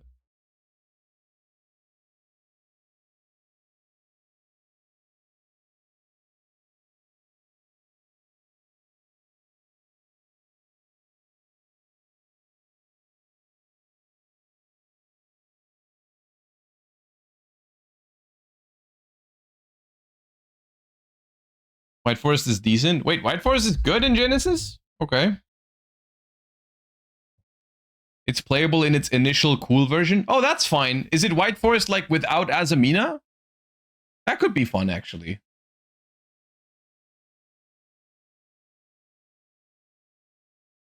I mean, yeah, I do remember the times when I liked White Forest before they made Azamina, I guess. Before they made the Azamina stuff, it was kind of cool. Also, I realized yesterday as I was going through some of my cards, at the last regional I went to, out of my OTS packs, I got a bunch of OTS packs for making top 8. I pulled one Jokel and one K2 Dracotail in Ultimate. And now that is just 2 playsets, basically. So I don't have to worry about getting the other copies or anything like that. I just pulled one of each, and those are both playsets now, which is cool. It's not even much of a flex because I don't think they're worth much. Even before the ban list, I think both Ketu and Jokel were like not even $10 as ultis, which is kind of crazy, but yeah.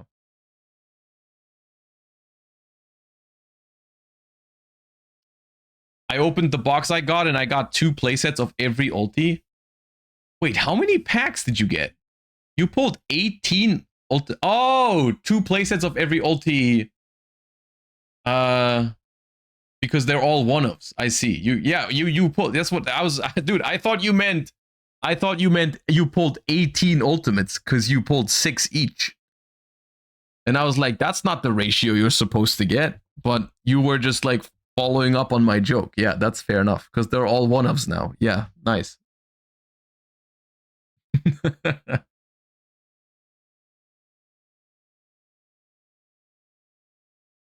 How did you get 100 packs? Jordan won the regional, and the prize was a box of OTS. What is it? 29.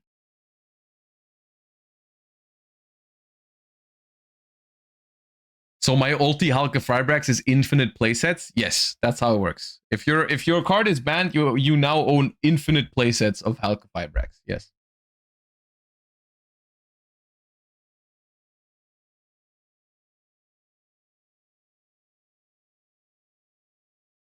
Does Snatch Steal plus Change of Heart make Heka Hands playable?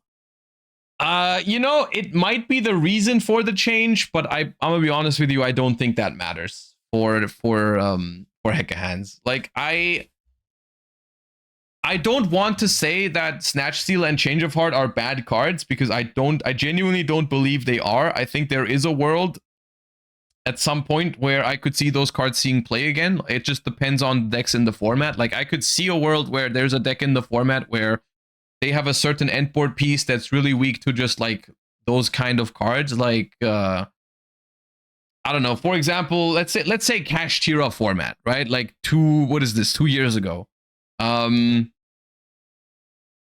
People could have played 3 Change of Heart to out a Rise Heart. That could have been a thing. Right, force them to activate a Rise Heart and self-banish. That could have been something, right? Or Unchained with Caesar, right? Like, I think that could have been a strategy as well to steal the Caesar with Change of Heart, maybe force them to pop itself or something. I don't know. Like that there is a world in modern Yu-Gi-Oh where these cards see play again. So I don't think it's irrelevant that they went to 3. It's just irrelevant in the short term. Like right now, I'm pretty sure it's irrelevant. There's no deck right now that's weak to Change of Heart or Snatch Steal. Like you're just not gonna. Dracotail does not care. Vanquish Soul does not care. And whatever else you might think of also does not care about Change of Heart.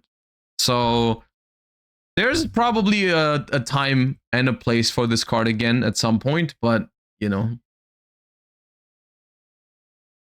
Take Appaloosa against Snake Eye. There was, there was a time in Snake Eye format where people played Change of Heart when it was at 1 because it was genuinely a win con against like Snake Eye because you would take their Appaloosa and then the Appaloosa would stop a lot of their other interruptions, right? I think that was before Fiendsmith came out, like around National Season 2024. Which was before Fiendsmith. So they didn't have Desiree on the end board yet. Didn't they end on Apple IP? Yeah, but they often had the IP in the spell trap zone. They didn't always pull it up immediately. Yeah, it was before Fiendsmith, but after they already banned Baron and Savage. So the Snake Eye Endboard, for a very short period of time, it was still really powerful, but it didn't have Omnis. It was like Appaloosa, IP Masquerena with the field spell, and some other stuff. I don't know what else they all had. They had a couple of other things. It was like Flamberge, Apple, Princess Engrave, IP in the Spell Trap Zone, other things. I don't know. Yeah. Sometimes some people played number 38 for a spell negate. Yeah, against that version, the Change of Heart wouldn't have been good. But some people didn't play the rank 8, I think, because I think extra deck was kind of tight and that there was other options. I don't remember exactly. But yeah. Sometimes it was just like people play Change of Heart to take the apple. Do you think we are going to get Fairy Tail Snow back for the Fairy Tail archetype? A good question. I'm not sure. The thing is, I don't know, but I also don't think that's the interesting question. I think the interesting question is, would I want to get Fairy Tail Snow back for the Fairy Tail archetype? Because on the one hand, I think the deck kind of depends on it. Like when I remember reading the Fairy Tail support and thinking like, damn, without Fairy Tail Snow, these cards don't do anything. At the same time, I don't know if it's worth it. I don't know if it's worth to bring back Fairy Tail Snow for that archetype, because honestly, the reality is probably going to be no one is going to play the Fairy Tail deck and everyone is just going to play Fairy Tail Snow in other decks. Which is, I don't know if that's good. I don't know if that's good. I don't even know what decks would play it right now. Probably no decks right now, but eventually there's probably going to be a deck that does it again, right? It's only a matter of time, I think. So I don't know. I'm on the look with where Yu-Gi-Oh's power level is at, and I guess you can let me know whether you agree with this or not, but I'm on the side of I would rather be safe than sorry with ban list decisions. Like, I honestly think it's better to have cards on the ban list just to make sure they don't ruin anything, rather than have them off the ban list and then always run at the risk of like, hey, this card now pops up and becomes a problem. Do you know what I mean? It's like, this is also why I'm not super mad at Snatchy being limited. Like, I'm pretty sure that Snatchy being limited is a little too harsh, but at the same time, if that means we are completely safe from a lot of Yummy hybrids popping up here and there, then I'm okay with it. Like, I'm a fan of pure Yummy, but if this means it's less likely that Yummy hybrids take over a format again, then I'm okay. Like, I think it's fine. I think, once again, rather be safe than sorry with this kind of stuff is how I feel about it. Yummy Tri-Brigade is cool. Yeah, it is cool. It is cool. And at the same time, with one Snatchy, some of that stuff is still possible. But you see where I'm coming from, right? It's like the argument is the same thing with the barrier statue, right? If you only look at popularity and success rates, then barrier statue of the torrent wouldn't be banned. But that's not the only thing that matters when you're making a ban list. Right there, you've got to look at other things. And yeah, I mean, I'm mostly just I'm happy that we're back to doing some preemptive hits. You know, I know this is Unk talk, but I remember a time where they used to do a lot of, or not a lot of, but they definitely regularly preemptively hit certain things because they were sure they were gonna be a problem eventually, or maybe even immediately. Like, mainly for FTKs back then. Like, back in the day, they tried to prevent a lot of FTKs before they came to the TCG. Like, when the cards were out in the OCG already and people found certain FTKs with certain cards, they often, not always, but they often banned cards for those FTKs before the cards came to us. And I like that. I like having those cards banned in advance, you know, which is the same with Barrier Statue of the Torn. You know, like, Mermail hasn't been a problem for a long time, so no one really. I didn't get Barrier Statue of the Torrented the entire format, basically. I don't think I have seen that card except for that one YCS feature match where someone searched it with 7th Tachyon. But, you know, just in case Mermail comes back from this ban list, get rid of it. I think it's good.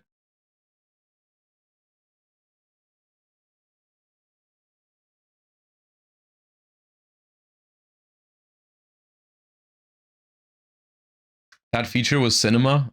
Yeah, they lost too, right? Because they just... Oh, wait, they didn't even... No, they didn't search it. That was the plan, was to search it, but they opened it and bricked on it and then normal summoned it, passed and lost. Yeah.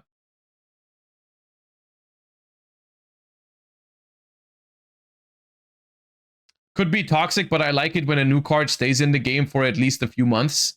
See, that's the other side of the coin, and this is why card design is so important, right? Of course, I understand, like, you don't want to ban a card too early. You don't want to make a card that needs to be banned like 3 months later. I agree with that. That is something that's not ideal. It's not a good look for the game when you constantly print cards that need to be banned or the community wants them banned like basically immediately, right? This is how I felt about K9 Ripper, by the way. As soon as I saw K9 Ripper, I knew that was going to be a very frustrating experience for me because that card comes out and I want it banned frame 1. I basically never wanted it to be printed.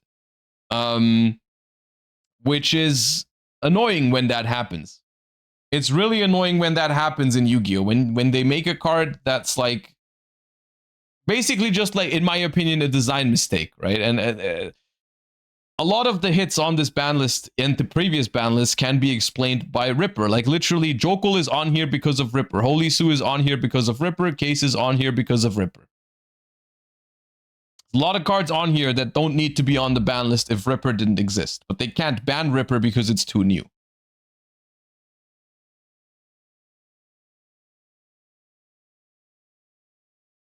Did you see Coder's K9 Archmage deck winning a regional? I did, yeah. It's not that surprising, honestly. It's just like K9 is a really strong engine. And similar to what I said about Vanquish Soul, like at YCS Bologna, when I topped with Vanquish Soul, it didn't, like the Vanquish Soul cards didn't do much. K9 as a deck is really close to being top tier. Even pure K9. It's just like, it just is a little bit too weak, I think. So it needs a small side engine that does anything for it, and then you're good to go. Whether that's Vanquish Soul or Mitsurugi or Archmage, I don't think it matters much. I think K9 or Crystron, I think K9 cards are really high quality. Really, really high quality. And they're paired with one of the most powerful designs in modern Yu-Gi-Oh!, which is Ripper being extender or like searcher, endboard piece, and hand trap negation all in one card, which is probably the most powerful extra deck monster you can make, realistically. Like a card that searches you another card, negates a hand trap, and even is an interruption on the opponent's turn is crazy.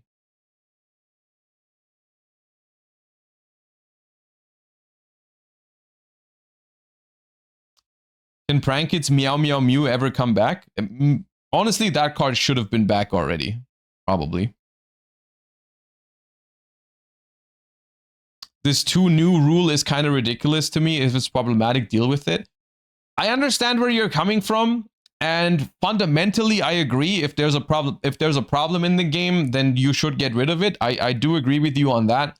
The problem is that I also see the business side of things is that it's a really bad look for your game. If you release a card, people buy the card, and then a month later you ban the card, and then people spend money on it, and that kind of like screws them over. And then what are they gonna do? They're gonna be like pretty mad that they spent money on this, and you might lose those players, right?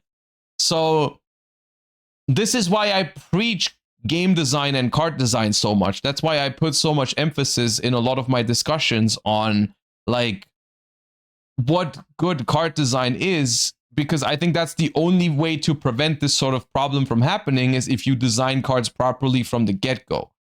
And of course, I understand you can't always design properly. You know, sometimes you make a card and then it turns out to be more powerful or more toxic than you anticipated.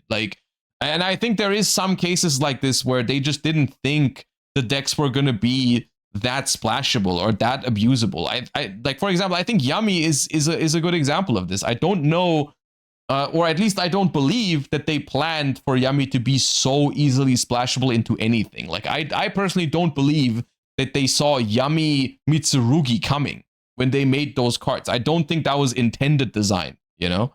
And I didn't see it coming when I saw Yummy for the first time. Like when I look at new archetypes, I often look at it through the lens of the pure archetype, right? And so I think it's kind of similar for the designers. Like they make a new archetype and they put a lot of work into it and they try to make it feel like a cool archetype when it's being played in its pure form, but sometimes they just fail to guarantee that the decks are being played in its pure form. On the other hand, we have Ripper, where I could have told you 2 seconds after reading K9 Ripper that that's problematic card design. After I read, I probably did say that when I reacted to the first batch of K9 cards. I probably said that exact thing about Ripper that I just said. Sometimes it's unintended or unintentional. Sometimes it's just like a mistake, and sometimes it's intended, and I don't know why. And I think with Ripper, it's that case, basically. I think Ripper is a very clear case of why did they do that?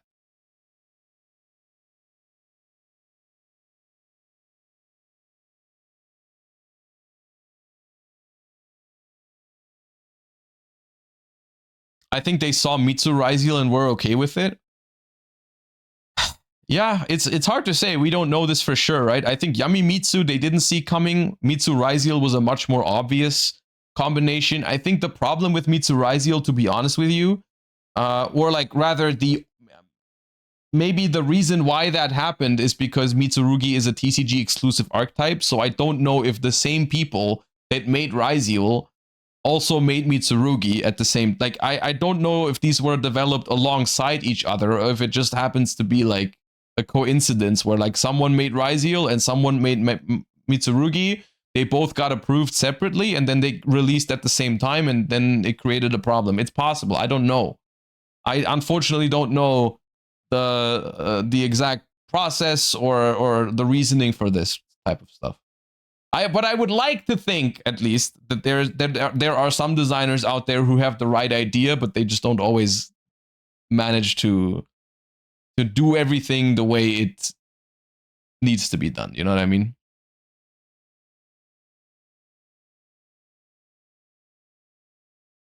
I think K9 was only seen positive because it came after Maliss. I actually don't have that experience. I don't think the majority of the player base views K9 as a positive thing.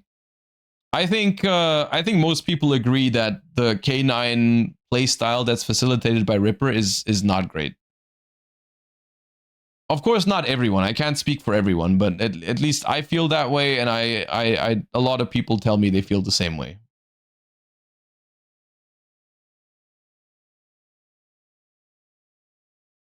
I think people thought K9 was pretty bad at first impression, which is often the case if people look at a deck like I also do, just from the perspective of the pure deck, right? Like I looked at K9 probably, and looked at it from like the pure K9 perspective. It's hard to grasp when you react to an archetype for the first time or you read the cards for the first time. It's hard to grasp all of the hybrid potential. Because this is also like, this is somewhat new to Yu-Gi-Oh! That like these decks are all getting splashed together. Like this is not something that always happened in Yu-Gi-Oh! At least in previous years, it's gotten a lot more relevant and a lot crazier with how well decks just go together nowadays. Like it's kind of scary sometimes. Fairytus, thank you for the 31 months. Welcome back. Appreciate you, the prime. Thank you.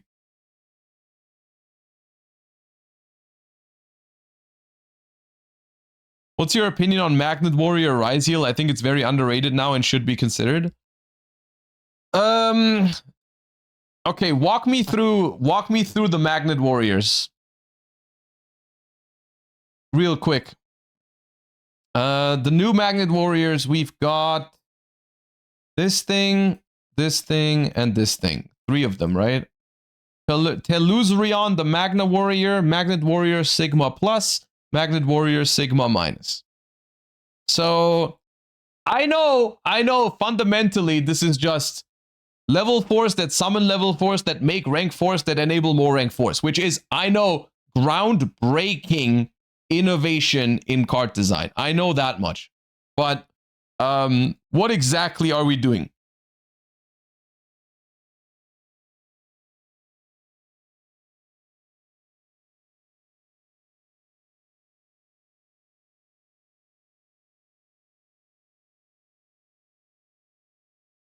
There is one card missing that we don't know if it's there. Oh, right. They had a jump promo, right? They had a jump promo. Is that the one you need?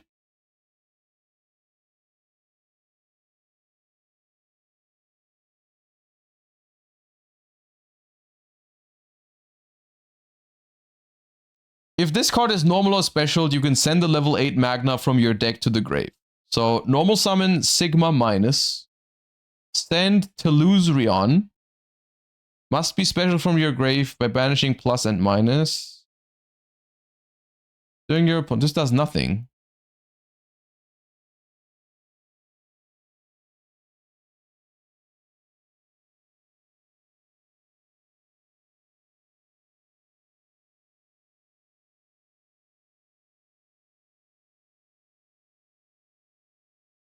This one's missing, right? I think this is the one that's missing. Probably in the new Mace set. Okay.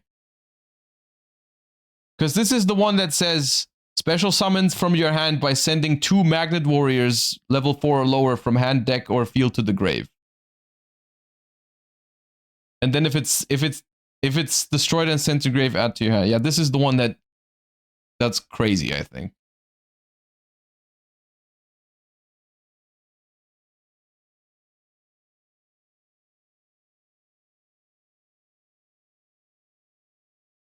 There's a webpage that fetches a Neuron deck and lets you playtest and record combos. That sounds cool. You can send me a link for that on Discord, maybe. I'll check it out.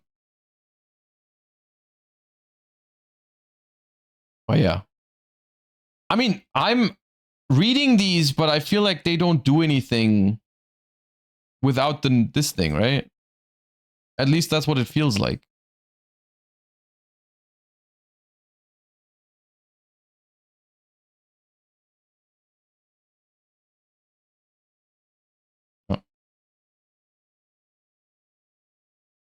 I wonder if there's a deck that uses this card. I think this card is interesting.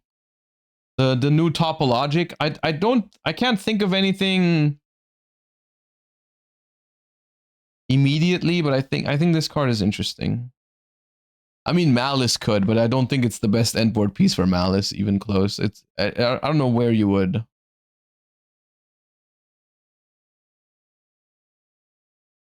Is Magnet Ryziel really better than Automat Ryziel, though? So I find it hard to imagine a world where there's another rank 4 engine that prints level 4 monsters more effectively than Automat. Because I can't wrap my head around that. Because that deck literally summons like 25 level 4 monsters with one card. So I really hope that the Magnet Warrior cards are worse than that in terms of their spam potential. I really hope. I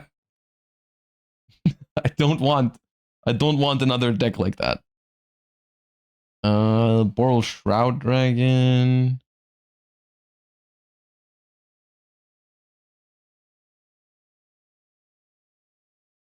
Two monsters with different types. If this card's link summon, set a spell trap for higher. During your opponent's turn, quick effect, banish this card from your grave, and if you do...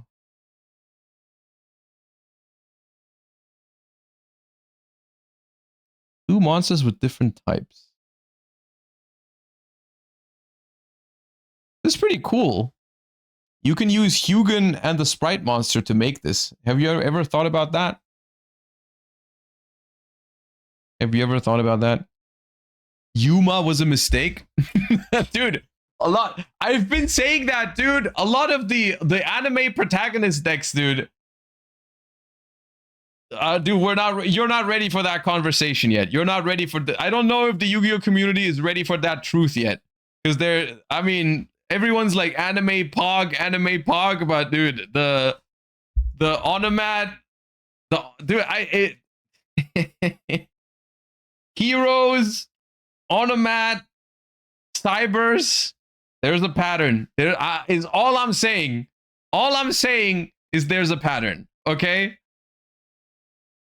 Junk speeder, yeah. Look. If we go down all the protagonist decks, all right, we've got Dark Magician, which is whatever. We ignore Dark Magician. Then we've got Heroes, which is Floodgate Turbo. After Heroes, we have 5Ds, which is Junk Speeder Turbo, which is also Auto Win Combo Slop. Then we've got for GX, it's not just Hero, it's also Yubel, by the way, which is also kind of like a Jaden deck. So, you know, get a little as a bonus on top of that. But yeah, then we have Junk Speeder. After that, we have Zexel, which is Yuma, which is Onomat, which we all know and love Onomat here in this stream. We all adore Onomat for its interactive play style and short and precise combos that don't summon too many level 4 monsters. Then we've got Pendulum, which... Right? You get me. What's after Arc V? It's Reigns. There's clearly a pattern, is all I'm saying.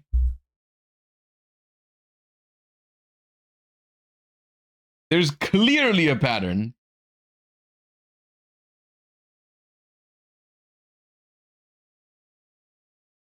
And this is why I'm already so scared of the what's it called? The reveal season for the legends, limit over collection, the heroes. We're gonna get another batch of reveals. Apparently, I don't know if that's confirmed or why people know this, but apparently there is another wave of cards for each of the protagonists, which is gonna be a very hard day for me. Gonna be on that day, we're gonna meet here on the stream and we're gonna suffer together, okay? At some point, in the next couple of weeks, I'm already afraid, but there is gonna be one of those days where we are here and we have to look at one new card per protagonist, and it's gonna be very painful. It's gonna be tomorrow. Well, what makes you think it's tomorrow? I mean, it could be. I have no idea, but like, yeah. You guys, someone in Twitch chat always has some sort of info, apparently, that is correct like 10% of the time. But they are very adamant about it. They're like, yeah, it's guaranteed that we get a third card per archetype, and they're released tomorrow at 1:31 a.m.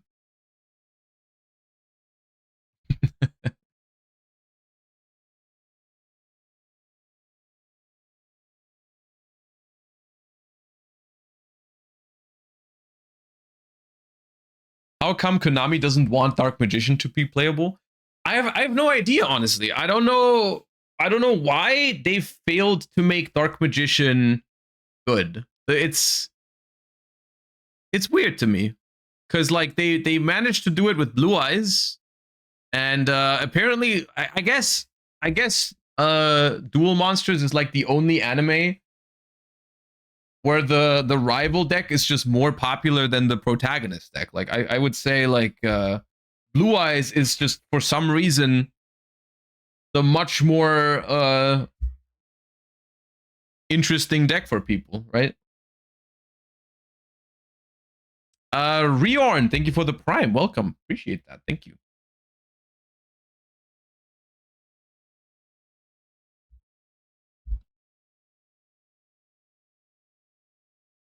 Kaiba is cooler than Yugi? I mean, yeah, and Aster Phoenix is cooler than Jaden. But it is what it is.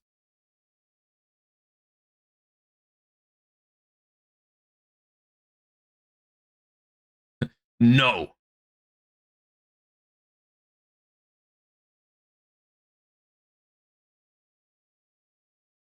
But Destiny heroes are just floodgates? Yeah, that's what I'm saying. It's a cooler character in my opinion, but the cards are more cringe. Also, like, Destiny heroes are probably, at least in my opinion, the coolest part of the heroes. Like, I love Destiny heroes, especially as a kid. I loved Destiny heroes, like Malicious and Deedra and stuff like that. I thought those were awesome. But yeah, they gave, sometimes they give the coolest archetypes the cringiest cards. It is what it is.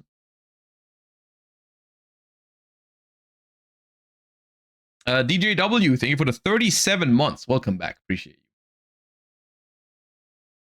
I know more Cyber Dragon Andys than Hero Andys. Oh, I don't know if that's true. I don't know if that's true. I don't think there's more Cyber Dragon enjoyers than Hero enjoyers. There's a lot of Cyber Dragon is a strong archetype in terms of the followship. They have a lot of followers, but I don't know if there's more Cyber Dragon fans than Hero fans. I don't think so.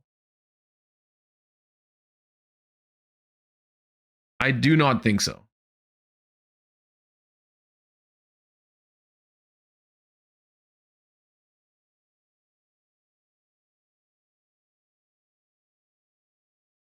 We should have a Reigns watch party.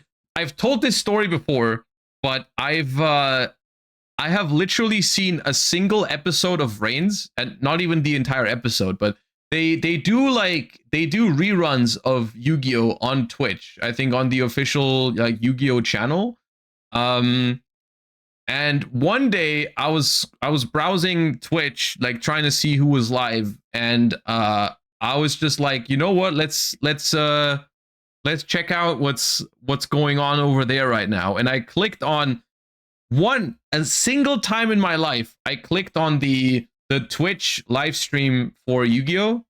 That was doing a regular Yu-Gi-Oh! Episode, and it was an episode of Reigns, and I don't know what I think the character is called Spectre. He was like in an alley with the Trickstar protagonist. No idea what her name was. And he challenged her to a duel like 20 seconds after I started watching.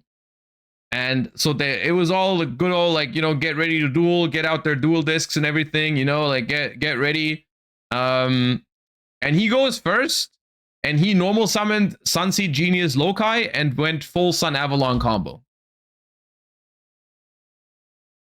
That was the literal only episode I've ever seen, and this is not made up, by the way. This is actually what happened. The only episode I've ever seen of Yu-Gi-Oh! Reigns when I randomly clicked into the Twitch stream was that exact episode. That moment. Wasn't it dry as pass? Dude, I had no idea. I closed it when he was starting to do it. Like he went normal summon Loci, make link 1, search the spell, activate the spell. I left. And I'm not returning. I'm not returning to Yu-Gi-Oh! Reigns after that. They lost me. They lost me literally frame 1.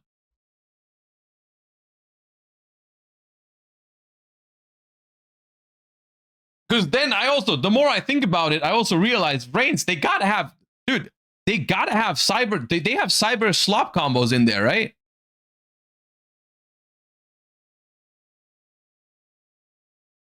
He lost that by overextending, by the way. Oh, dude, they should implement that concept in real Yu-Gi-Oh! They should punish combo decks for overextending sometimes, but we don't have that.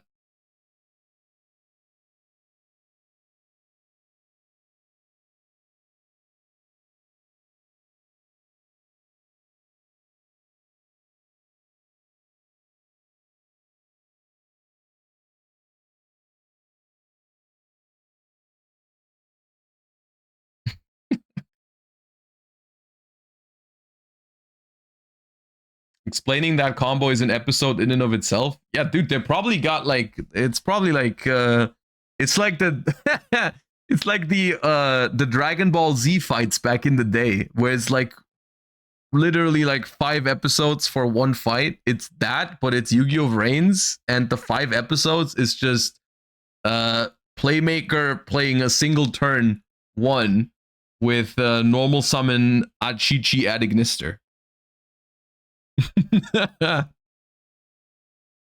Oh god.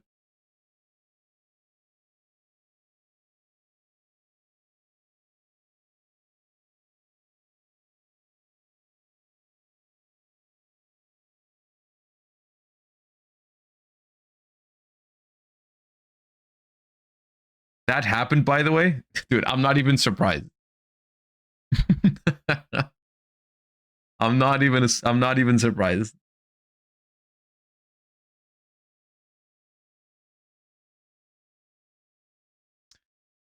Are you playing locals this week? I'm going to locals next Wednesday, yes, but I think it's Genesis locals. Which I think it's cool that they're still doing Genesis locals. There's less Genesis locals now at my locals, because in the beginning, in the first month after they started doing Genesis, it was every second local was Genesis. So 1 week regular, next week Genesis, and so on, which I also thought was pretty cool. But now they're doing less. But they're still doing 1 a month. It's always the last Wednesday of the month is Genesis locals, and that should be next week if my calculations don't fail me. Next Wednesday should be the last Wednesday of January. So I think next week is Genesis.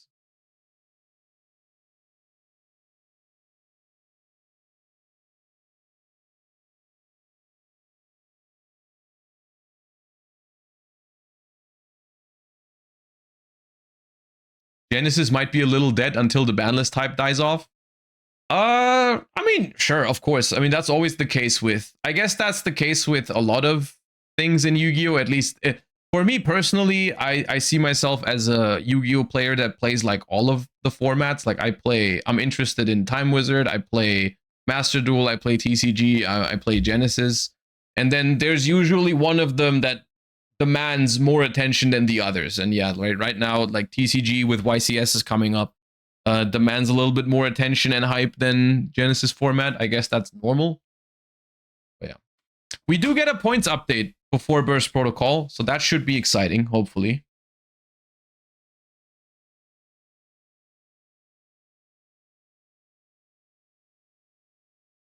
Master Duel Banlist when? When are we getting the next one? I don't even know. Like, is Onomat still in the shop for Master Duel? Can they finally hit it?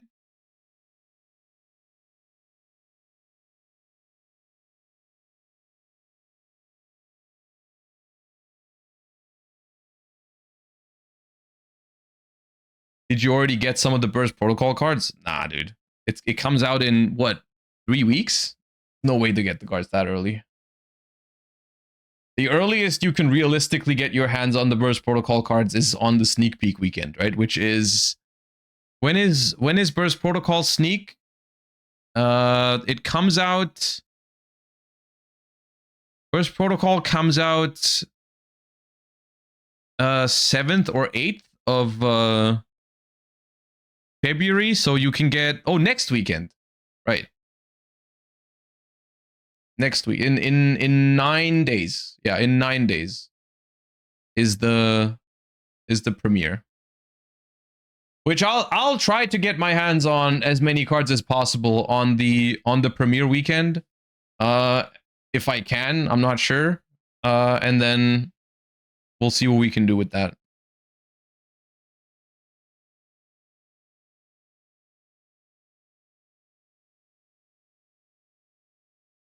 The remote YCS. What do you guys think about the remote YCS being with the old ban list? I'm not sure how I feel about that. Do you have to pay for your cards? Yes, I have to pay for my cards.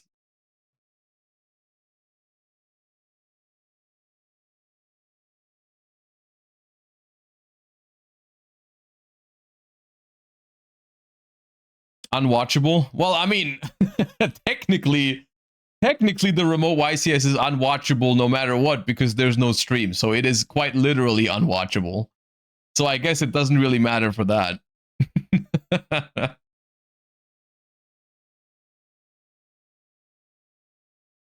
There's a set preview about the show. Apparently there's a set preview in 50 minutes or later. I'm not sure, but I don't have time to go live that to stay live for that long today because we are we're meeting up with friends later. Or rather soonish. Not later, but soonish. It is today at 9 p.m. German time. Oh, that's in, what, 4 hours? Okay, well, I guess then we'll take a look at it tomorrow. That's fine. That's all right. Then we'll just react to it on stream tomorrow. That's all right.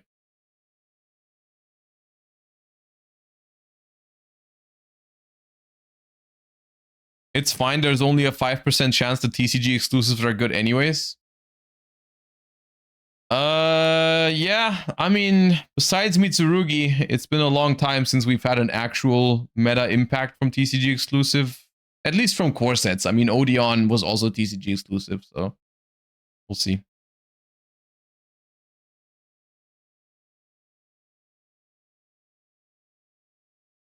We need another Habakiri. Yeah, they should make Habakiri too, because now it's limited.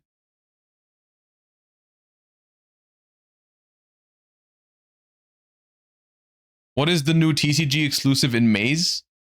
I don't believe we know the cards yet, but didn't they announce it? It was related to bonds, like zombies. Like for Maze of Millennia, it was announced to be Odeon support, and I think for this one it's zombie, bonds, pumpkin stuff. Like, but we don't know the cards yet. Which is, I think that is somewhat interesting. I do think zombies, even though they haven't been meta in so long, I think zombies have some pretty good Yu-Gi-Oh cards. Like, if they make good zombie support, I could see it. Because, like, Mizuki, Gozuki, Goblin Zombie, dude, if they give zombies a way to link off Goblin Zombie, that's scary. I mean, Goblin Zombie, it is an Ankh card, but it is a non-once per turn when it goes to grave, search for a zombie. So, like, if they make a good target for it, or like a good way to link it off over and over again, like, zombies are really good at bringing it back from the graveyard. So if you can keep linking it on, like, there's some crazy potential there, maybe.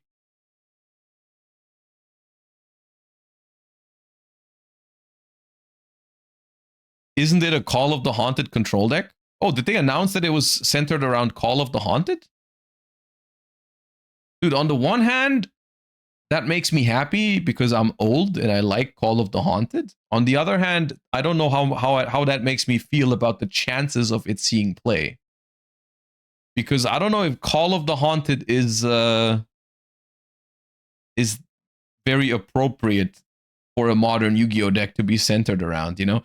It's kind of like, for example, there are some cards that are more appropriate for a modern deck to center around than others. Like, for example, I think Mystical Space Typhoon was a pretty good choice for them to base a deck around, right? Like, because Mystical Space Typhoon, of course, modern decks aren't playing it anymore, but it's not like an awful Yu-Gi-Oh card. It's like, there's genuine game states where MST, your opponent's field spell or continuous spell or whatever, is like good, you know?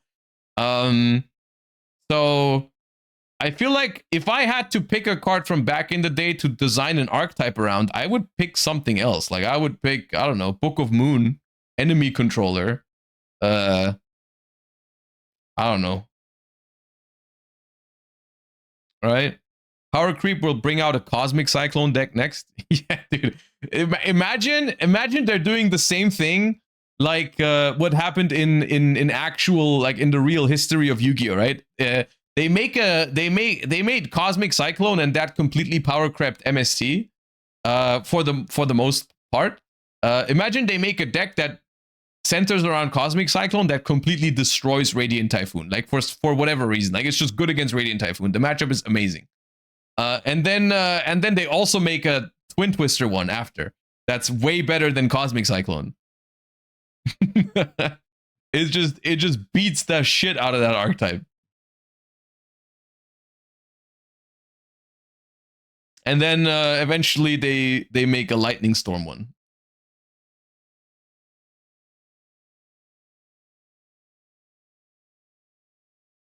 I think that alone, I think the connection to Mystical Space Typhoon alone makes Radiant Typhoon feel kind of special compared to other archetypes. You know, it is a new archetype, right? It's not something that's existed before. It's not legacy support because, you know, it was just MST beforehand. So it is a completely new archetype, but it does feel kind of special because it's connected to like a card from way back in the day. And I think that's kind of cool. I honestly think that's something they should look into more often. I thought that was kind of awesome.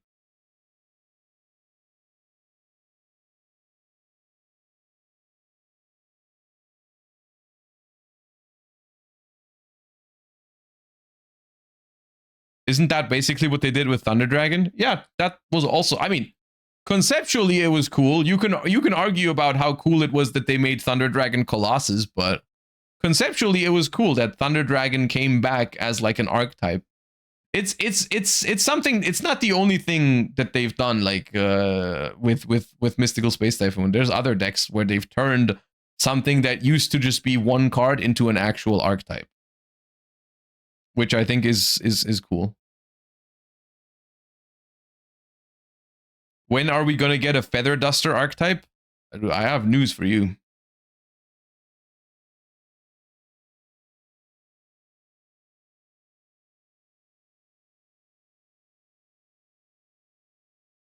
Can't wait for the Bean Soldier archetype. You know, funnily enough, it could happen, dude. Like, that's the crazy part. Any level 4 or lower vanilla genuinely could be turned into an archetype if they just make a link one for it.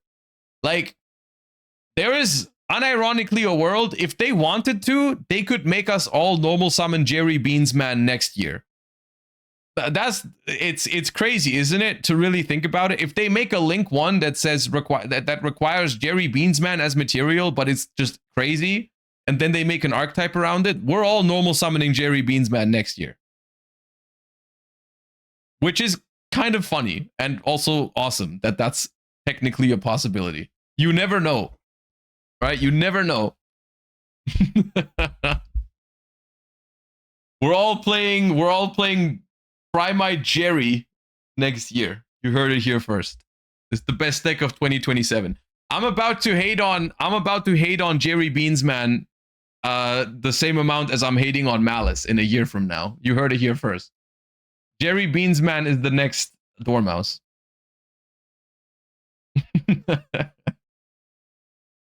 All right, gamers. It was a fun Yap session.